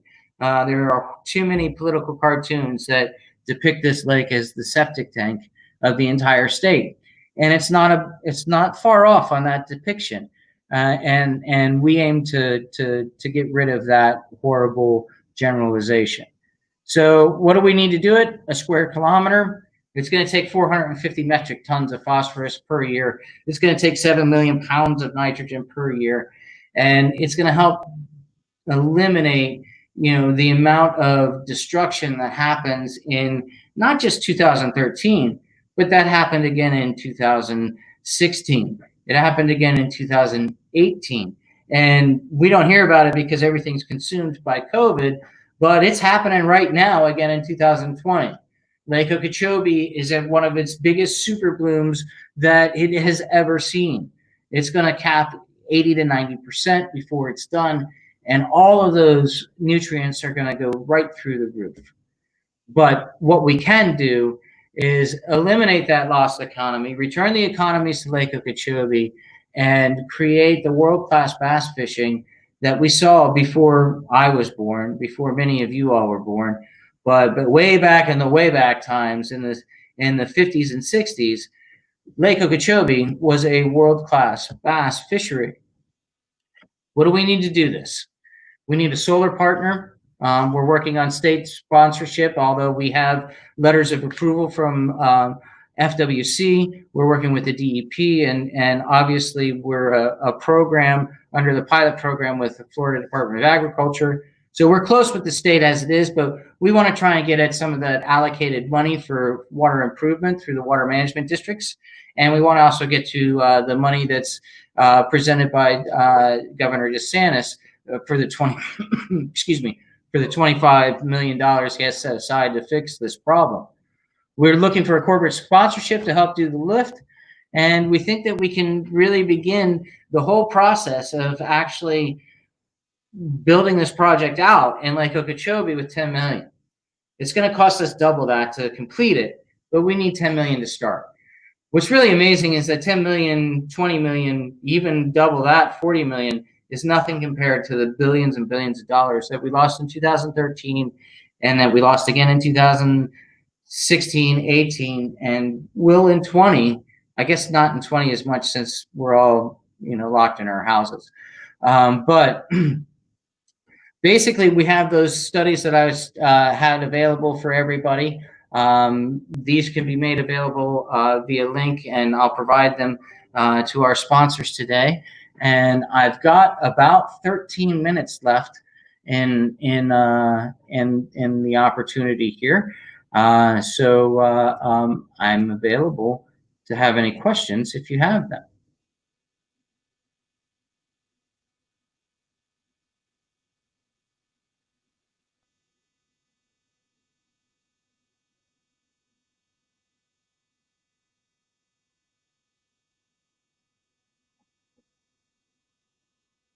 I mean, I did that whole thing without.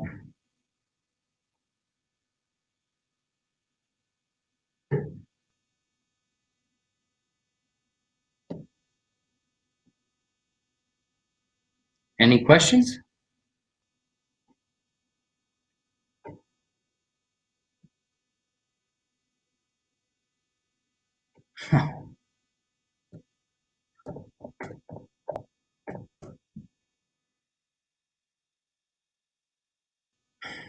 Well, I was just informed nobody could see my slides. Apparently, the sharing didn't happen.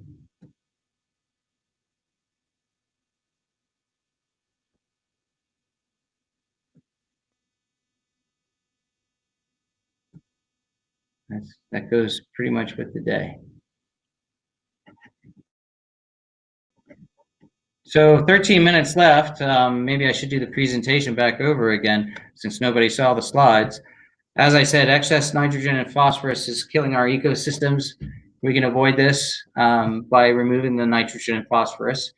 Two favorite foods of hemp are nitrogen and phosphorus. The hemp doesn't have any THC in it. We are working with strains that are tolerant to the heat and to the humidity.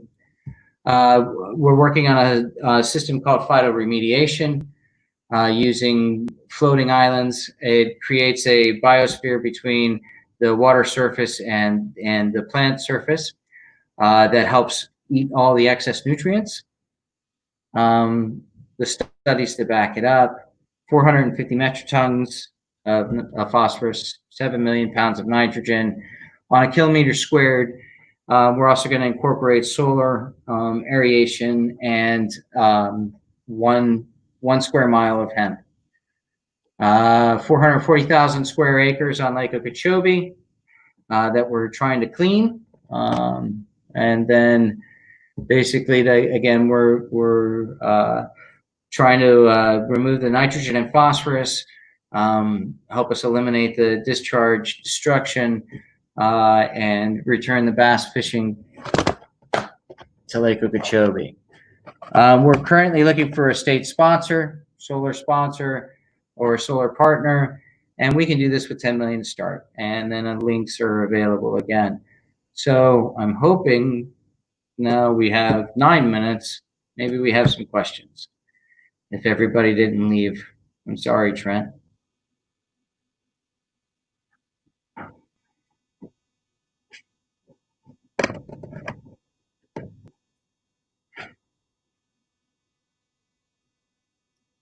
I will make a link on the website to put the slideshow up. It's a basic show, and I think that the galleries will have it available as well. And funding, we're always working on. We just received our 501c3 designation, and we are a nonprofit IRS designated charity. So if you have corporate donations and so forth, or need for tax deductions, Hemp for Water may be a vehicle that you can utilize to take advantage of that. And every dime that we make is going to go into cleaning up the water and putting into the research to do our mission, which is to clean the water with the growing of hemp on the bio islands. And we have a lot of funding to go. Like I said, I think the whole project for Lake Okeechobee is going to be around 20 million. We're going after federal grants, state grants, anything that we possibly can, any partnerships we possibly can. And we're kind of getting the word out. And if anybody's got any ideas or creative ways to do that, 20 million in the whole scheme of things compared to the losses and what we spend money on everywhere else isn't very much, but I don't have it. So, we've got to come up with it somewhere. So we're trying to figure it out any way we can. The strain that we're finding the best success with so far is a Chinese strain out of Kentucky, by ways of Kentucky. It's called Jin Ma, and we received it from some colleagues and some partners in Kentucky, and it has been extremely tolerant. And then we actually had some success in getting some seeds to produce while on the water in the early stages in Tennessee. And we have those seeds that one of them has produced the best or the most resilient so far. And we're calling that Tenacious E because it has just been through everything. It's been through pesticides, it's been through drowning, it's been through drought, it's been through everything. It's even been through herbicide, and where it killed everything else, this particular plant survived. So we took a clone from that plant, and we're developing a line, a breed from that plant to repopulate our islands and to see if we can develop those tolerance levels for the stresses that these plants are gonna incur. But the original line is from Jinma, and then we've also had some success with the Olska. That's AOLSKA. CBG strain has been actually one of the boutique strains, if you will, that has survived. Most of the CBD and most of the boutique strains are dead on arrival. They don't last more than a week in the conditions that we have them in. We're also looking at a couple of strains from Spain, and we're going to try and get some Italian strains in as well, possibly some Thailand and Vietnamese strains. But we're looking at equatorial, high humidity, high heat kind of industrial strains. Great question, by the way. Is hemp native to Florida at all? That's a pretty good question. And my research says that hemp's native to every place on the planet, to be honest with you. That's what I'm sticking with. And to be honest with Florida, it was probably brought over with the conquistadors, with the oranges and the pigs. So there is at least as native as those things. They definitely brought over hemp and had hemp with them. I think that there were Indian hemp strains here before then. There were native strains definitely throughout the colonies. One of the prerequisites for growing in any of the 13 colonies was that you grew the English hemp, the Queen's hemp, and the native hemp, which was the hemp that was already here, so that they could get cross strains and more resilient kinds of strains. Remember, our founders were all farmers, and over 80% of them grew hemp. George Washington said, if you're going to grow anything, grow hemp and grow it everywhere. Great question. Yes, all of the programs are in fresh water at the moment, because one of the kryptonites to hemp is sea salt. Now, there's some other salts that are very good for hemp, but sea salt is very bad for hemp. So one of the things that we're working on, especially with me being a native, or not a native, but growing up in Stewart, I am a native of Florida. I was born in Fort Lauderdale, and we didn't move to Palm City until I was 6. So, there's a little bit of time there. But, I grew up in the brackish waters, and one of the big destructions that's happening from the discharges of Lake Okeechobee is in the brackish waters, both on the East Coast in the South Fork of the St. Lucie, and on the West Coast in the Caloosahatchee. So we're talking about brackish waters that need cleaning, and hemp is not suited for that at the moment. We are going to try and develop and breed a strain that is. That's one of the long-term goals.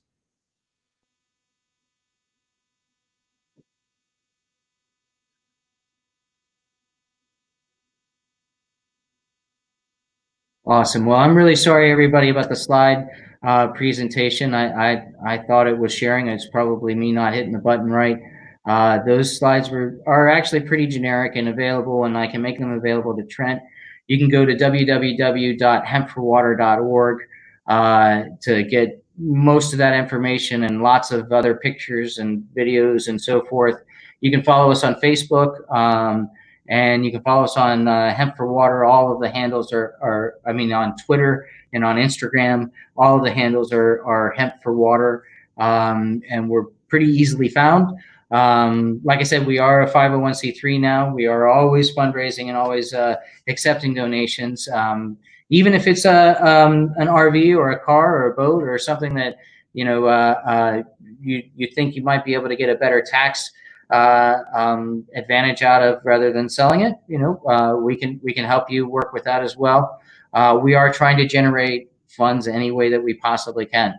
And hopefully here very soon, we'll be offering drone services for our farmers here in Florida, which is a planting service, a monitoring service, a spraying service, and basically helps provide for a better crop coverage all the way around, and helps with the inputs and the application of your inputs. So thank you very much for having me, everybody. And Trent, again, I'm sorry about the technical difficulties, and hope everybody has a great day if there's not any more questions.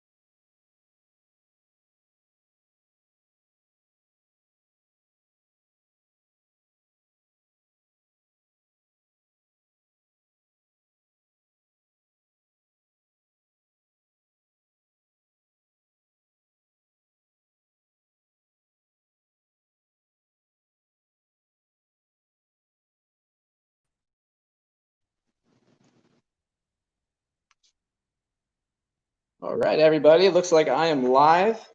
I'm gonna set my camera up so that I can get my canvas properly squared away.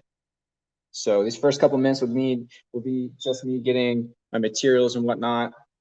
So you guys can stay tuned just for the first couple moments. Thank you guys for joining in on our virtual World Conservation Day. Hope you guys are having a good time learning on how to protect and save our world, because it's the only one that we have. We need to do our job.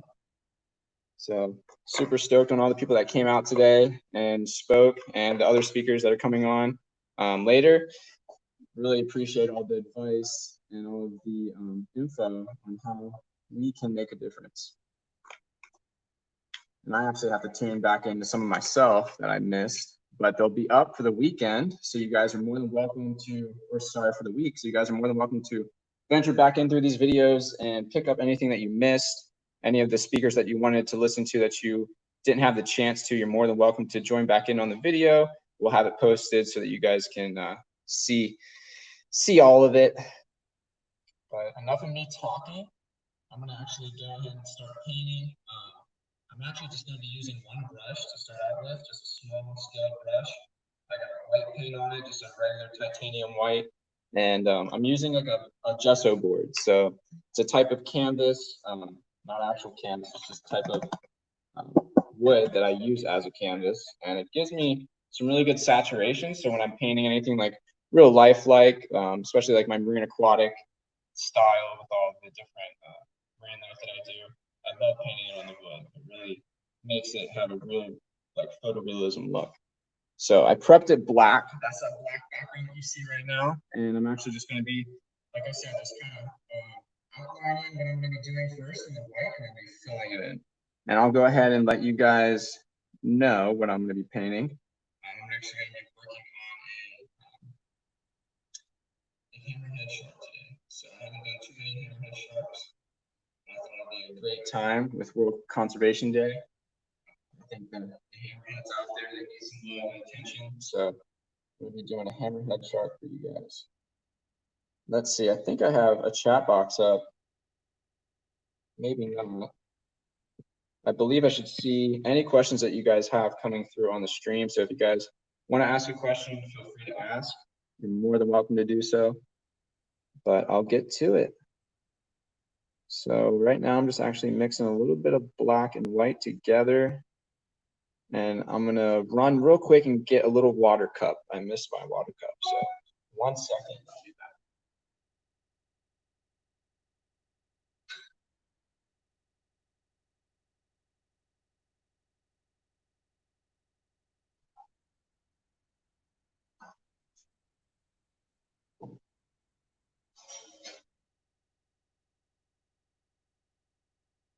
All right, I'm back.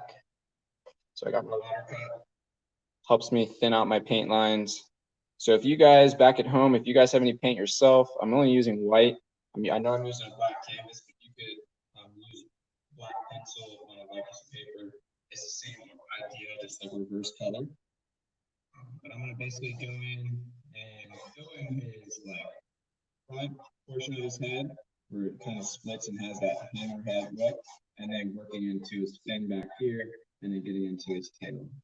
So it'll be cool. And I'll actually put in like a nice little base below here so you can see a shadow, make him look pretty lifelike.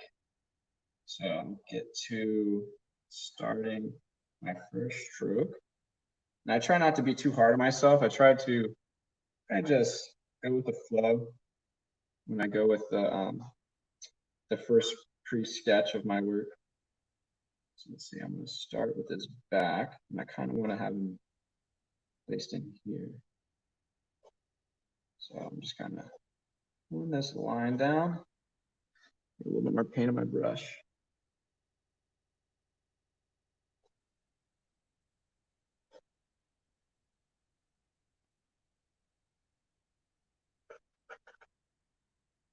So right now I'm just kind of filling in the lines for the shape of his head. And I keep on taking my brush and just putting a little bit more water on it with the paint to help give me a nice loose line that I can work with. his back is going to be somewhere around in here. So I'm going to keep pulling this forward. And for everybody who doesn't know me, my name is Trent. I am the founder and owner of Trent Art Gallery. It's a whole family business. My whole family is in on this Trent Art Gallery. We're all just basically trying to take my work and show it to the world. And I've just been lucky enough to have my family support me. My brother, also a partial owner, he is actually the one who organized this event for you guys today. So big shout out to him. His name is Kyle.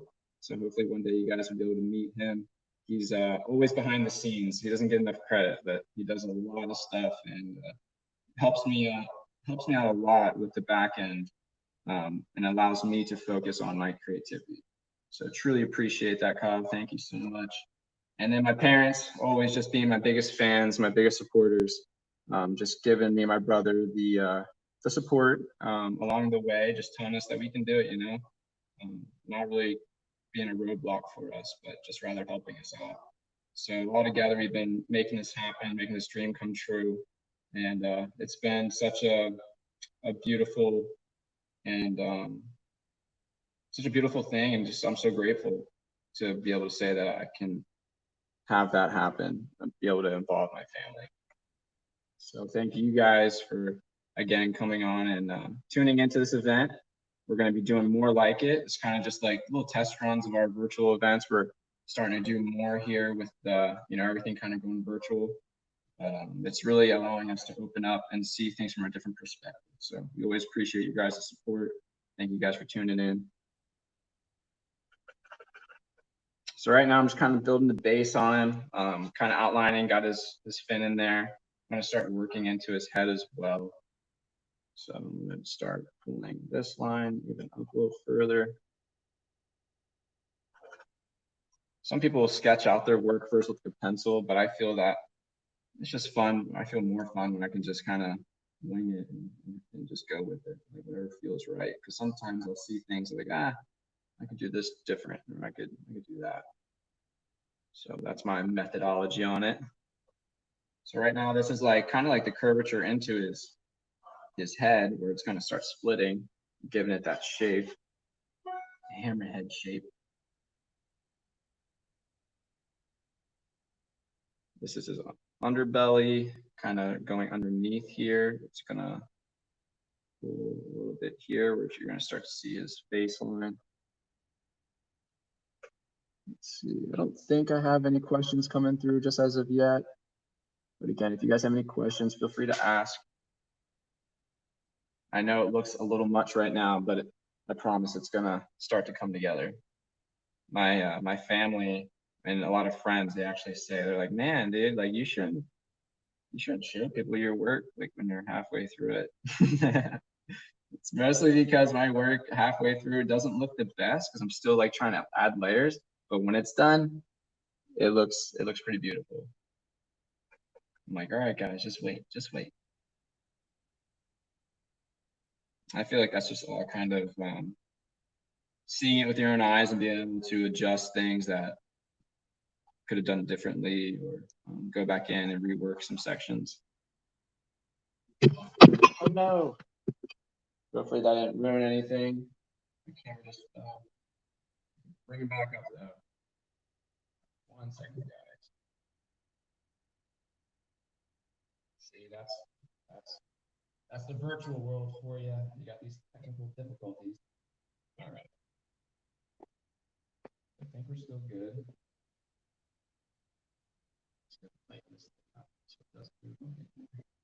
Okay.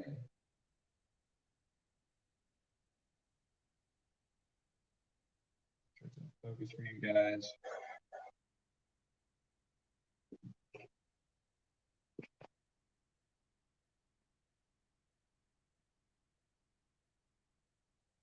Turning it around. All right, you guys should be good now. Sorry about that. Got a little knocked off course.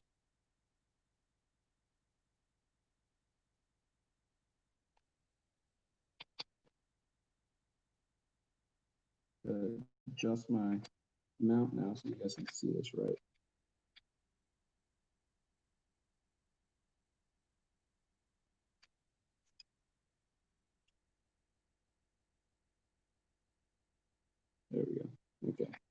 Again, sorry about that. I think we're good now, though. I think we got it to work. Move my cardboard. Put this in frame. Okay, cool. All right, so that only took up a minute or two. We're back in action. We got this going.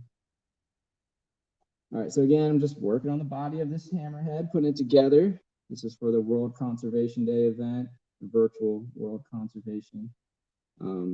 Always good to, you know, bring in new things to help promote and help change and make a difference. So like, you know, this opportunity for us to make this event and get you guys out here to just learn and like everybody to get some insight on what's going on in the world and how we can all put our hands in and make a difference. Like that's big stuff. That's a great way for us to get together, especially in times that we're dealing with now. And to talk about positive things and how we can all make a difference and make an impact. Because, you know, it doesn't just take one of us to be involved. So, you know, the more that we can connect with this new technology, the more that we can start to bring more people together. Because I know we had a lot of people reach out to us across the world, actually, asking to be part of this event. We had a lot of people from all different countries reaching in, which was really cool to see the pool that we had on social media, just with our, you know, the marketing that we do through Facebook and Instagram. We have a great amount of people from across the world seeing this event.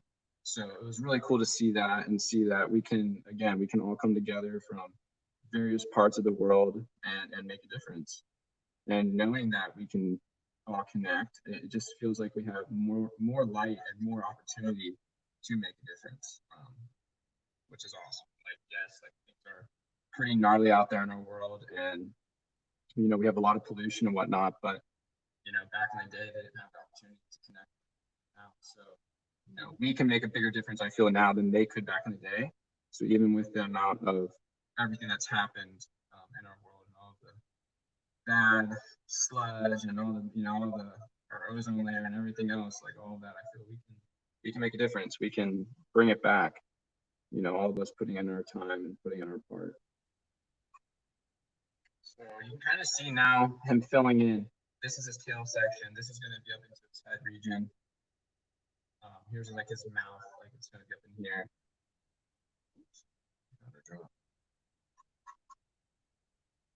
I'm actually going to probably even bring his fin up like this even more, and I might even fill in the back here. Like that. Fill that in. Just gets a little more skinny. Loving it. See, this is like my go-to plan right here. When I can see and visualize just like this much of it, I know that from here I have a good hand on what I'm doing. Just the pre-sketch or whatever it is that can be, you know, more the difficult part, and then I feel like once you got the idea, you can kind of just run with it. So again, I'm not doing anything too crazy, like I'm not doing any kind of sort of background or not anything like that. Just basically putting in this. I'll be adding some like subtle stars and whatnot to the background, so you guys can check out for the later post on my Instagram feed to see that update. Won't be able to finish that into this session today. Today I'm just going to be filling him in primarily, but you guys are more than welcome to go ahead and go to my Instagram, which is Cole.Trent, and Cole with a K. It's different. I'm different. Yeah, go to my Instagram, check it out. You can see all my latest work. You can see a lot of the mural escapes that I've done. Or you can go to the website, TrentArtGallery.com. You can check that out. Got all the new products updated on there. All of my most recent pieces that I've done of my marine aquatic and space field. So you guys can check that out. And then on top of all that, you guys better get ready for my next art class coming up. So my first art class that I uploaded, we had some technical difficulties on our platform, but we got a new platform now, and we'll be launching that next class here soon. So, you know, again, just kind of learning with everything that we do, and with this new time and this new technology, kind of just going through what platform will work the best on how I can get an art class to you guys, so you guys can do it at home. Really easy stuff, easy for you to do, easy for you to have a fun time with your friends and family. And you know, kind of just relax in the house. You don't have to go out. You don't need to go anywhere. You can have your own fun right there at your home. So we'll be having that out on our website on trentartgallery.com. You guys can check that out for sure. And again, we'll keep you posted so you can see that update on my social media, Facebook, Instagram, whatever suits you guys best for on it. I haven't got on TikTok yet. Probably should do that. I've heard a lot of people tell me to get on TikTok, but I haven't done TikTok yet. All right, so again, I'm just kind of filling them in. Just a little bit of fillage. And now that I have pretty much that in, I'm going to go and start adding a little bit more color so you can start different shades and stuff. I'm going to start working into like some blues, some deep blues, and some black, like daily.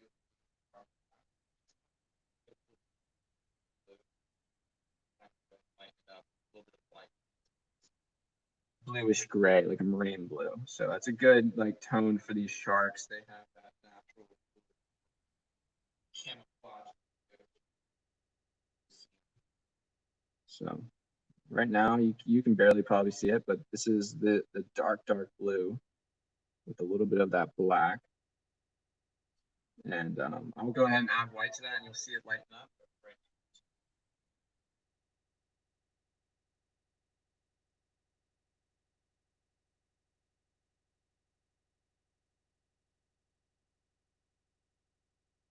Very cool. All right. Go ahead and add some more of that blue up in here. Pretty much filling this body.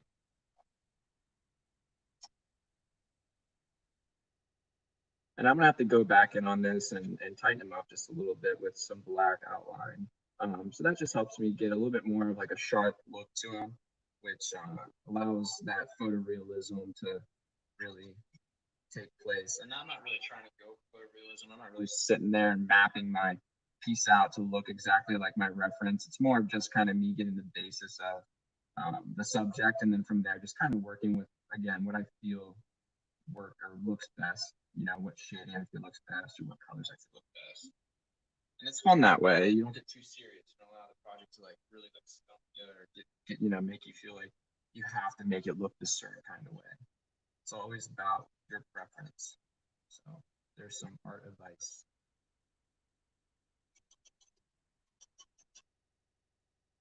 All right, so now I'm gonna go ahead and add that white in like I was talking about. Look at that nice to the top here. And this is going to be fun because this is where just like the layers come in. This is where a lot of shading comes into play, where I'm just kind of taking shape of my subject, or like filling in the dimension. You'll start to see a lot more dimension perspective come from it when I start to add more layers. The layers are crucial. More layers, more saturated, makes it just look a little bit more real, a little bit more realistic, or just like filled, I guess you could say. When things look filled and they're not really kind of like scattered, like you can see right here, all this like space. You know, if I just left it like that, oh whoa. But when you fill it and you keep on filling that space, even when like I water my brush right then, it loosens the paint and you really get a nice clean saturation. And again, I can help with that realistic look you're trying to get there.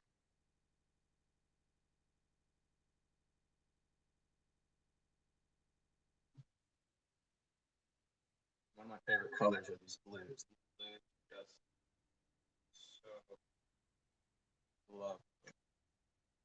I'm a fan, and you can probably tell by the color choice of most of my work.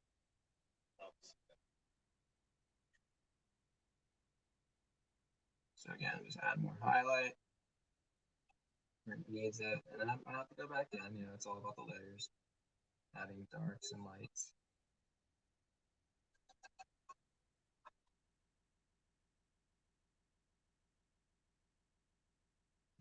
This back here is going to be really dark, but I'll go ahead and just water my brush and kind of just fill this extra space in.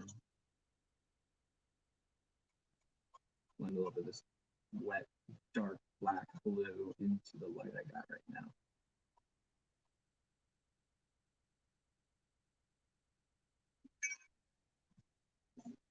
All right, hopefully it's not looking too blurry for you guys.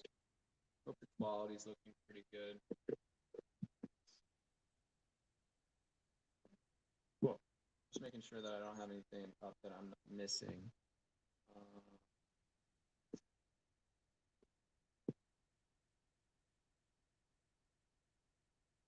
Oh, I do have some questions coming over. I guess I wasn't able to see them exactly on my feed like I thought, but I do have some questions coming over. And Adonna.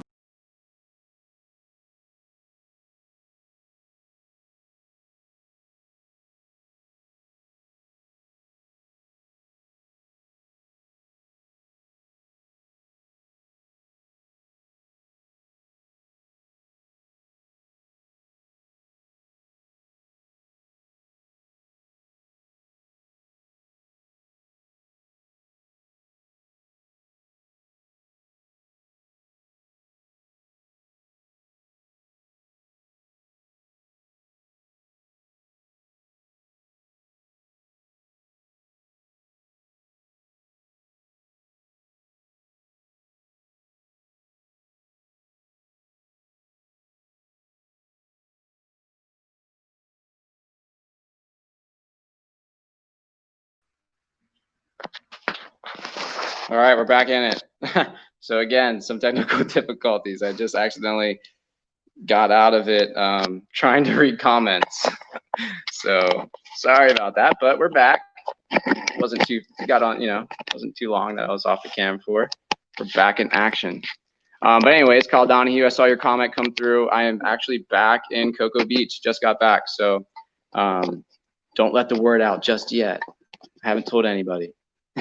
I'm just kind of playing it low right now. I got some murals that I'll be working on as I get back into town, or as get back into this week. Sorry. So yeah, I'm starting this week, and then the next couple of months I'll be working on murals. But I'll be in the back, just kind of working on production and whatnot, and doing some smaller scaled pieces in the meantime. But yeah, man, I appreciate you tuning in, and I'll keep you posted with those shirts that you were talking about, because I know that you're looking for those as well. I'll have those ready for you soon. So I'm getting back onto my shark, getting back onto this guy.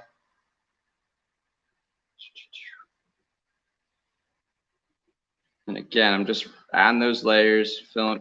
Oh no. All right, my camera situation is slacking on me.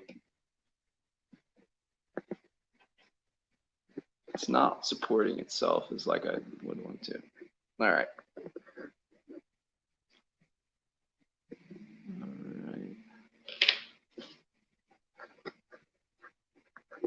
I think I'm still good.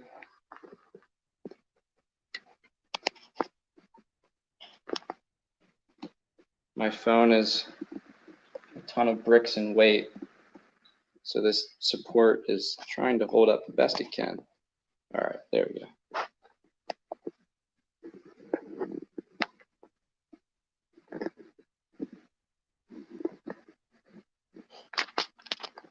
All right, and we're back.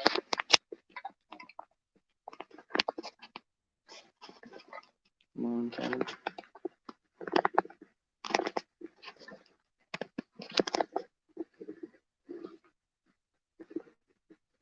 Sorry, guys. Just want to get it in a right position so that it doesn't do this again.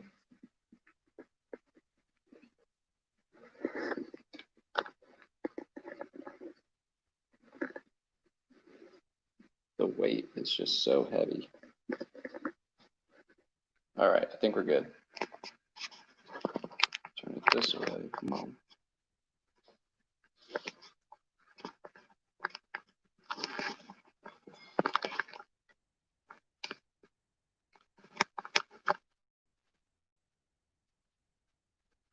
All right, so hopefully it stays. I got it lodged in there, so I'm trying to figure out a good mount to use for these classes. And I had one, but then the part that adjusts it and made it tight to the table kind of fell off. So now it's what I'm working with. All right, guys, we're back in action. Hopefully I can keep this up hopefully there's no more difficulties and we can make it through this class. All right. So I'm back in the works. Again, I'm just using this 12 by 12 gesso board. So it's wood. And I prepped it black, and then I'm overlaying right now, just in a couple steps. Just did the outline and then put in some blues and filling in the body of this hammerhead. So I'm back with my small brush. I'm just going to be adding some highlights where they're really prominent, where I can really see them. And this just kind of gives me an idea, like, all right, this is where a highlight is, this is where a highlight is. Keep this, region pretty lit, and then everything else from that, I know that I'm either going to be blending into or it's going to be pretty dark. So I've got some highlights on there. Got a highlight going down the back of his tail. This is actually going to be highlighted coming around the top here.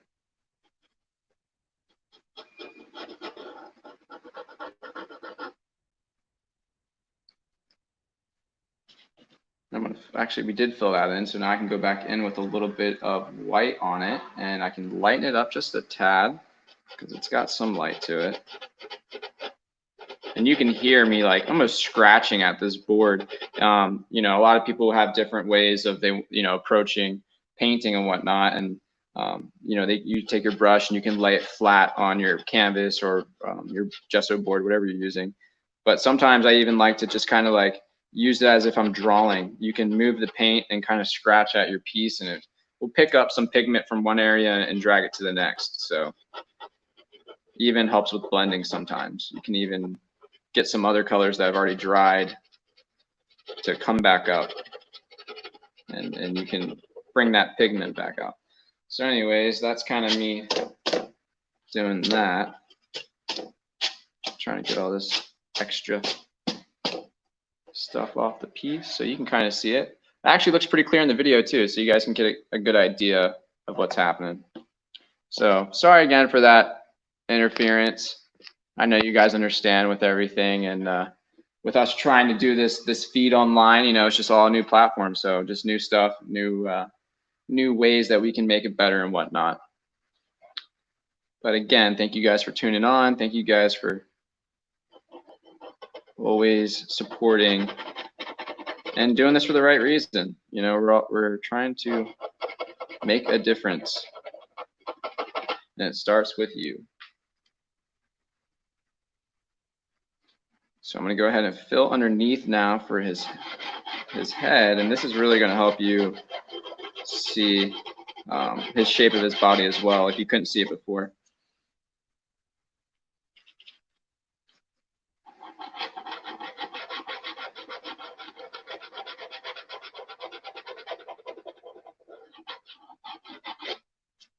So again, it sounds like I'm almost scratching at it, but just a nice way of laying down paint and, again, being able to really fill in spots and pick up other pigment from other areas.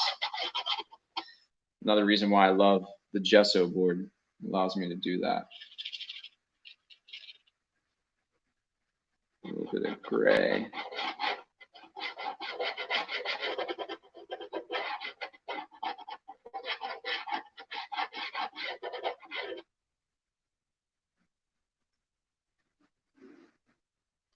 I'm going to tighten some stuff up. Go ahead and bring in this back fin a little bit. Now you won't be able to see that too much because this is going to be black on black. It's one way that it helps me, kind of be able to fix things if I need to, doing the prepped black. It allows me to kind of just like I said, tighten things up. I can get a nice outline without, you truly being able to see that outline. Yeah, it allows me to just kind of have like a natural flow, and I can kind of really piece things where I'd like it to be. Look at that. Got a little bit of white smeared, but we can make it work. It's okay. Let's see if I can brush it off with some water.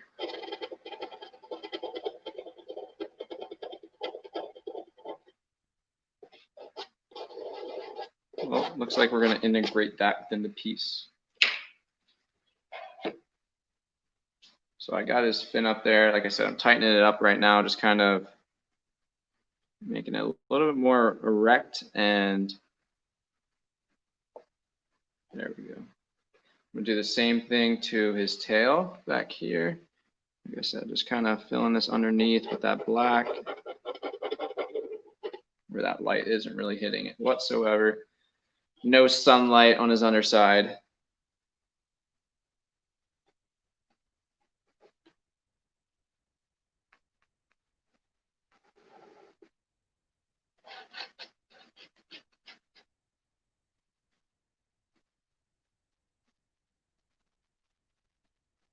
I'm gonna go back into here a little bit. Start to form his mouth.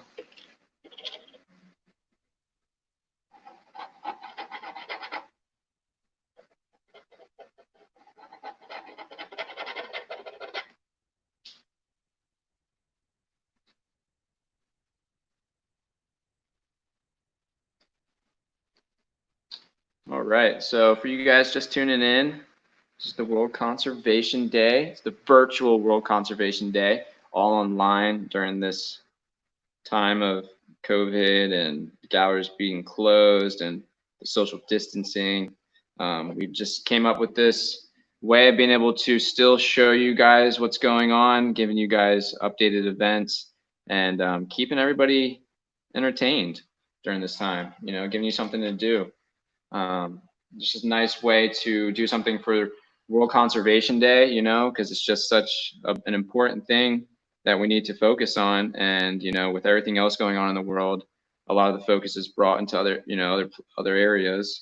So, you know, obviously World Conservation Day probably didn't get the highlight that it needed, but, you know, everything's coming together, and I believe that we can all do our part and we can all make a difference. So thank you guys that took the time out of your day to come on here and to learn a little bit and understand that what you can do different to help make it a cleaner environment and help make it a cleaner planet for us and our future generations. Truly means a lot. I appreciate you. I know that other people appreciate you, and I appreciate you. If you're a person out there cleaning up the beaches, if you're somebody out there making a difference, I appreciate you, and I thank you. I try to get out there as much as I can.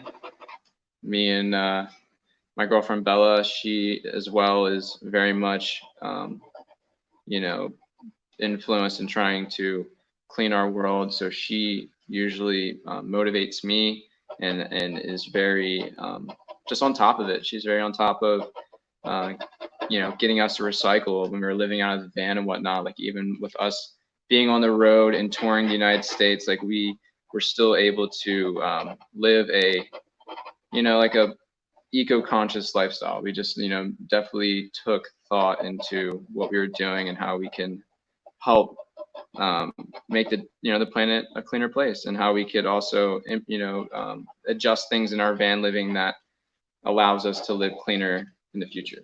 So, you know, there's a lot of little things that we can do personally in our everyday lives to make a difference. So just recognize that, you know, it starts with you. So if you guys are new to Trent Art Gallery, if you guys have just kind of figured us out by this event, thank you so much for coming on and checking it out. We are a family-owned gallery. I'm the artist. My name's Cole. My brother is the operations manager. He, as well as part owner, and he's the brains and the business behind everything. Kid, I shouldn't say kid because he's older than me, but man, he knows what he's doing. And we're both young, so I like to say that we're kids. But he's done so much for like the back end of my business in the sense of just like marketing and whatnot, and it's truly helped me, you know, get to where I am. So it takes a team effort, just like it takes a team effort to clean the world. It takes a team effort to, you know, help show people what my work can do for them in multiple different aspects. So it's awesome being able to say that we can do that. And all the testimonies and stuff of people coming back and just telling me, how much my work has made a difference in their lives, whether it be them seeing it in hospitals or, and, I'm actually partnered up with the Sea Turtle Preservation Society, and they are actually affiliated with this event as well. So thank you to them for coming on board and helping us out. But they have my artwork in their locations on shirts and stuff. So just like a team of networking, just trying to help, make a difference. So that's what it's about. It's about all of us coming together. And thank you again to Sea Turtle Preservation for doing what you do, and everybody involved. You guys are the light workers. Thank you guys.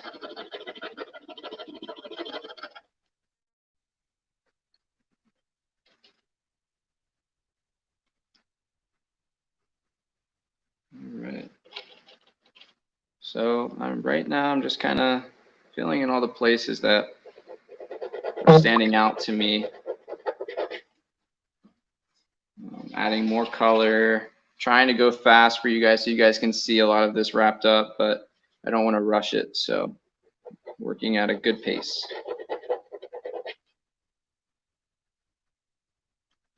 Let's see if I have any more chat, any more conversations that came up. All right, looks like we are still good.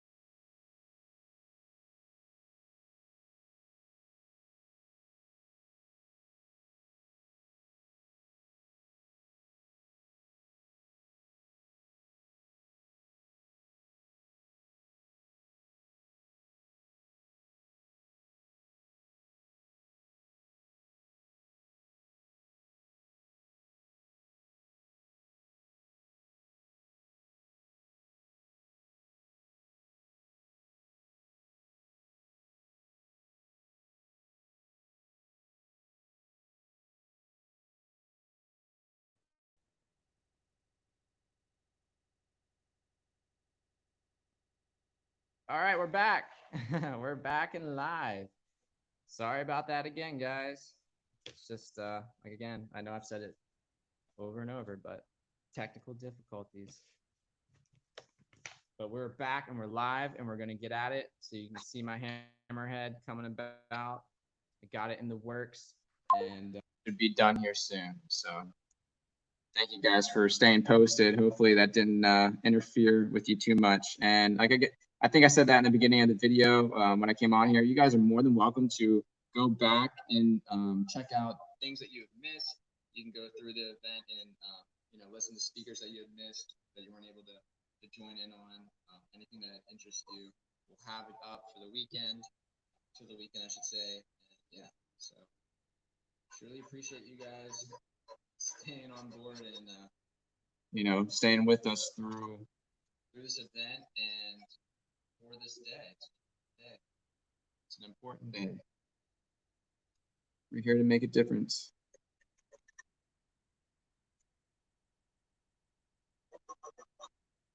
Put his fins down here soon. Oh, I'm getting feedback that my phone is in the wrong orientation. All right. 1 second.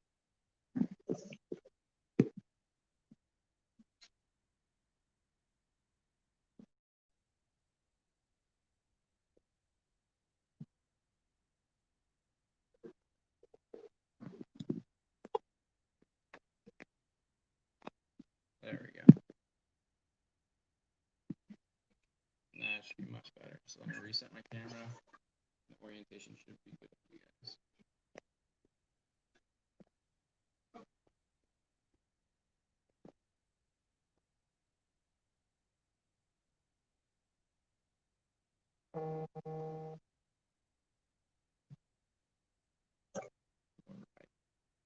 I got the okay that we're good. So now let me just go ahead. Stay. Be all right.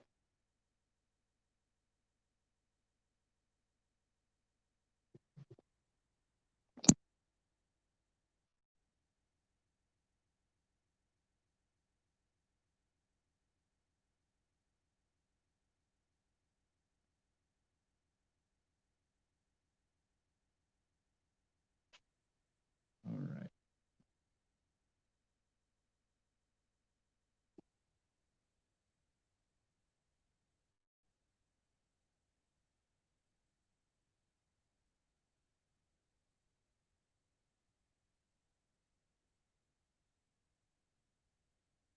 I think that should do it.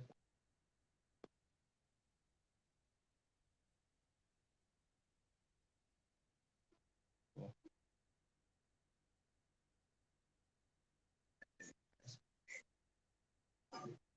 So I'm gonna go ahead and fill into the bottom of his fins now. I'm gonna get that done situated real quick.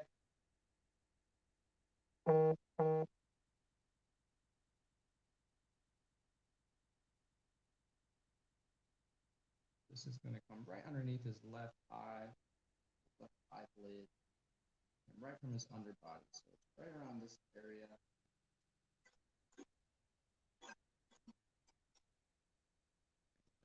A little bit down here.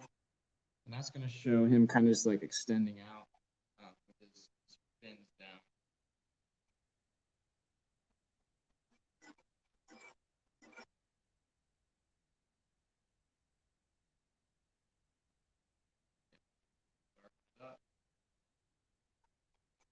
Only the top portion of his body is going to be getting that highlight.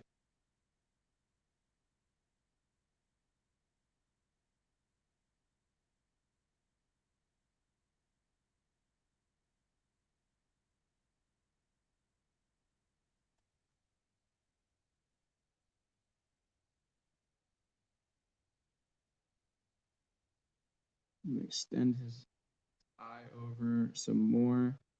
A bit more over in this region. Outside over here. Give it some highlight so you guys can see it. Outside.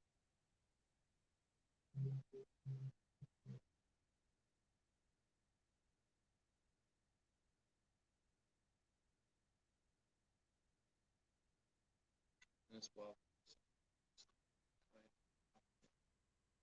These little eyeballs that are on the outside of our hammerhead shark really kind of showing his character.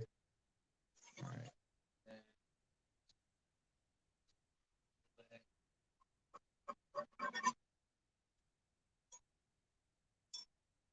So his body's really coming to shape. I'm really loving How it's coming out. I do need to do some work to his back. I want to make him look a little bit more strong, a little broader.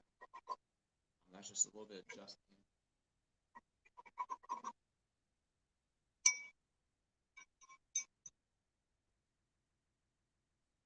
Blending.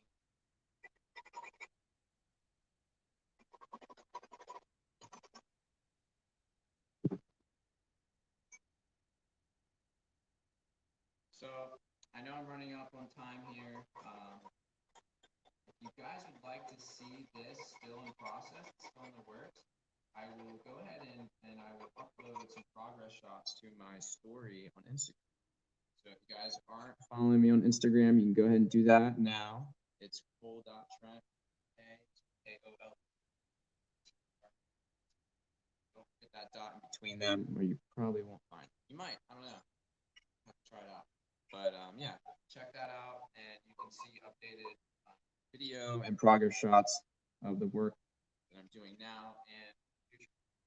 Thank you guys again for staying posted and getting through this video with me.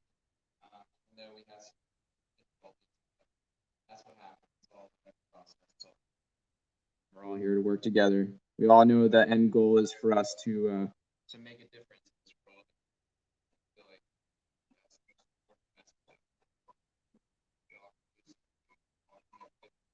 We can all stand up and speak our voice to other people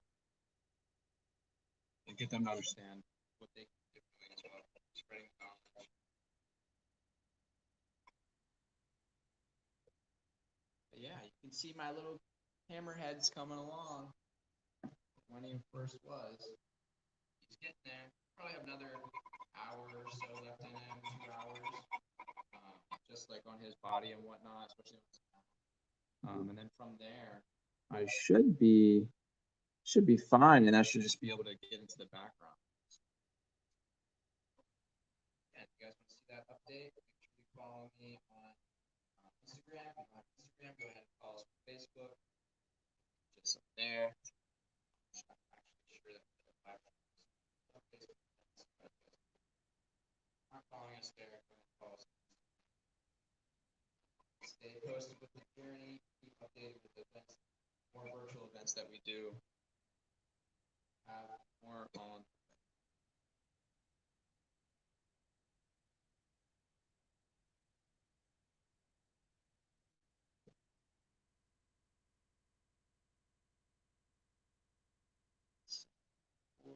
Four 50, 10 minutes.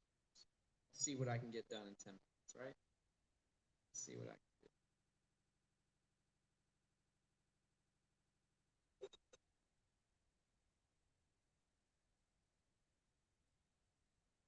So this eye, we're going to cut underneath of it with some black. Just drop it.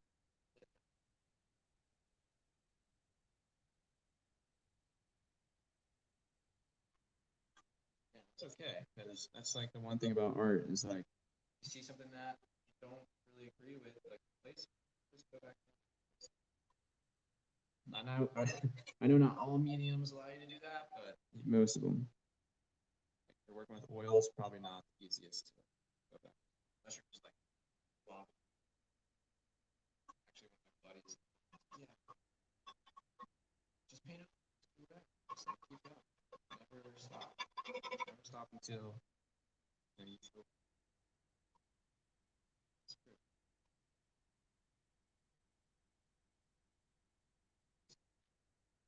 Like that. That into your life. Always just Never give up.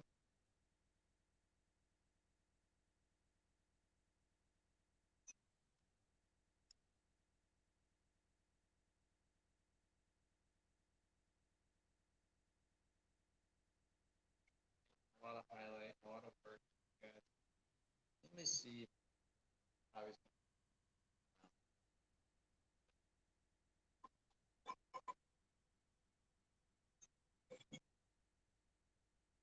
I really am liking the shape of it. What do you guys think this is?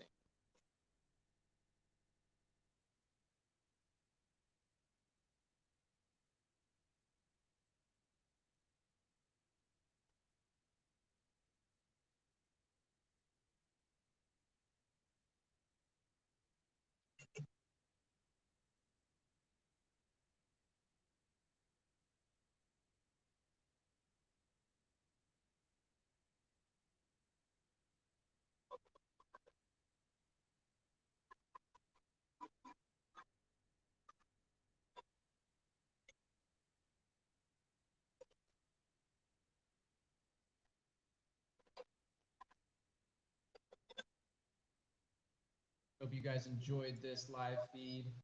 I only got a couple minutes left. Again, if you have any questions, feel free to ask. Even if you have questions when you're going back through the video and you maybe like just had a question on how I did something, or, you know, whatever it is, you feel free to just to go ahead and shoot me a private message or a DM. I'm more than happy to help you guys with whatever. It's all about teaching all this whatever we can. Just try to keep learning, keep progressing, and I'm definitely here. Feel free to ask. I'm pretty good with replying back to my messages. So if I'm not responding like right away, give it a day or two. Sometimes I get pretty busy, but I most likely get back to you.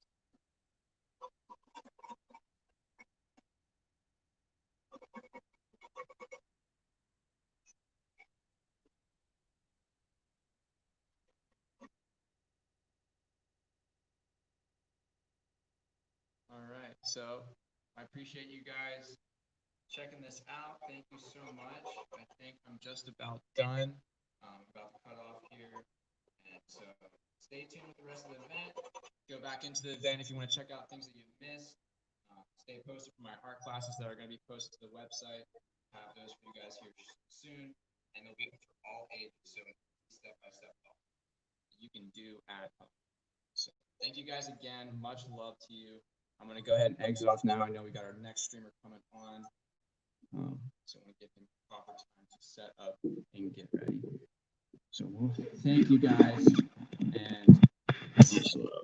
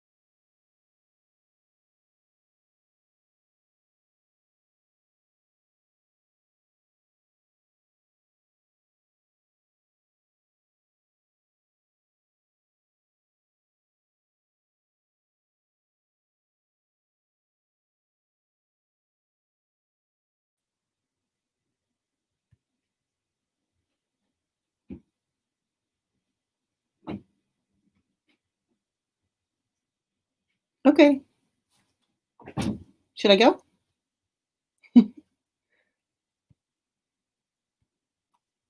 All right. Hey, everyone. Happy World Conservation Day. Thank you, Kyle, and everybody at Trent Studio for having this great event, for inviting MRC to be part of it. I'm really happy to be here. I'm going to talk about something that we all know and love, and that is the water that we in Florida especially enjoy. I know I love the water, and I'm sure a lot of you do as well. So I have a presentation I'd like to pull up. If we can go ahead and get that started. So we're really truly blessed to live on this beautiful blue planet of water. And I'm sure a lot of you feel the same way. We have so many opportunities to play here in Florida and everywhere. I get out on the water, fishing, surfing, paddling, sailing, boating, swimming, just enjoying the view, doing some bird watching, or what have you, standing on a dock somewhere, enjoying the beautiful pastoral colors and the beautiful creatures of our waterways. And, you know, we love water, and so do millions of people who visit our state every year. But imagine if, or maybe you've experienced this firsthand, going to your favorite fishing spot or your favorite beach and finding this on the sand, hundreds of ocean creatures washed up, dead, rotting, stinking, sea turtles, rays, sharks, everything, all those beautiful creatures. It's a horrible, horrible sight, and it's a smell that reaches the noses of people well inland. Unfortunately, this horrible scene is happening in Florida and all over the world. More and more fish kills are becoming common. And this is because we're living on the land in a way that's not sustainable, and it's killing our waterways. My name is Lisa Soto. I'm the executive director of the Marine Resources Council. We are a nonprofit whose mission is to protect our coastal waters for the enjoyment of our community. I talk to a lot of people in my job, and many of them are concerned, rightfully, about our water quality. Some of them think that because they live inland, they really don't contribute to the problem, and there's nothing they can do about it. Others seem to think that the problem is just too big for any one person to tackle, and they don't know what they can possibly do. So I'm here today to report that regardless of where you live and what you do, you can make a difference in protecting our water quality here in Florida and all over the country. First of all, we are all connected to the coast. You can see from this map that no matter where you live in the state of Florida, there's a water body near you that is draining the state into the coastal areas. And in the bigger picture, this is the case in our country and in the world. The inland areas are drained to the coast. So through these creeks and rivers, and in our case through the canals, or even through groundwater, the aquifers, the rain that falls from the sky eventually leads to the ocean, carrying with it the pollutants that we leave behind. So I bet each one of you has a stream or canal near your house. You can go to Google Maps and find it, and then you can see where that stream is, see how your house is connected to that stream, and then it flows into a river, which flows into a bigger river, which will eventually get to the ocean. So no matter where you are, you can do something in your piece of land that will have an impact on water quality in a positive way. So I encourage you, and I'm going to give you a lot of good ideas of what you can do. So not only are we spiritually connected to our coast, but we're also literally, physically connected to our coast through these riverine veins. And it's because of our coastal connection that pollutants are accumulating on the coast with really catastrophic results. Because once they get there, what they're reaching are these estuaries, which are some of the most biologically sensitive places on Earth. These places where rivers connect to the sea. Those are the most productive and biologically sensitive places. They're very diverse. They provide all of our seafood, an abundance of food, shrimp, oysters, clams, scallops, fish. It makes me hungry just thinking about it. But they're also, they're very rich in species, very, very biodiverse, have a lot of animal and plant life. But they're also some of the most endangered places because we're destroying them with overpopulation, development, and pollution. Blindly and unintentionally, we're killing our golden goose. So before I go any further, I just want to clarify something. When I talk about the word pollution in this presentation, you may get ideas of industry stacks spewing black smoke or green sludge coming from pipes. That kind of pollution is called point source pollution, and most of that has actually been reduced thanks to the hard work of our U.S. Environmental Protection Agency and the passing of the Clean Water Act. So a lot of these point sources have been dealt with. And the worst pollution right now is what they call non-point source pollution. Non-point source pollution comes from really the aggregate source of all of us in our yards and on, in our work and on our streets, contributing to one big sludge of pollution. It drains off of our yards, down our streets, and it comes from, each one of us. So one person is contributing to a massive amount of pollution, as each one of those individuals, is doing a little bit. So each one of us has to change what we're doing in order to have the largest impact on the entire footprint. Speaking of footprints, you've heard talk about pollution footprints. You've probably heard of a carbon footprint being the amount of carbon dioxide that we're contributing to the atmosphere through our regular activities. We also have a nutrient footprint. And the nutrients I'm talking about are nitrogen and phosphorus. These are things that you've probably heard about that are in our diet. So nutrients are the food we eat, build tissues and promote growth, and they keep us healthy. But if we eat too much, we start to have problems, just like everything else. Too much of a good thing turns into a bad thing. So these nutrients that are in our body that can cause us to be healthy or unhealthy, are also too many nutrients are hitting the coast, causing our coastal waters to become too unhealthy. And I'll tell you why. Nutrients feed everything. So they feed us. Plants need them to survive, and algae needs nutrients. So all these nutrients travel down. What? Oh, just hung up on them.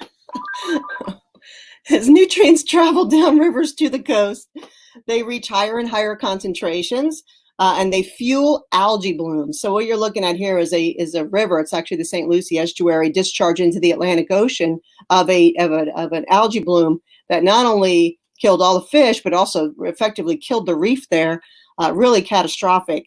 So these algae blooms are billions and billions and billions of single-celled organisms fill the water column, changing the color of the water, blocking light and blocking light from reaching the bottom, which is important for seagrasses. So this is happening. It's happening here on the east coast of Florida in their Indian River Lagoon. It's happening on the west coast of Florida with the red tide. It's really happening everywhere in the world, from the Great Lakes to the Mississippi, the Gulf of Mexico, the Pacific Ocean, from local ponds to our estuaries. Rivers are carrying nutrients to our coastal waters and fueling excessive algal blooms. And that's what's happened here in the Indian River Lagoon coastal estuary. The lagoon is massive. It covers about a third of Florida's east coast. It was once highly, highly productive, supported a $100 million fishing industry, the most biodiverse estuary in the United States, meaning it had more species than anywhere else in the country. Rare and amazing creatures lived in it. Anglers from all over the world came to fish the lagoon to achieve the ultimate triple crown catch of a redfish, a snook, and a sea trout. It's a really special, special place on the planet, and it's really very special to our community. But the lagoon is in bad shape, suffering from the impacts of explosive population growth. That's really been the story of Florida for my entire life. People have been moving to Florida at a rate of 1,000 people a day, which is almost 500,000 people a year. So it doesn't take long to do the math and know you just got way too many people. And most of them, 80%, are living on the coast.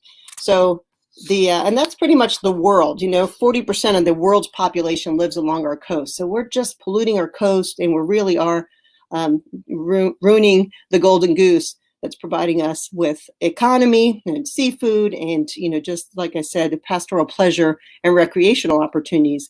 Too many nutrients are taking their toll.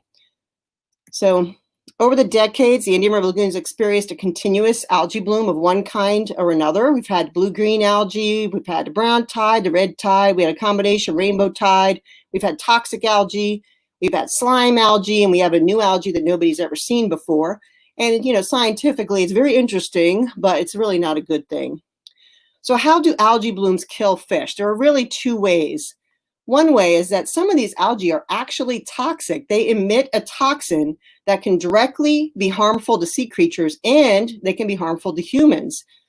So if it's a toxic algae, then it might, for example, red tide, it releases its toxin into the air, where if when you live on the coast and it's red tide, your eyes burn, your lungs burn. If you have asthma or you have a lung disease, you can really, really struggle with the toxin that's coming out of the red tide.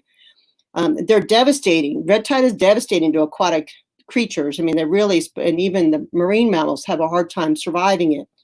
But the more frequently, algae blooms kill fish through suffocation because they take the dissolved oxygen out of the water. Of course, fish need dissolved oxygen. That's what they breathe through their gills.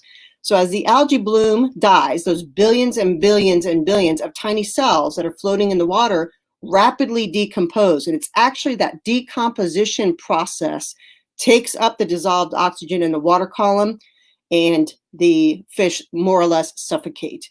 So it'd be like if 90% of the oxygen in the room, and the room that you're in right now, was suddenly gone, you would instantly start to panic because you couldn't fill your lungs with oxygen. And your ability to survive would really be dependent on how close you are to the door, how healthy you are at the time, and how quickly you respond.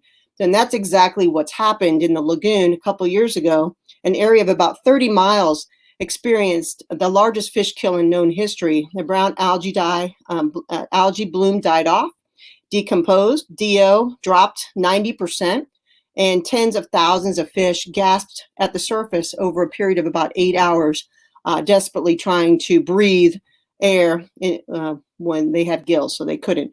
So 100 tons of dead fish died and sank to the bottom, and where they rotted, although I heard the crabs enjoyed it. It was a catastrophe. And this is happening all over the place. The events that I described are not unusual. It's happening all over the world as nutrient concentrations in receiving waters increase exponentially with human population growth. Algal blooms and death spiraling out of control. And this image that you're looking at is actually from the North Sea. Huge algae bloom in the North Sea. So what can we do about it? We hold the power. We have the power of the people. We have the power to change things. We're all connected to the coast through these riverine veins that lead to the ocean. Each pollution footprint has a deep impact, and everything that we do on our little piece of land contributes to the largest source of pollution that's killing our waters. Each one of us has a responsibility to take care of our blue planet. So what can we do? I say we start a landscape revolution, but that's just me. We control the power of the plants that we choose to put in our yards. I know you probably think this is a small thing, but it's really giant, because look at that. Our lawns and the millions of other lawns that blanket suburbia are one of the largest sources of nitrogen to our waterways. One of the largest sources of nutrients to our waterways is what's flowing off of our lawns. Why do we even have lawns? Since the 1950s, the suburban lawn has grown into the largest residential ground cover, covering 45 million acres in the United States alone. As the lawn grew, it invaded our social psyche, communicating status, conformity, good citizenship. Who would have thought a plant could hold so much power? The power of the lawn has been reinforced by the global agrochemical industry that engineered it to need a continuous flow of fertilizer and chemicals to survive. This chemical-dependent suburban lawn is what's killing our waters, or at least it's one of the things. As those chemicals run off the lawn or leach through the ground into the groundwater, they accumulate in the rivers and the streams, and eventually they reach our coasts, and they're concentrating all along the way. I challenge you to unplug the lawn from its IV feed of chemicals. Stop fertilizing the lawn and see what happens. Maybe nothing will happen. Is a bright, perfect monoculture lawn worth biblical fish kills? So, first step, replace your turf grass. You can do this. You can put beautiful plants in. Start with a landscape revolution. Overturn the power of the lawn and give social power to the plants that don't need the chemicals to survive. Native plants like dune daisy, sunshine mimosa, jasmine.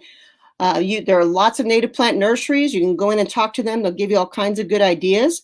We need to communicate status, class, conformity with beautiful gardens and trees instead of an expansive, sterile monoculture turf. So how do we do it? It's 1 yard at a time. It would be a truly grassroots effort. Get it? Grassroots effort. All right, so let's show them how to do it.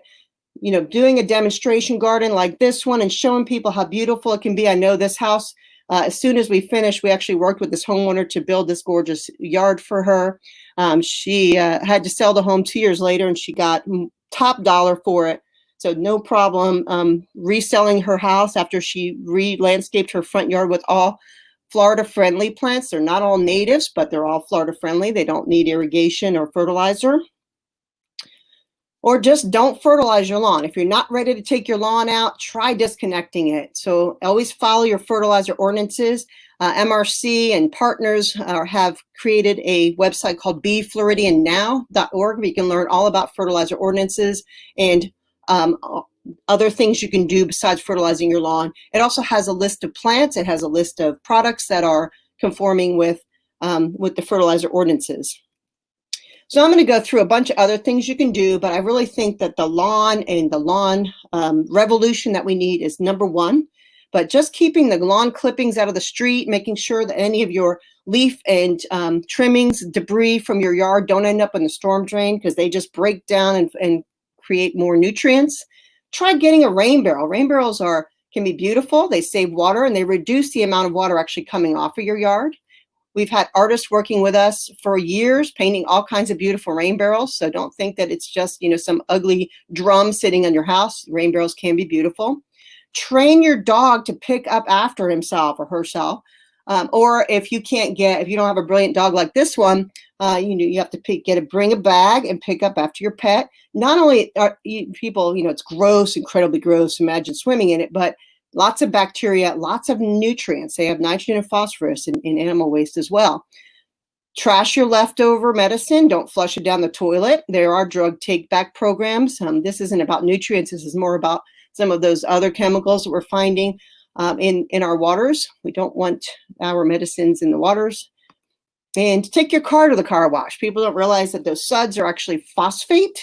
So that's another nutrient. So if you wash your car on the grass, you actually feed your lawn with those sudsy wash water. Or do what I do and take it to the professional car wash, and you don't even have to, they just wash it for you. And my favorite, get active in politics. Find out who your local politicians are, who your state politicians are, and start writing letters and getting engaged in the discussion on water quality. We're fortunate in Florida right now. We just passed a clean water bill this past year. The governor just signed it into law. We were apprehensive about that, and he did it. So we're hopefully moving in a direction of being more responsive to our water quality needs. So get active in politics. Real quick, I'm going to tell you about a project that we started a couple years ago called the Indian River Lagoon Health Update. This project is about really translating science for the community so that it's easy to understand 20 years of water quality data that have been collected by our state agencies.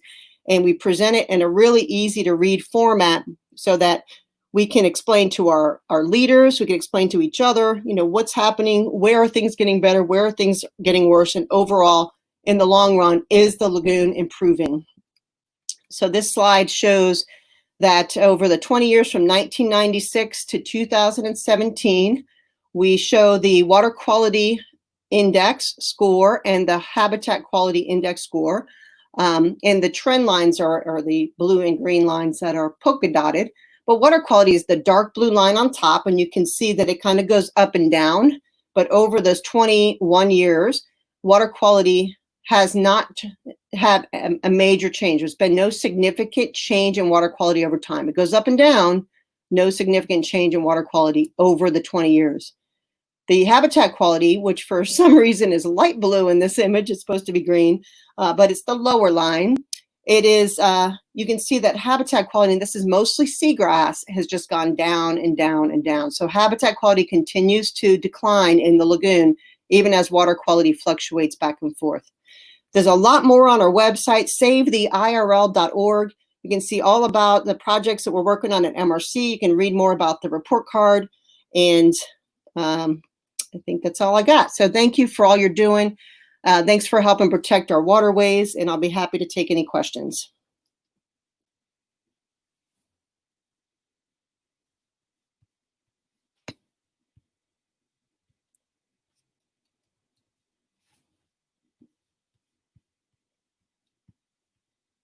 Okay. So I just got a question. What has been your favorite project to work on so far, and which project has had the most impact in your opinion? So my favorite project, gosh, there's so many favorite projects.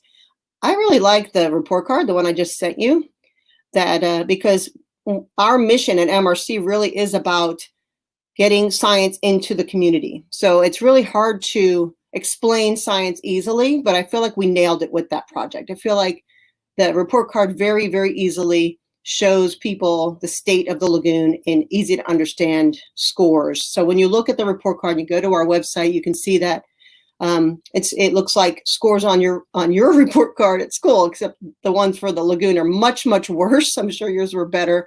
But the lagoon scores, in some areas of the lagoon score was a big 0. So, you never wanted to bring that test home to mom.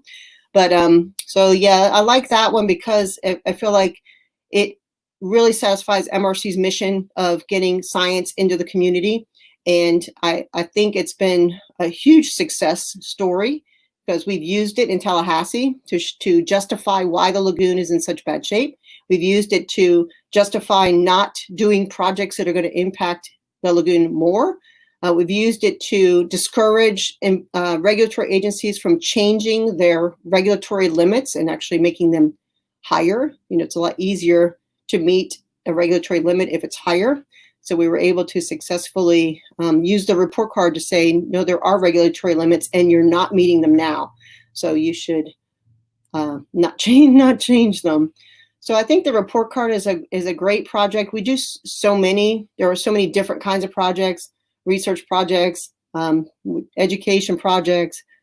And of course, we do a lot of restoration work here at MRC. We've got a mangrove farm.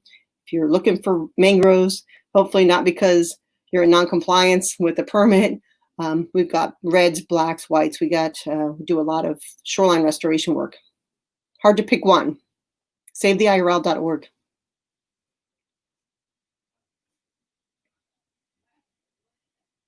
How many mangroves did we just plant at the Cocoa Beach Golf Course? That's a good question.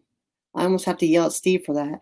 I want to say, I think over 200. I think we just put over 200 mangroves at the Cocoa Beach Golf Course. Probably closer to 300.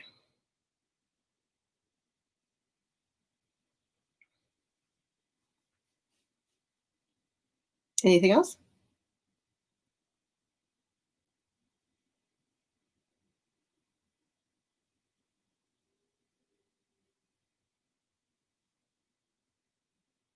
How often do we have the rain barrels? Okay, so the rain barrels, you can get a rain barrel here anytime. You can go to our website, order them off of SaveTheIRL.org.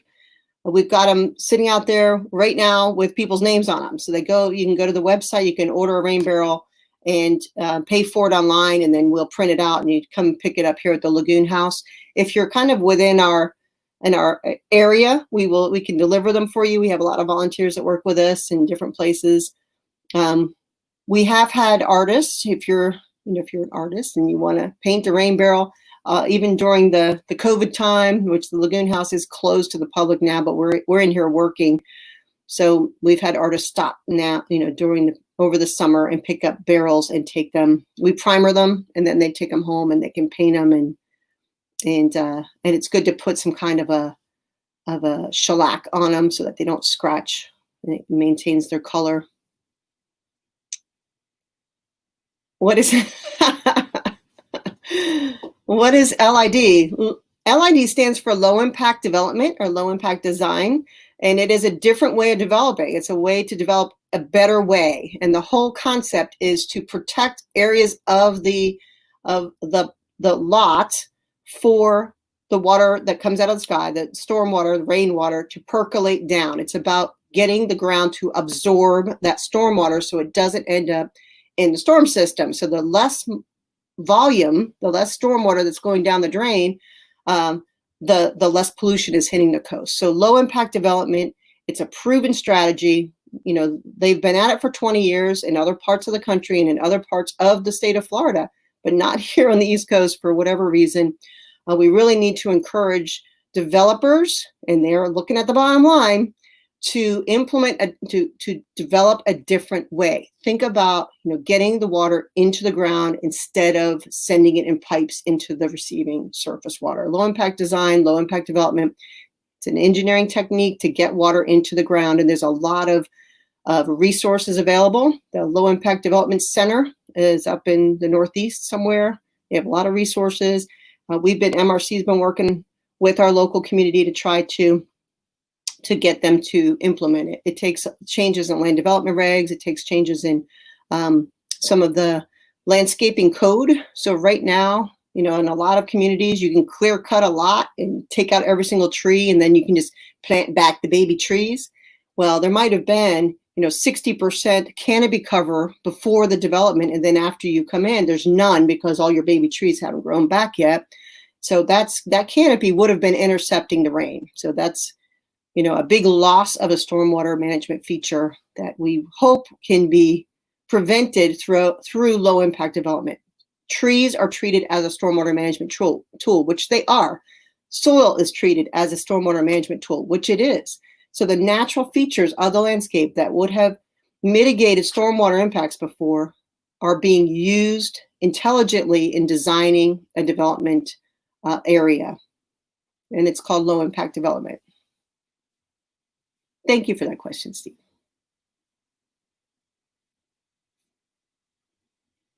All right. Well, I've got all the time in the world, although my margarita's waiting for me. So thank you all again. Thanks for inviting me to be here. And I hope that you enjoy your waterways and take good care of them.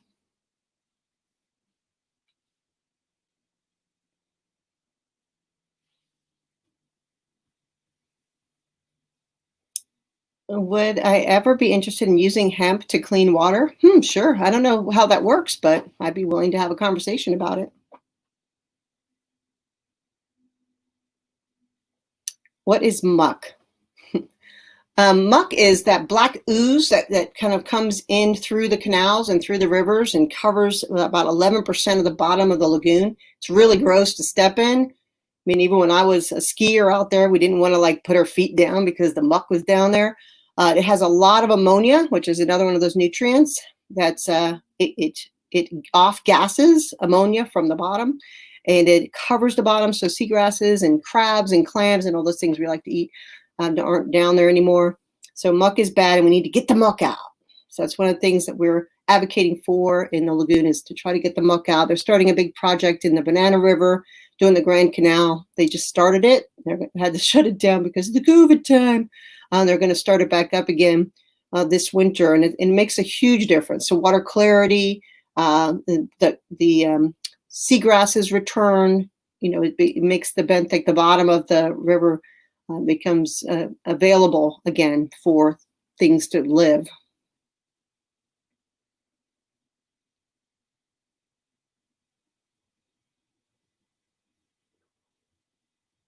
So I encourage you all to go to our website. I mean, there's a lot of information out there. We've got scientific information. We're doing summer camps. So we're finishing our last summer camp this week.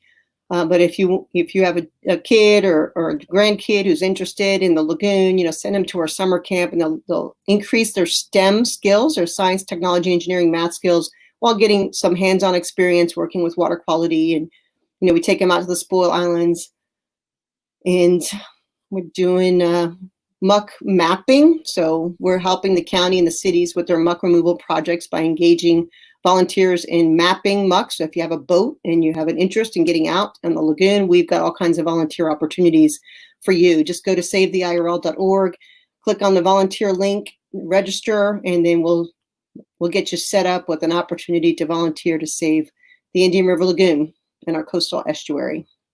Thank you for what you're doing.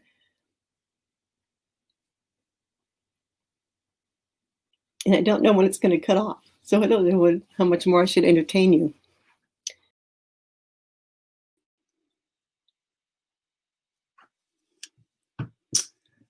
Okay, it looks like I'm live. Hi, my name's David McGuire. Thank you, Kyle and Trent Studios for setting this up, and also Lisa. That was a very fascinating talk about what's going on in Florida. We are across the United States.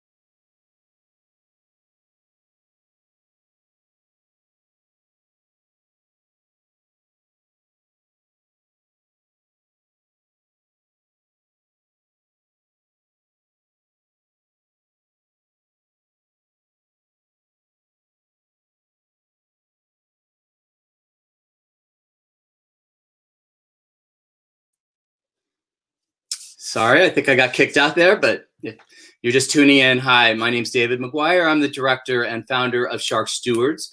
We are a nonprofit based in Berkeley, California, actually. And our mission is to restore the health to the ocean by saving sharks from overfishing and the shark fin trade and protecting critical marine habitat. So today I'll talk about sharks of the Coral Triangle. I'll just share my screen and hit the right button that time and go into my window here and my deck. And I hope that's working. Let me look here. Okay, looks like I'm sharing. So you should be seeing our cover slide, Shark Stewards. And we protect sharks and protect habitat through education like this, through advocacy and applying science and conservation towards policy. We are part of the Earth Island Institute based in Berkeley, and we are an advocacy group trying to influence people. I'm not sure my screen is. I guess that's it. I'm hoping this is working because it looks like it on my screen. So the talk today is about saving sharks in the Coral Triangle. And we do that through ecotourism and sustaining livelihoods and providing alternative livelihoods rather than fishing, through supporting dive services, through supporting research, supporting whale watching, and other adventure-based tourism. So the Coral Triangle is this tiny part of the world here, situated between Australia and continental Southeast Asia. And it encompasses around 2.5 million square miles. This small region has over 75% of all coral reefs. It has over 6,000 species of fish, 3,000 species of fish. It is a center of marine biological diversity, and it's an area of increasing population growth and increasing pressures on the marine environment, but also increasing tourism and solutions towards sustainable marine resource management. So we'll talk a little bit about Malaysia, where some of the sharks and some of the shots I'll be showing with Scuba Zoo, and then Indonesia, and then Timor-Leste down here, where we were working last year with the Association of Marine Tourism and the government. So biodiversity, what is it? It is the profusion of marine life in this region. There are 6 countries in the Coral Triangle, and as I said, 76% of world coral species are there. It has 25% of all species, a huge diversity of sharks, of fish, of marine invertebrates, herbivores, huge fish diversity, weird fish like this frogfish, sea snakes. And all of these species have importance to the economy as well as the local ecology in these island nations. It has 120 million people, and most of those are reliant upon the oceans for their protein. There's also a huge export of seafood to external nations like Vietnam, like China, and even here to the United States. I want to take you a little bit to share a success story in what was known as East Timor. It was occupied East Timor. It became free as a free nation again in 2002, and it's a small, growing nation. I had the opportunity to visit and meet with some scientists and tour operators and dive operators and government, and was really impressed by, one, the incredible diving there. The reefs are insanely rich and diverse, but also the willingness and the excitedness of people wanting to bring people in to see these and to protect these in the long term. So we got involved with the Association of Marine Tourism and suggested we make this a hope spot with Dr. Sylvia Earle. So I'm going to see if I can share this film with you now. Let me stop. Let me go back in and share screen. And I want to come back here and go to my YouTube channel, which is Shark Stewards. And this is a film that we produced with Timor Blue, a nonprofit that we work with there, and Mission Blue with Dr. Sylvia Earle. And this is called Timor-Leste's Blue Hope. I'm Sylvia Earle.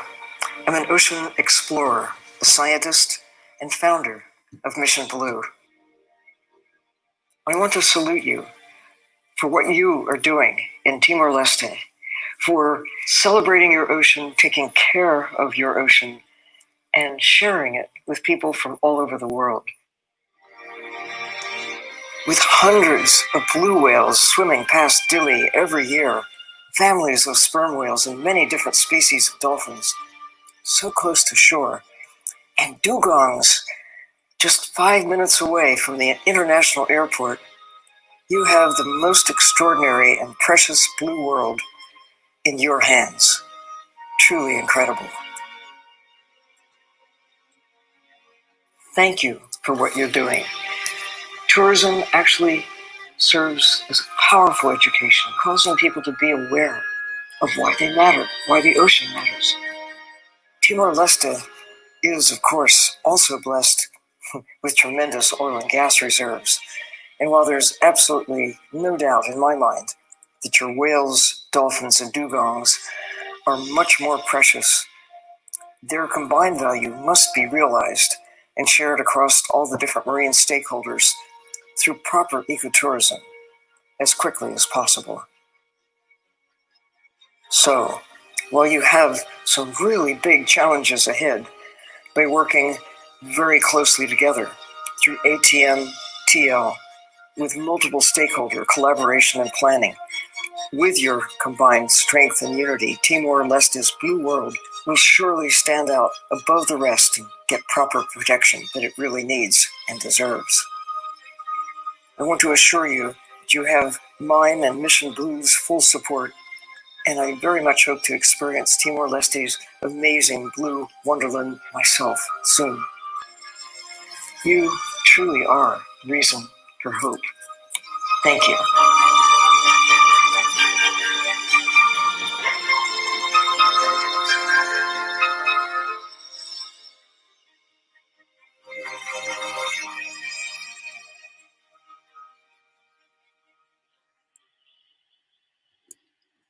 Okay. And that shows some of the beauty if you're just tuning in. Hi, I'm David McGuire. I'm the director and founder of Shark Stewards. And we're talking today about biodiversity in the Coral Triangle.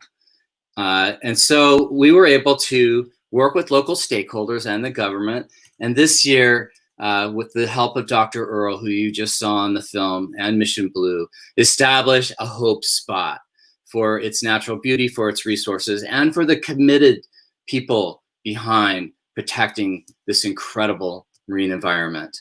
So kudos to the country, and it's an incredibly beautiful place, diverse place, and like many places in the Coral Triangle, increasingly at risk.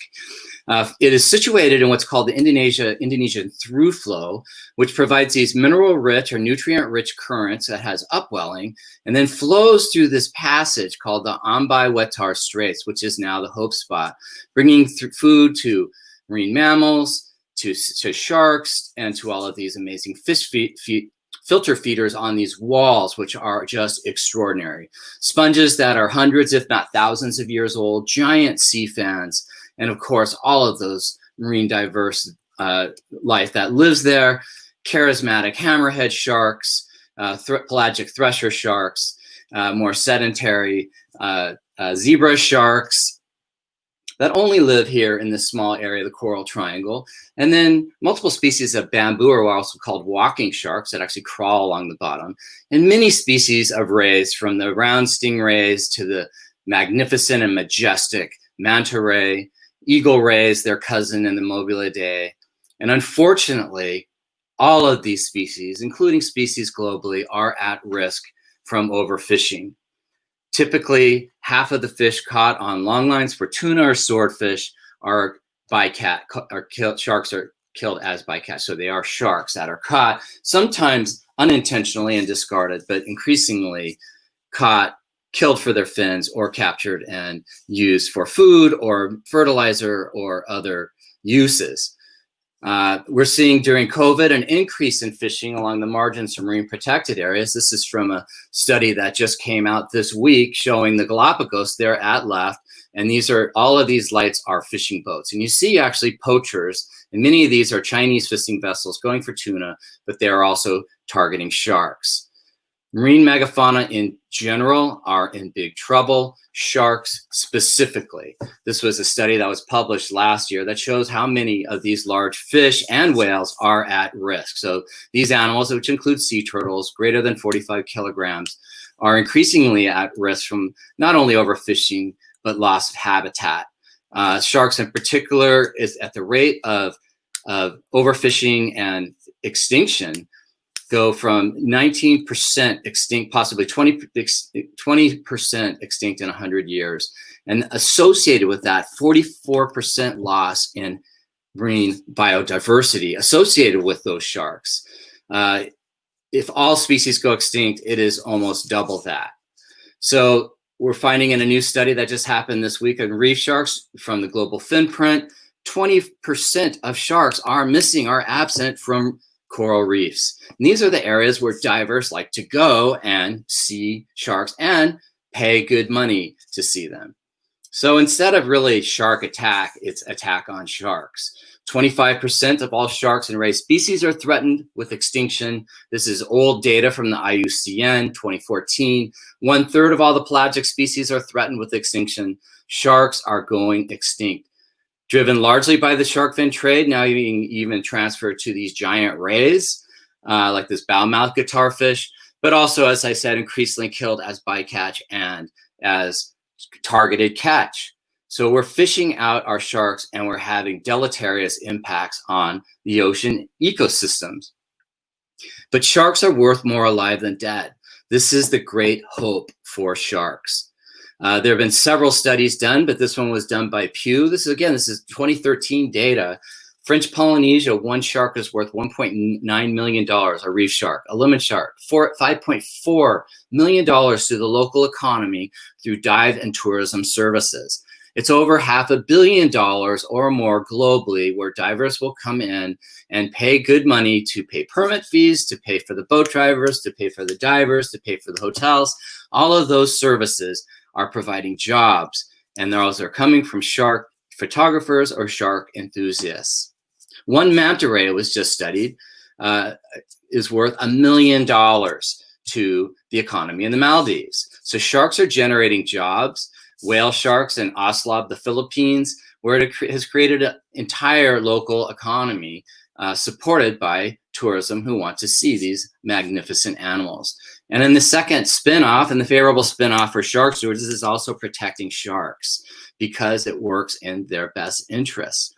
Other tourism like mountain biking, scuba diving, but whale watching, nature adventure-based tourism is benefiting local economies as well. And Timor-Leste in general can increase, almost double their national GDP by supporting these tourism services. And they have the reefs, they have the whales, they have the hope to support that. So Shark Stewards, with our partners Blue Endeavors, a dive nonprofit based in Bellingham, Washington, and Alameda, where Dr. Earl is, we are planning on taking scientists and tourists and filmmakers this fall, and perhaps you can join us, COVID permitting.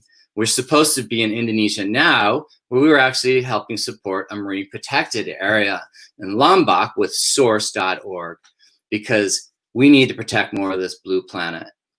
The SDGs, Sustainable Development Goals set by the United Nations was supposed to be 10% by 2020.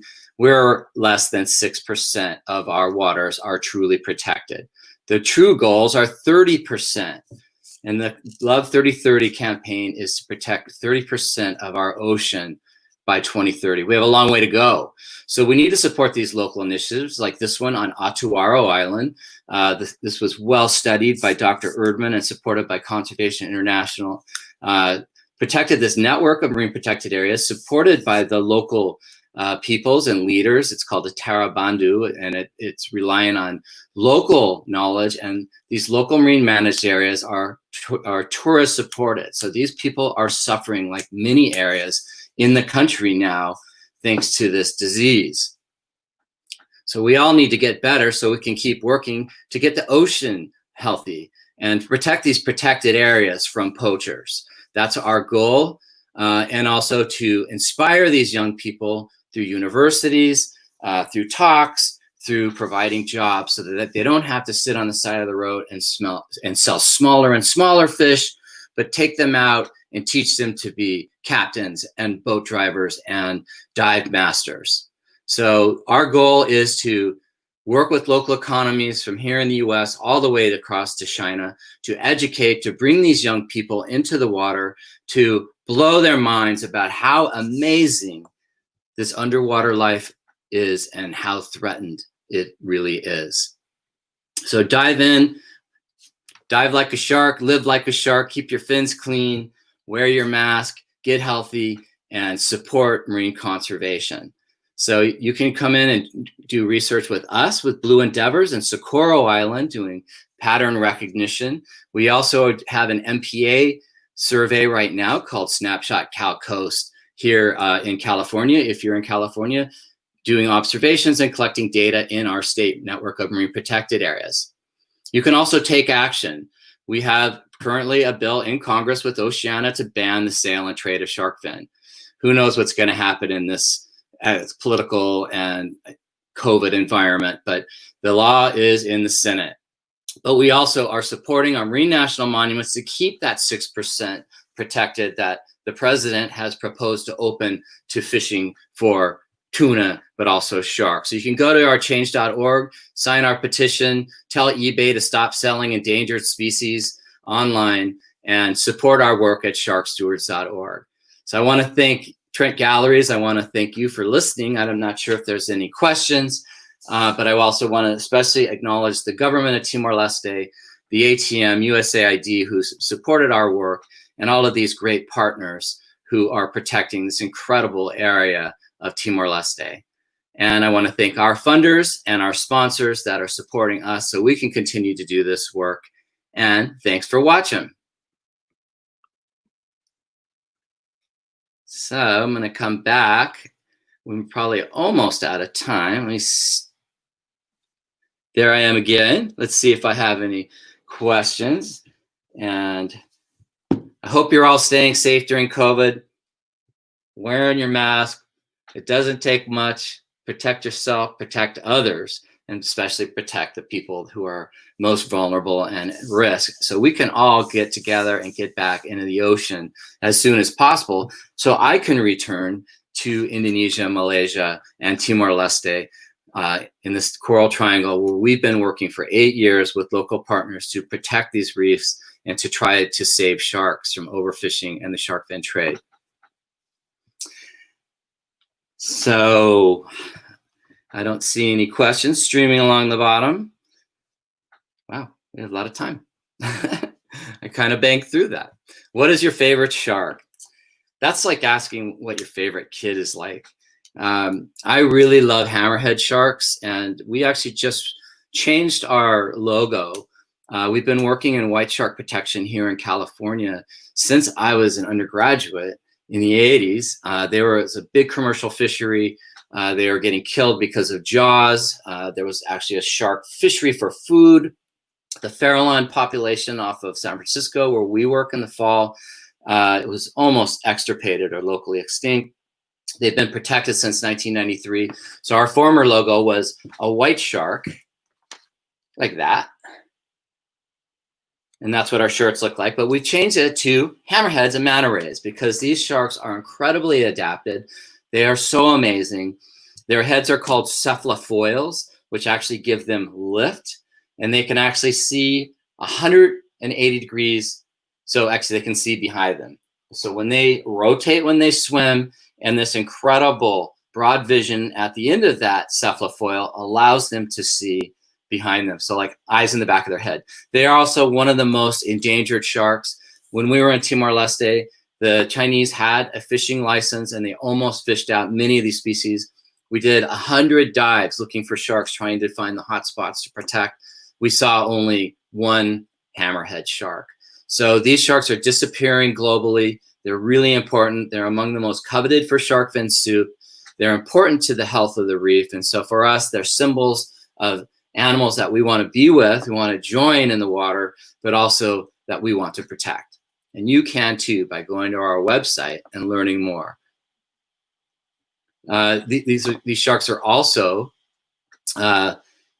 protected under the Convention of International Trade of Endangered Species. That's about, I don't know, 16 or 20 other species now, including the mobula rays. But that means they're already dead. That means the fin's off the shark and it's in a box and it's on a customs manifest and some customs agent has to catch it.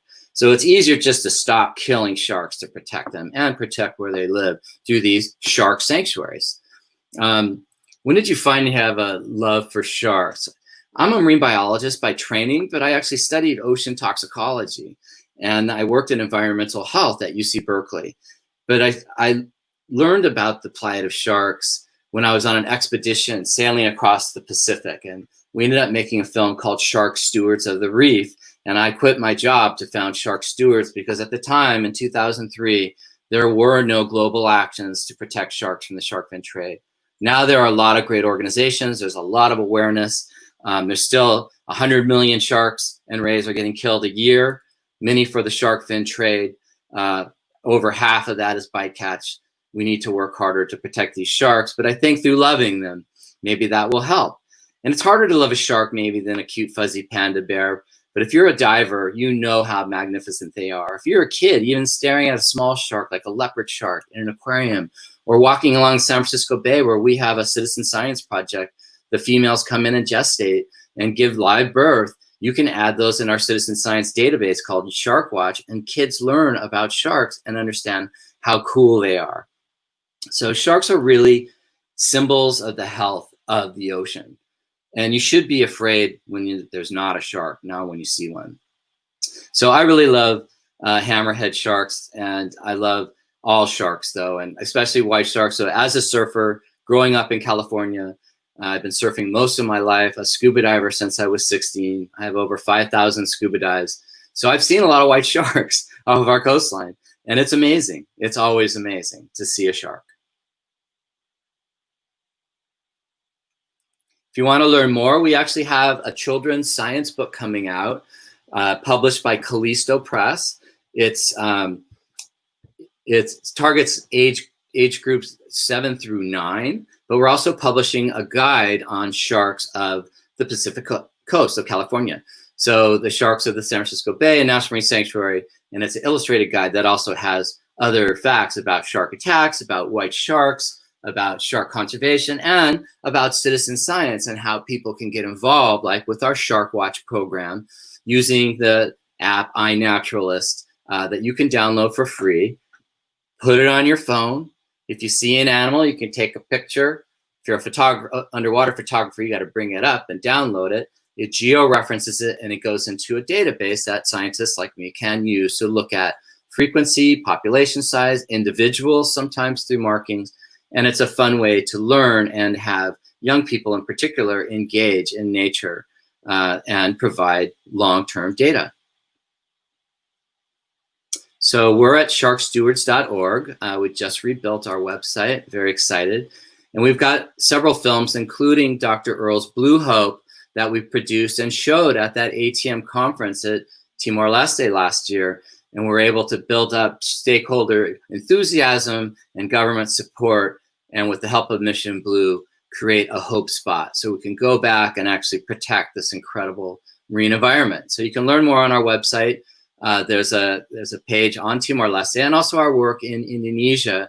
If you're a diver, you can join us, collect data, and through your dollars going to the laboratory, support the livelihoods of the local people we hire to take you out, but also to protect that incredible coral reef.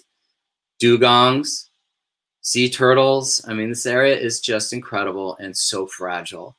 Sharks truly are in peril, and we need to act now, or we're going to lose these species as we live. And it's a sad, sad thing if we lose this animal, this lineage of elasmobranchs or cartilaginous fish that have been around swimming in the oceans for 420 million years. So please, these animals deserve to live, and they play important roles in the ocean ecosystems. They are serving ocean health, which serves human health.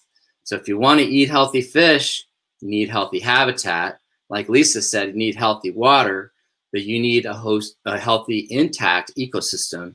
And sharks as apex predators are the stewards of that healthy ocean ecosystem. So join us becoming a shark steward and supporting ocean health. And there are other ways through plastic pollution reduction, driving less. Ocean acidification is one of the major threats to coral reefs, to sharks and other species.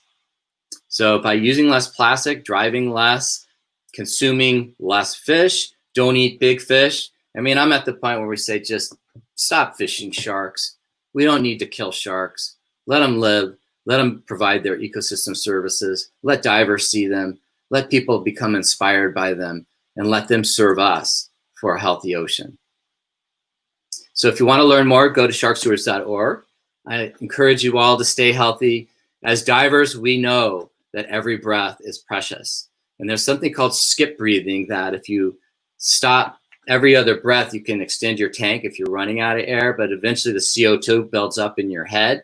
That's what's happening with the planet. We're going to start skip breathing by building up our CO2, but also causing these negative impacts from acidifying the oceans, which is inhibiting coral polyp formation, reef formation, but also even spiny dogfish that are having a hard time finding their prey, it was shown in one study, because of acidification.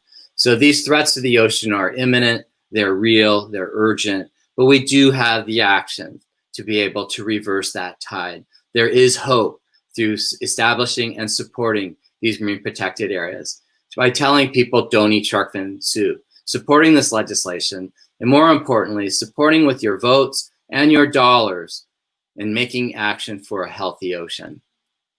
So I want to thank Trent Galleries again for hosting Shark Stewards.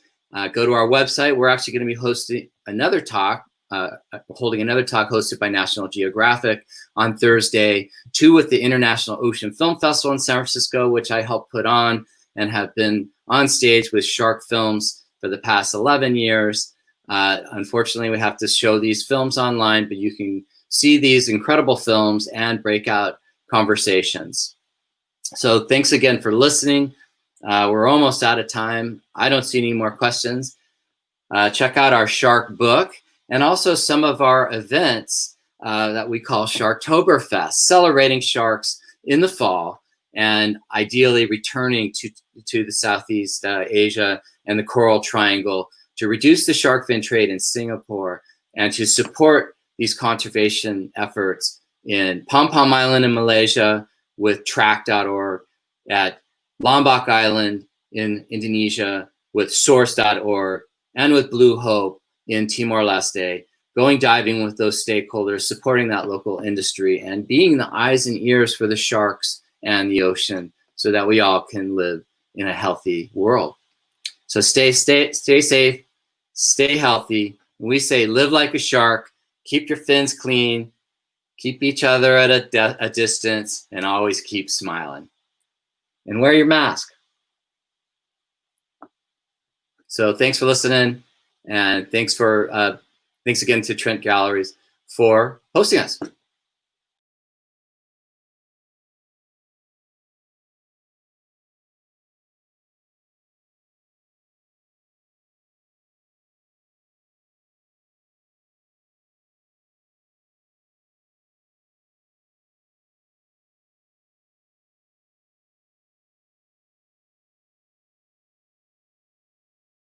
right now. Right now. According to Cowspiracy, which is a documentary on Netflix that you should go and watch, Animal agriculture is responsible for a staggering amount of global destruction. climate change. The entire transportation sector, we're talking cars, buses, trains, boats, airplanes, all of it accounts for 13% of global animal agriculture, 51%. You can reduce your carbon footprint by 50% just by going vegan. Water use. Taking shorter showers is great and everything, but every time you eat a beef hamburger, that's 660 gallons of water. That's 2 months of showers. To put it in other terms, about 5% of US water use is domestic. So like washing your clothes, your dishes, gardening, all that stuff. Animal agriculture accounts for 55% of US water use. 1 to 2 acres of rainforest are cleared every second. That is a huge problem. And animal agriculture accounts for 91% of Amazon destruction. And 110 animal and insect species are lost every single day because of rainforest destruction. So that was a lot of facts. But the bottom line, the best thing you can do for the planet is just to go vegan. Go to pedo.org/vegan to take the pledge and learn how easy it is to make the compassionate switch. And use the hashtag 30 days of vegan to join the conversation. We'll be back tomorrow with another vegan video. In the meantime, go watch Cowspiracy. Just go. Go do it.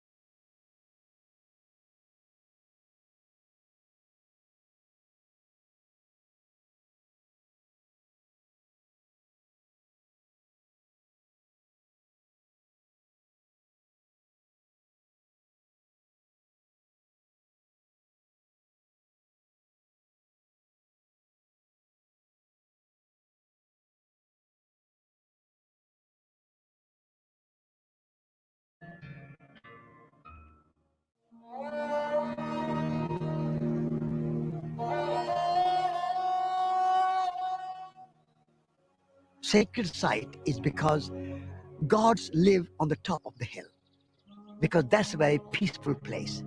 No consumerism there, no shops there, no shopping malls there. So you are leaving the world behind you to reach a place of total calm and total peace. All peoples have origin stories and creation stories in which we're given a path, and we often bumble around on it, but we usually find our way, and there's divine intervention at many times in our people's histories. And in that divine intervention, there is also often a place where we are instructed to go to find something, to clarify our path, to be healed, to know our direction, to get our food, to be instructed. And those are our sacred places. There is this great hunger in Euro-American societies for intimacy. When you're in the landscapes that are defined by traditional people, there's intimacy of every sort. How did they get that? Or more importantly, what are they doing now to lose that? With intimacy comes strength. And people who feel their own dignity and a sense of self-worth can accomplish anything. In fact, the whole earth is sacred. It's your mother all together, and I don't care where you are. There's no place that's not special. And we use the word sacred. That's not an Indian word. That comes from Europe. It comes from your churches. We have our own ways, and we have our own ways to say things. The way we use it is a place to be respected.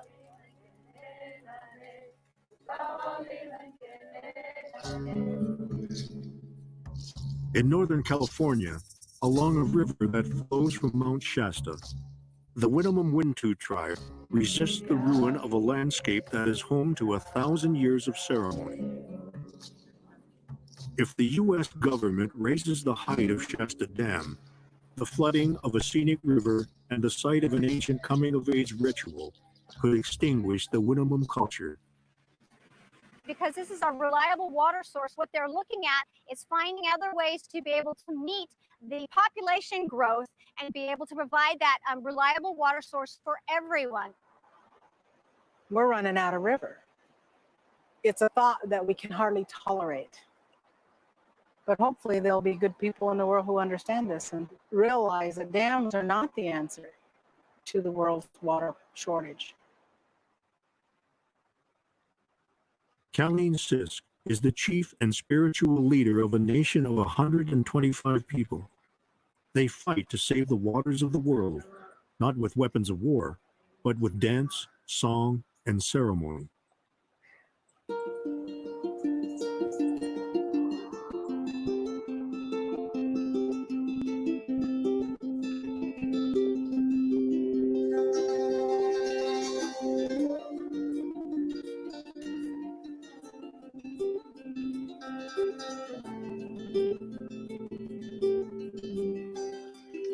We believe that this spring is so sacred.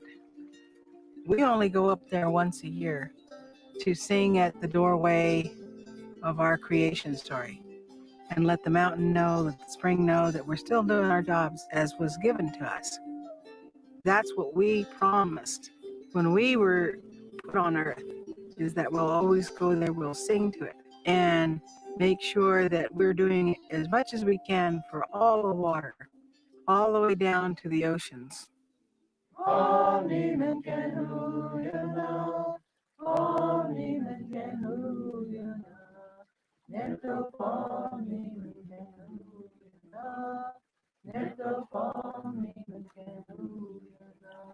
It's hard for a person to realize about being out in a pristine, sensitive area when they grow up and all they have is sidewalks. They don't understand that this is where their water comes from. They turn their tap on and they get water. But they don't realize that all of the upper watershed is where that water comes from. no Trenton, no Trenton, away, away, away, away, no Trenton, no Trenton, away, away, away, away, no Trenton, no Trenton, away, away, away, away, no Trenton, no Trenton, away, away, away, away. Oh. People can live without oil, they can live without gold, but nothing can live without water.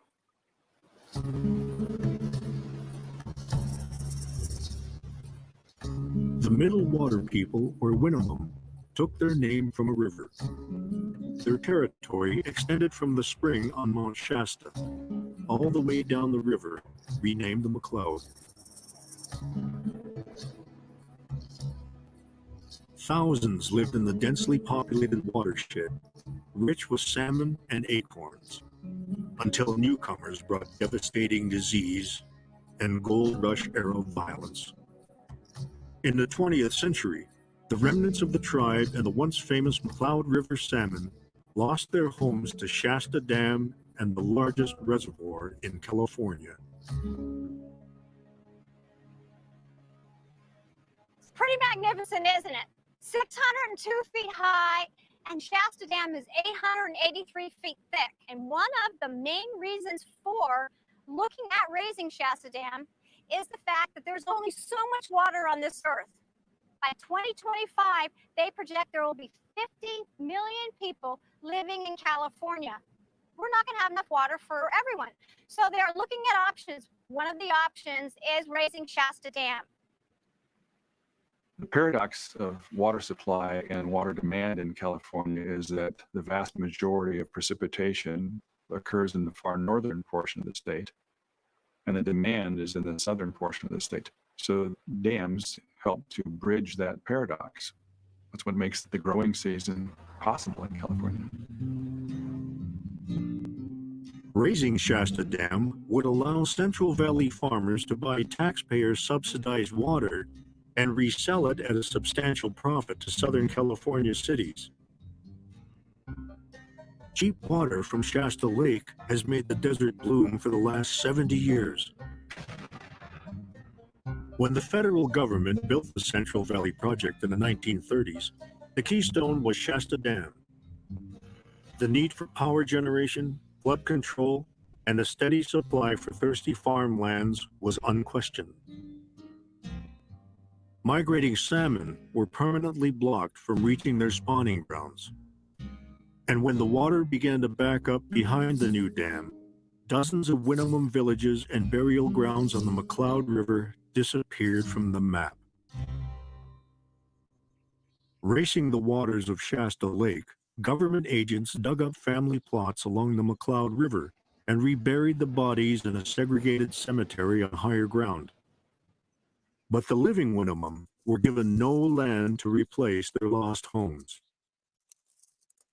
So the loss was more than just 26 miles of our sacred places and our dance grounds and a way of life that had been known by the older people in my tribe.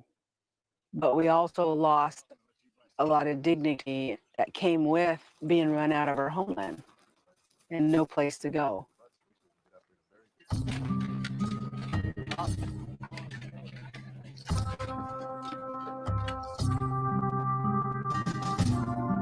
When they reburied their dead here in the 1940s, the Winnemem were acknowledged as a tribe. But in the 1980s, the U.S. government left the Winnemem off the list of federally recognized tribes, taking away their right to the cemetery and their voice in the decision on raising Shasta Dam. And I don't know why the government can't recognize us. You know, they know we've been here from day one, and we're not going away. If you could give me what your major concerns would be regarding the dam raise. Working for the Bureau of Reclamation, an ethnologist must document sites the proposed government project could destroy. This side over here, up where the trees come down, and on that side where the creek comes in, there's burials up there. Folks that were massacred here, are they still in this area, or were they part of what's already been No, they're still relocated? here. They're still here. And are their locations subject to the proposed project area? Yes. This will devastate the Winnemem a second time. The United States goes all over the world to protect and give freedom to indigenous peoples. But right here in their own backyard, nothing is sacred here.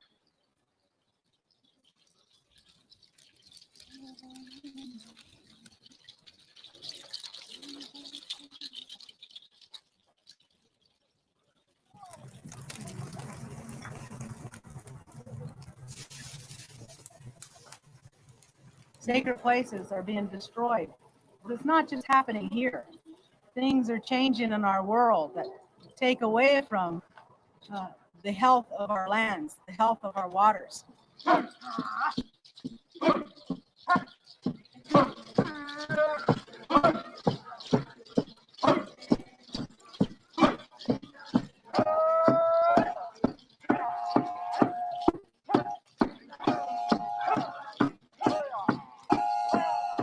People don't understand how our religion works when we have these places of power or places of prayer that are out in the open and out in nature, and it really doesn't mean that much to them, but to us it does. We dance for the land, and we dance for animals, and we dance for the people, and we dance for Mother Earth itself.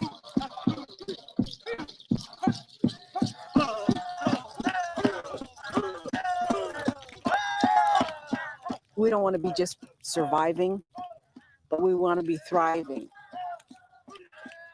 We are trying to be happy again and building back all of the things that my dad and mom were robbed of.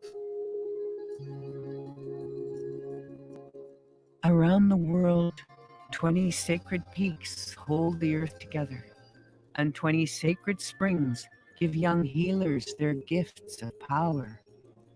If the people forget to come to these places and sing and do ceremony, the spirits die, and nature thinks we don't need her anymore. Been down at the gate long.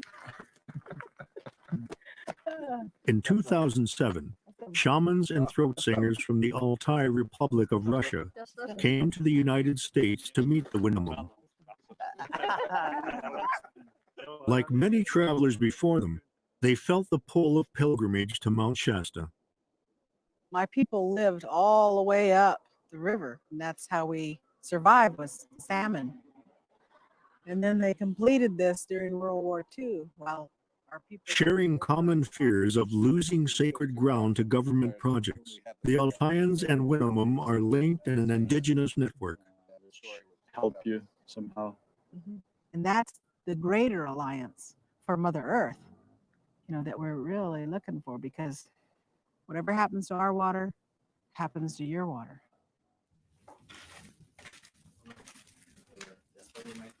We're a poor people here financially.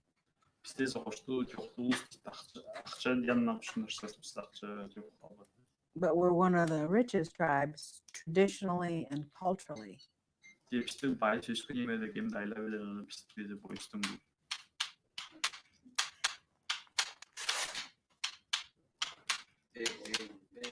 In similar rituals, shamans from opposite sides of the earth use fire, water, prayer, and song to touch the spirit world. In both countries, they have witnessed environmental changes affecting the snows and springs. They were all unprepared for what they found at the Winnemem Spring on Mount Shasta. Up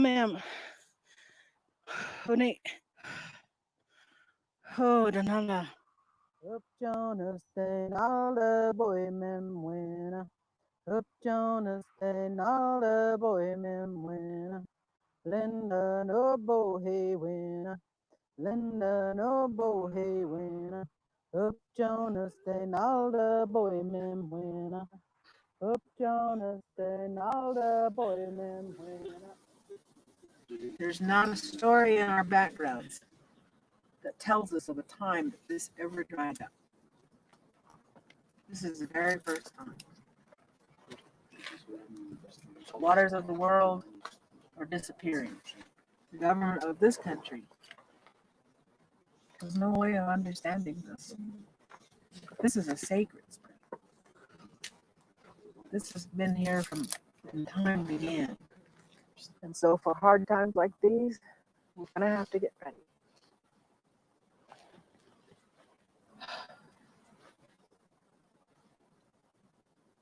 We're gonna have to fight a little harder, do a little more.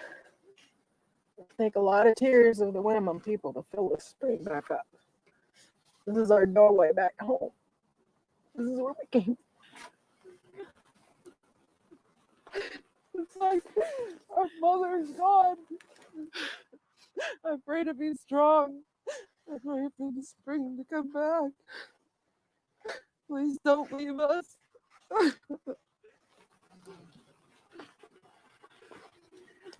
Buradayım, aldayım, mide gücü yedi, bu aldıra bulursun deyip sorup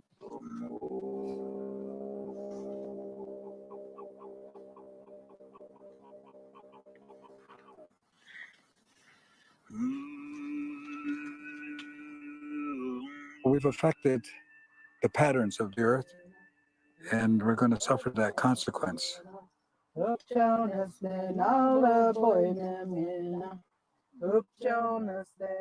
We've lost our way, I think, as human species, we've lost the understanding and therefore lost the respect. But pockets of indigenous people have hung on to that. And we're truly an endangered species. At the same time, you see people who retained connection and never forgot, or somehow, as is in many of our prophecies, woke back up and remembered. And those people remain on these front lines.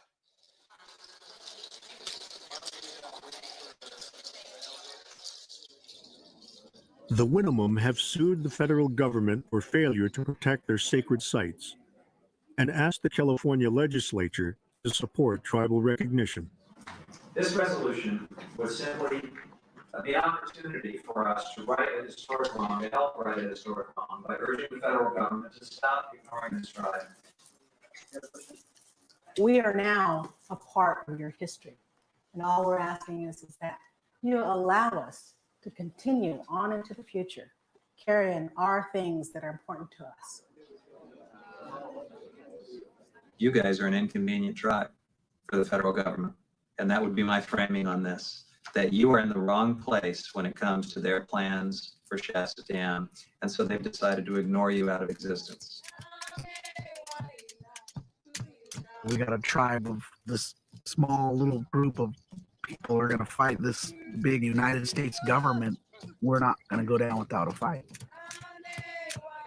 In 2004, inspired by a vision, the Winnemem held a war dance in full view of their adversary, Shasta Dam. For 4 days and nights, they fasted and danced in spiritual warfare, for the first time since 1880, when their ancestors confronted government agents who had taken over their fishing grounds on the McCloud River. Way back when, that was something that we did when something threatened our way of life, and we were ready for the ultimate battle. That was our river. We lived there for thousands of years. And somehow it got away from us. And so today, we don't own any land on the McCloud River. On the top left is the symbol that it'll use. So in this, right now in this unit, it's a little fish.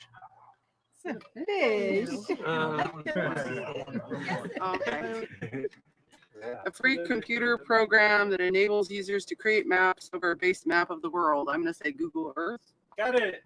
Wait, team number what? So the way a GPS unit works is each of these little receivers is communicating with satellites that are floating above us somewhere.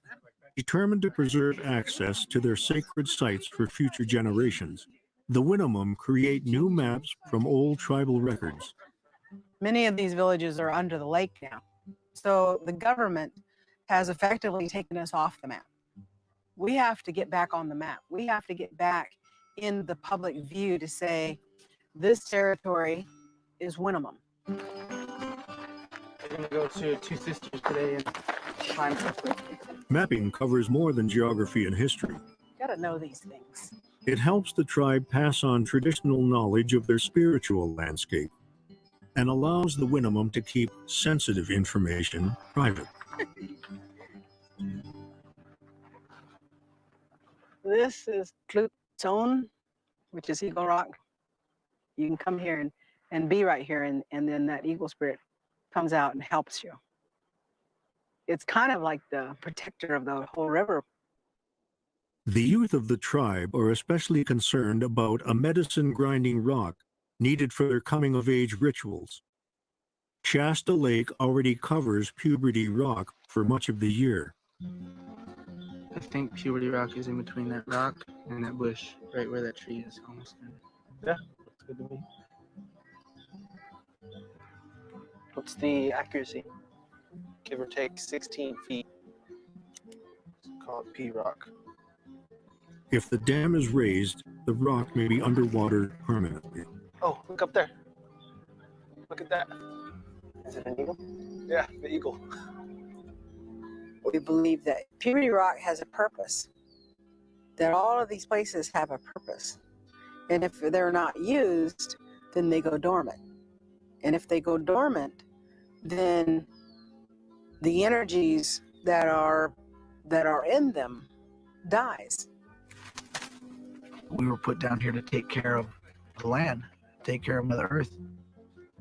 When the dam raises, a lot of places will be under the water, and if they're under the water, we can't get to them. You know, we can't dance underwater. Certainly there are trade-offs. We are very much aware of the concerns that the women Wintu have raised with the enlargement of Shasta Dam. There are some environmentally and culturally sensitive areas that must be examined and that must be resolved. Ultimately, the Congress will authorize construction of the dam raise or they will not. What we're gonna do is smoke off your hats, and then you're gonna take it out to the falls and run the water in it. This is our sacred water. All good things should come from that.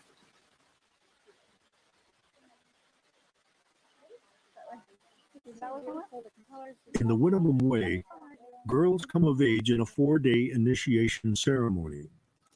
Across the river from the tribe, they pray and practice traditional tasks near the medicine rock that anchors the ritual to this spot. At the start of the ceremony in 2010, the rock was still underwater at the foot of the Two Sister Mountains. The tribe went ahead anyway, hoping the release of water from Shasta Dam would lower the lake enough for the ceremony to be completed. It's the crossing of being a child into a young adult. I think that's one of the things that society or people don't do anymore. And I think it makes a difference on how the kids act and how they treat their parents or how they treat the land. I just appreciate being out there with these girls and helping my little sister do this. Made my heart smile when she asked me.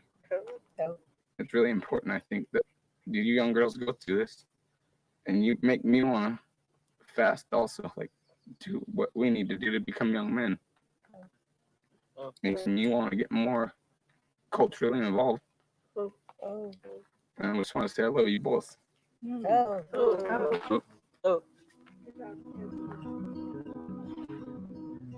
Just in time, the rock emerged from the receding waters of the reservoir, caked with mud.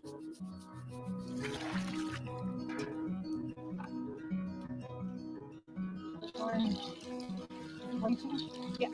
Okay.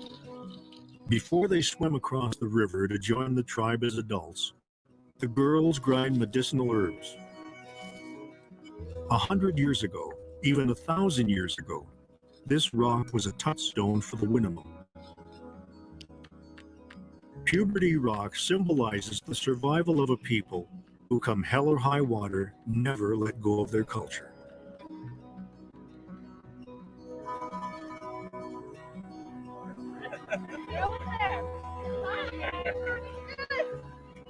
on that last day when they swim across the river, I think it's the final transformation, being a young adult, just swimming across and leaving the, the child part there.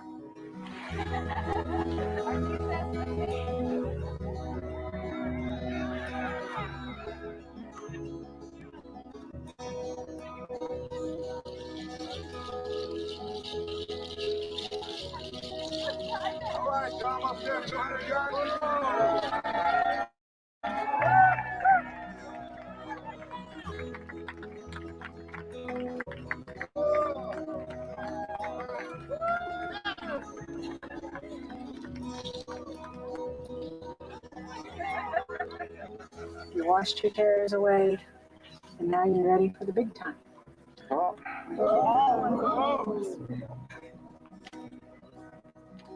I guess that our tribe is lucky in a way that so many of us still believe this way.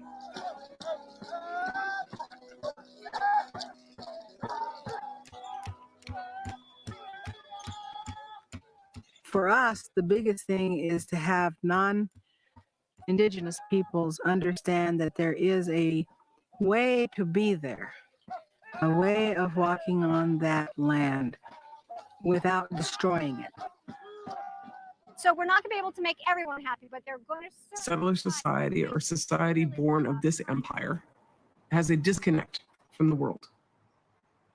It is the nature of the transience of America that most generations today do not live in the same place as their parents or their grandparents. It is the psychology of the West, or the idea of the greener pastures, a state of mind. And so there is no connection to place. A loving relationship is characterized by reciprocity. I give, I receive. The reciprocal relationship is something that must always be nurtured. And what traditional people, I think, say at so many junctures is you have to be talking to the earth and listening to the earth all the time. So to remain in a loving relationship with the earth means keep that conversation going. Human beings are always talking about human rights. And that's fine. Human rights are important. But without the rights of nature, just human rights are not enough. Rivers have a right to flow, clean and pristine and unpolluted and undammed. The earth is alive. No doubt about it. It's alive. The teachers who know that the best are indigenous people. I don't care where you go, they'll tell you the same thing. It's always about peace, and it's always about equity, and it's always about respect, and it's always about nature. And that's where we have to go. And we have to do this. We have to do this collectively. Put your minds together. One heart, one mind, one spirit, to be unified.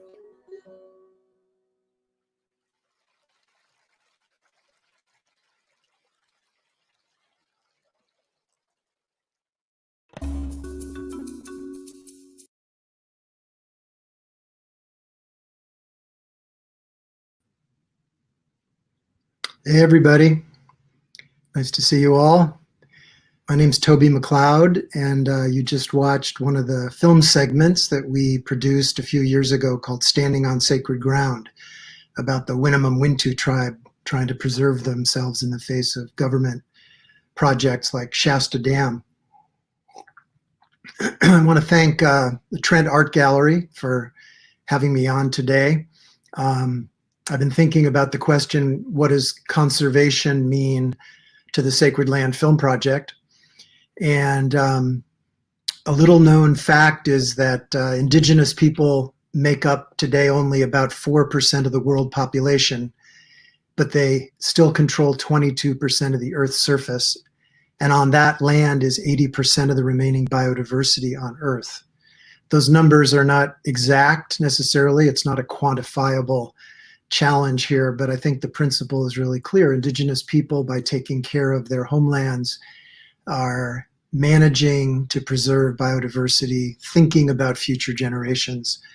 And so the sovereignty of indigenous people and their cultural traditions surviving the onslaught of technology and mining and missionaries and so forth is really important to the survival of life on the planet. That's the thing I learned 40 years ago when I first visited the Hopi tribe.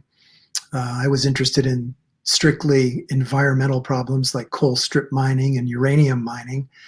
And the elders there tolerated me. We made a film together over the course of a few years. And, they started to teach me that the environmental crisis is basically a spiritual crisis, and that if people are not connected to place, if communities are not intimate with their homeland, then the environmental crisis is just going to continue to spin out of control. So for me, conservation is supporting the rights of indigenous people, encouraging their languages to survive and their ceremonies. And at the core of all that are sacred places. This is not something I've made up. It's something as a journalist that when I go to indigenous people and ask what's important, what's threatened, what do you care about, what story do you want to tell, over and over indigenous people say, your people, meaning us, urban, European, white mostly, academic, journalists, filmmakers, do not understand spiritual connection to land, do not understand the history of people's spiritual relationship with the earth, and we left it behind. And so for me, conservation is an economic system that would incorporate that kind of connection to land and honoring the spiritual as well as the material. We're in the midst of, we all know, is this incredibly sad COVID-19 crisis. And I think it's a lesson for all of us. It's a very instructive moment. At first, the earth was telling us, stop, slow down, be local, be aware that indigenous people and people of color have poor healthcare systems, have suffered environmental injustice. And then I think we've gotten to watch as time has gone on and people who didn't want to slow down and didn't want to stop came back to this idea that we got to get going. This whole society is based on sort of consuming and taking, and this sort of strange idea that greed or corporate profit are, the super important things that we should trust to guide our system. And so we rushed back to work. And what's happened, from that individualism and that selfishness, we get to see now the cost again. So I think this COVID-19 crisis is definitely a sign from the earth that we're way out of balance, and we should really be thinking about the path we're on. And ironically and sadly, at the same time, we get to watch sort of behind the scenes, both bad news and good news. The Trump administration is trying to resuscitate an incredibly huge copper and gold mine, the Pepple mine up in Canada, which will totally destroy salmon fishery there. Lots of climate protecting environmental regulations are being gutted. At the same time, there's a lot of good news. The Washington Redskins have finally given up a racist logo. We had Chief Justice Gorsuch, of all people, write a Supreme Court opinion that honored treaties that the United States has made with indigenous people. The pipeline that Standing Rock was all about was temporarily again stopped. And a little while before that, something dear to my heart, a huge new tar sands project was stopped up in Canada. And ironically there, unfortunately, some of the First Nations up there had sort of thrown in the towel and decided if we can't fight these guys forever, we're going to try to join them and get some money out of it. So that huge project up there at tar sands was killed. So my work over all these years has been storytelling. As I say, 40 years ago, I went out to Hopi. I had just gotten a degree in history from Yale, so I thought I knew a lot. And I was really stunned to hear what seemed to me to be a truer version of history coming from Hopi elders who heard my concerns about that environmental pollution, the coal mining, the uranium mining, the nuclear bomb tests. But eventually they started teaching me about sacred mountains. And there was a ski resort proposed for the San Francisco Peaks, which are the home to the Hopi Kachina spirits and sacred to the Navajo and many other tribes in the Four Corners area. So I started listening to this worldview of land being sacred and the mountains being the home of powerful spiritual beings and also the source of the rain that comes out to the Hopi mesas. At that time, the Native American community had tried to use a new, not a law, but an American Indian Religious Freedom Act, which was more a government statement of intention that tried to turn the tide on 100 years of repressing Native American religion.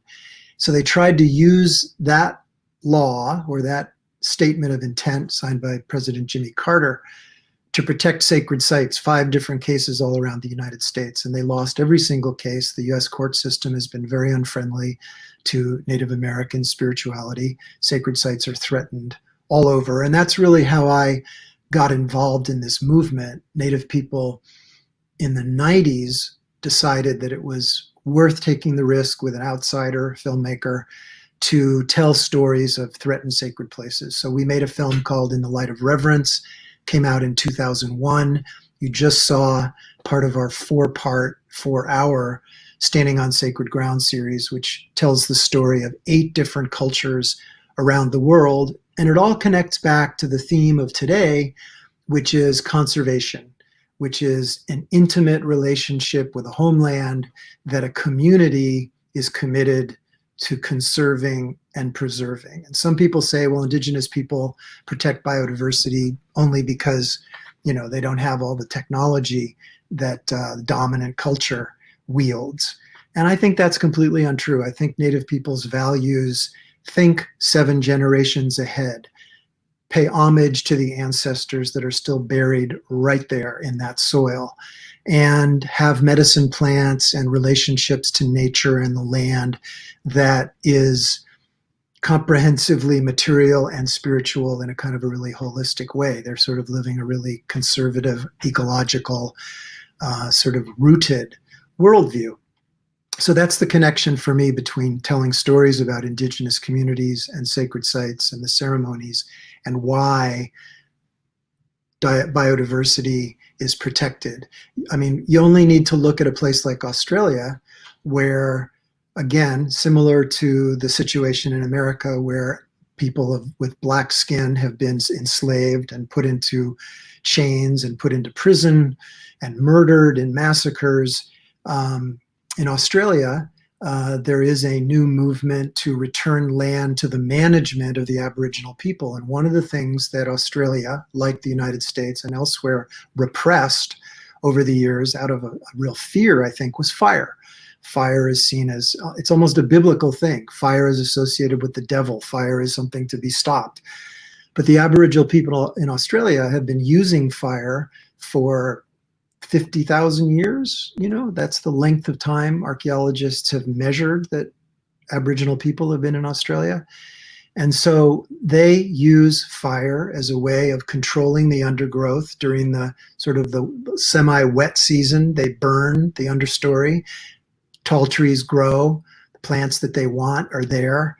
And Australia has realized that they could even, as a carbon offset, pay Aboriginal people to use traditional fire management to prevent wildfires, but also that means bringing people back onto the land, doing ceremonies on the land, reviving sacred sites.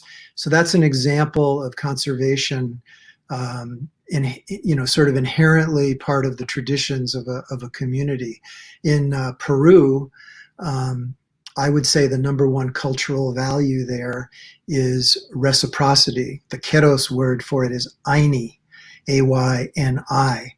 And so their sense of sacred mountains, which they call apus, providing water, giving the soil where their potatoes grow. And so their coca ceremonies are sort of a humility-based ceremonial relationship to these obviously much bigger mountains and spirits that provide water and keep people alive. And the fundamental principle there is sharing and reciprocity. And again, so that's an example of an indigenous value that leads to sustainability and conservation and is connected to sacred places. And of course, the irony in Peru, the Queros people that we filmed with, we hiked up and over a divide into their watershed. There's no roads, no electricity. One of the guys told me there when I said, what would you do if one of your people signed a mining lease? And they just said right off, we would kill him. There was no question about that. In their minds, they know where the threats would come from. And that's where Aini is that sort of primary value. Ironically, global warming for people who don't burn any carbon, except maybe some firewood to stay warm, global warming is melting the glaciers in those Apus, those sacred mountains of the Andes. And so the Keros are sitting there watching their glaciers shrinking and disappearing, and they are taking personal responsibility for that. They feel like one reason that the glaciers are shrinking is that they're not doing their ceremonies correctly. They're not living properly. It was just an incredible thing to be there and see them taking personal responsibility, community responsibility for this shrinking of the glaciers and threat that all their water may dry up and disappear at one point. So if there are any people out there watching, if anybody has any questions, please feel free to send them along. I could probably talk for another half hour, an hour. I think I have about 15 minutes left, but I'd be happy if I see any questions come up on the screen to answer your questions. You know, a lot of people say to me, we watch these films, and the purpose of the film as an editor and as a storyteller working with my team is to rile people up, is to get people to see sort of the threats and the sources of the problems that Indigenous people face, that the earth faces. And so I get this question at the end of screenings often, you know, what can I do? What can one person do? And, you know, my feeling increasingly, especially with this COVID-19 situation where we're all sheltering in place, is to really root ourselves in our home territory. I mean, it was sort of it's not a cliche, but it was sort of a weak answer that we used to give, you know, for the Winnemem, Mount Shasta is sacred, this massive, incredibly powerful mountain. And we would tell people, you know, and it's true, your backyard is sacred, your garden is sacred. If there's a national park that you've had an incredibly powerful experience in, you know, it doesn't have to be thousands of years of cultural tradition that declare that a place is sacred. Each of us can be rooted to our home.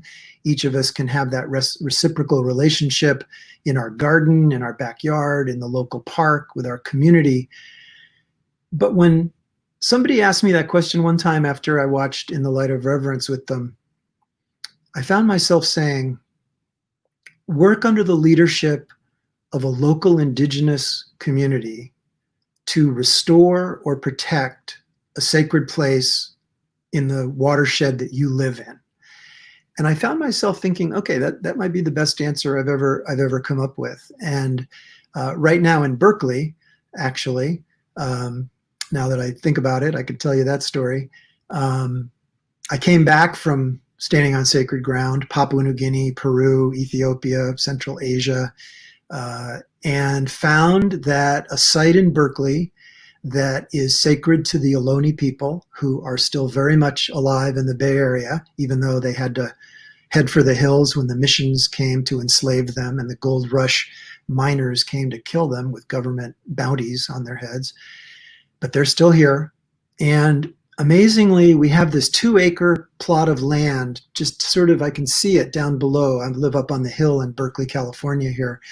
The first Indian village on San Francisco Bay 5,000 years ago was founded right on the shore where fresh water of Strawberry Creek flows into the bay, and you look out at Alcatraz and that what was an opening, the Western Gate, now known as the Golden Gate. And there was a village there for 5,000 years. And amazingly, it has been, some of it has been protected. The village was the site of a shell mound. The people lived off oysters and clams and salmon, and they built a massive shell mound over 5,000 years. And they buried their dead in the shell mound. But when the settlers came, they started carting away this incredible mound for fertilizer for farm fields and for paving the muddy roads of Berkeley. But one family started a fish restaurant there on the shore of the bay, and they put their boats out on the ground there. And that became eventually a parking lot as Berkeley built up around it. And the shell mound, even though it was leveled, the weight of it had pushed burials and shell down into the soft mud. And so we learned 3 years ago, when I came back from all my international filming, I got a phone call and was called down to a community zoning board meeting, went with Karina Gould, the local Ohlone leader, and heard this horrific proposal for a 5-story condominium with retail where they would dig 10 feet down into the ground for parking. And they would build this sort of yuppie condo structure in the middle of this amazing 4th Street retail area where the Apple store and, Crate and Barrel, and it's a nice area actually, but this is not a good use of a burial ground. And so we've been fighting this proposal to build housing there for 3 years. And the original builders and developers, who we got, 1,800 letters opposed to their project and their environmental impact report, and they had 5 letters in favor. The original developers backed out. They walked away, but the owners of the land decided that they were going to build there. So we're still fighting. We won a court case. The city of Berkeley landmarked the site in 2003, and that means that it is eligible for the National Register of Historic Places. So we're fighting a really interesting battle for a sacred site here in Berkeley, with the Ohlone people leading the way. We have an amazing committee of people who've been working to help protect the site. We have a vision. There's a website called shellmound.org that you can go to if you want to look and see the vision. We have the idea of daylighting Strawberry Creek so fresh water can flow through that park area again, and build a mound that could have a museum in it where people could actually see what a shell mound looked like, go up on top, look out at the bay and Alcatraz, and all again under the leadership of the Ohlone people as a opportunity for repatriation and reconciliation here in the Bay. As we all are, just so saddened by the ongoing police brutality, the murder of George Floyd and so many other people who dare to walk in front of a policeman under the wrong conditions, or to actually resist, say, the federal troops up in Portland. We're living through an incredibly upsetting time. And I think that these original sins of America, the theft of the land from the Ohlone and other native people, the Winnemem at Mount Shasta, the Hopi, the pushing of people onto reservations, the fact that the Ohlone and the Winnemem are unrecognized by the federal government, and the second sin, enslavement of millions of people, the selling of their children. In my mind, these are unreconciled sins that are wounding everybody in this land, and only honest truth-telling about the history and recognition of racism and a new beginning where we get rid of the racist Washington Redskins, Chicago Blackhawks, Cleveland Indians,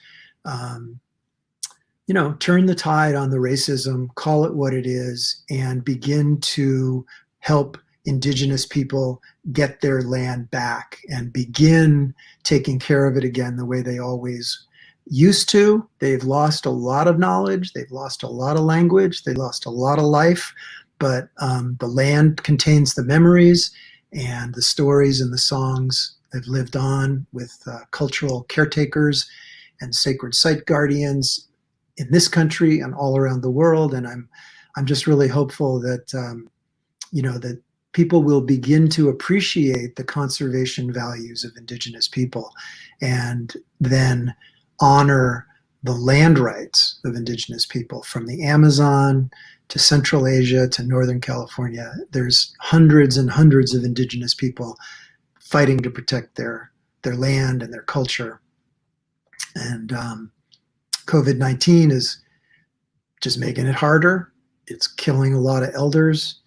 It's a replay of smallpox and a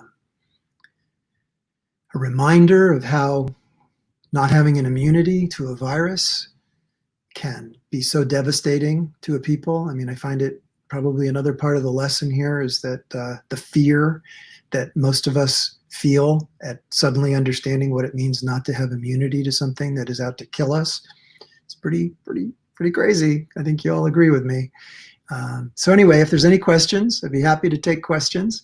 Got about 5 minutes left. I'll answer another one of those questions. Oh, there's one, two-part question. Which group of people do you feel you've been connected with the most? Which do you feel are protecting their native lands?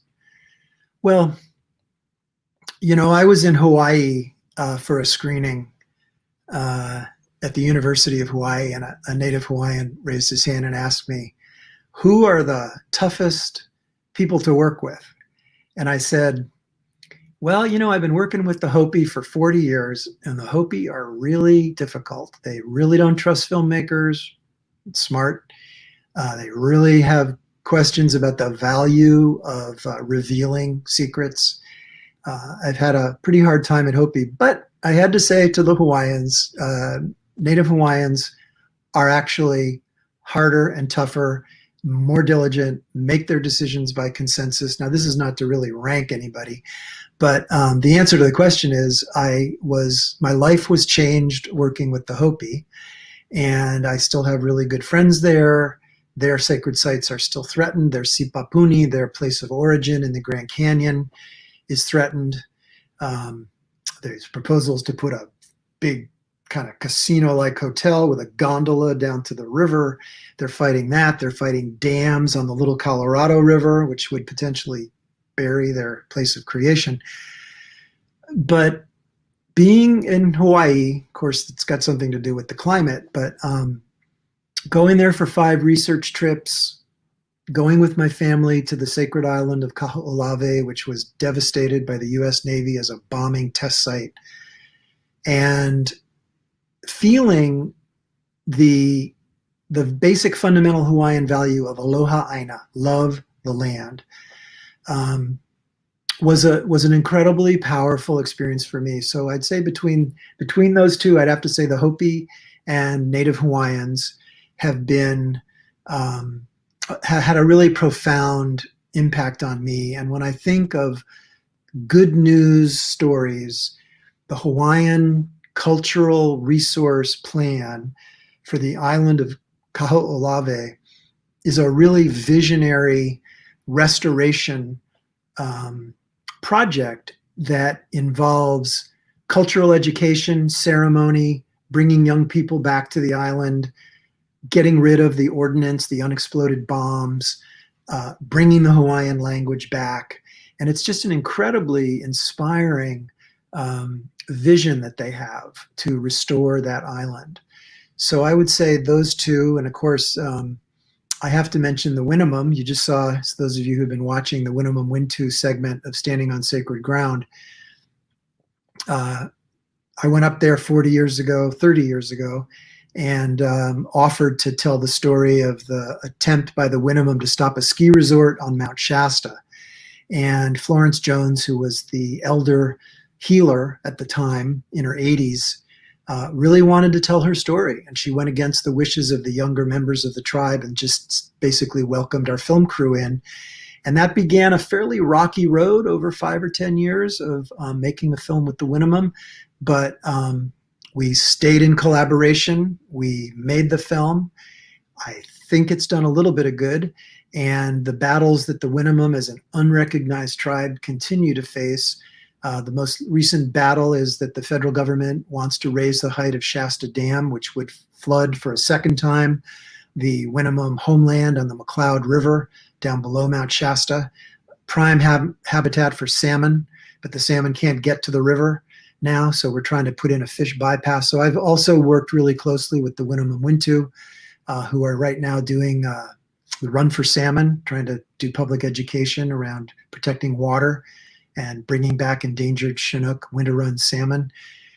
So the Winnemem Wintu have also been very dear to my heart, unrecognized people under the leadership of Chief Colleen Sisk now, with this incredible sense of humor, this incredible commitment to the salmon and to the sacred mountain and to the spirit world. And So it's an honor to work with the Ohlone, the Winnemem, the Hopi, Native Hawaiians, people in Altai I'm still connected with there, the Daniel Mamuya, who's created a nature park around his sacred mountain.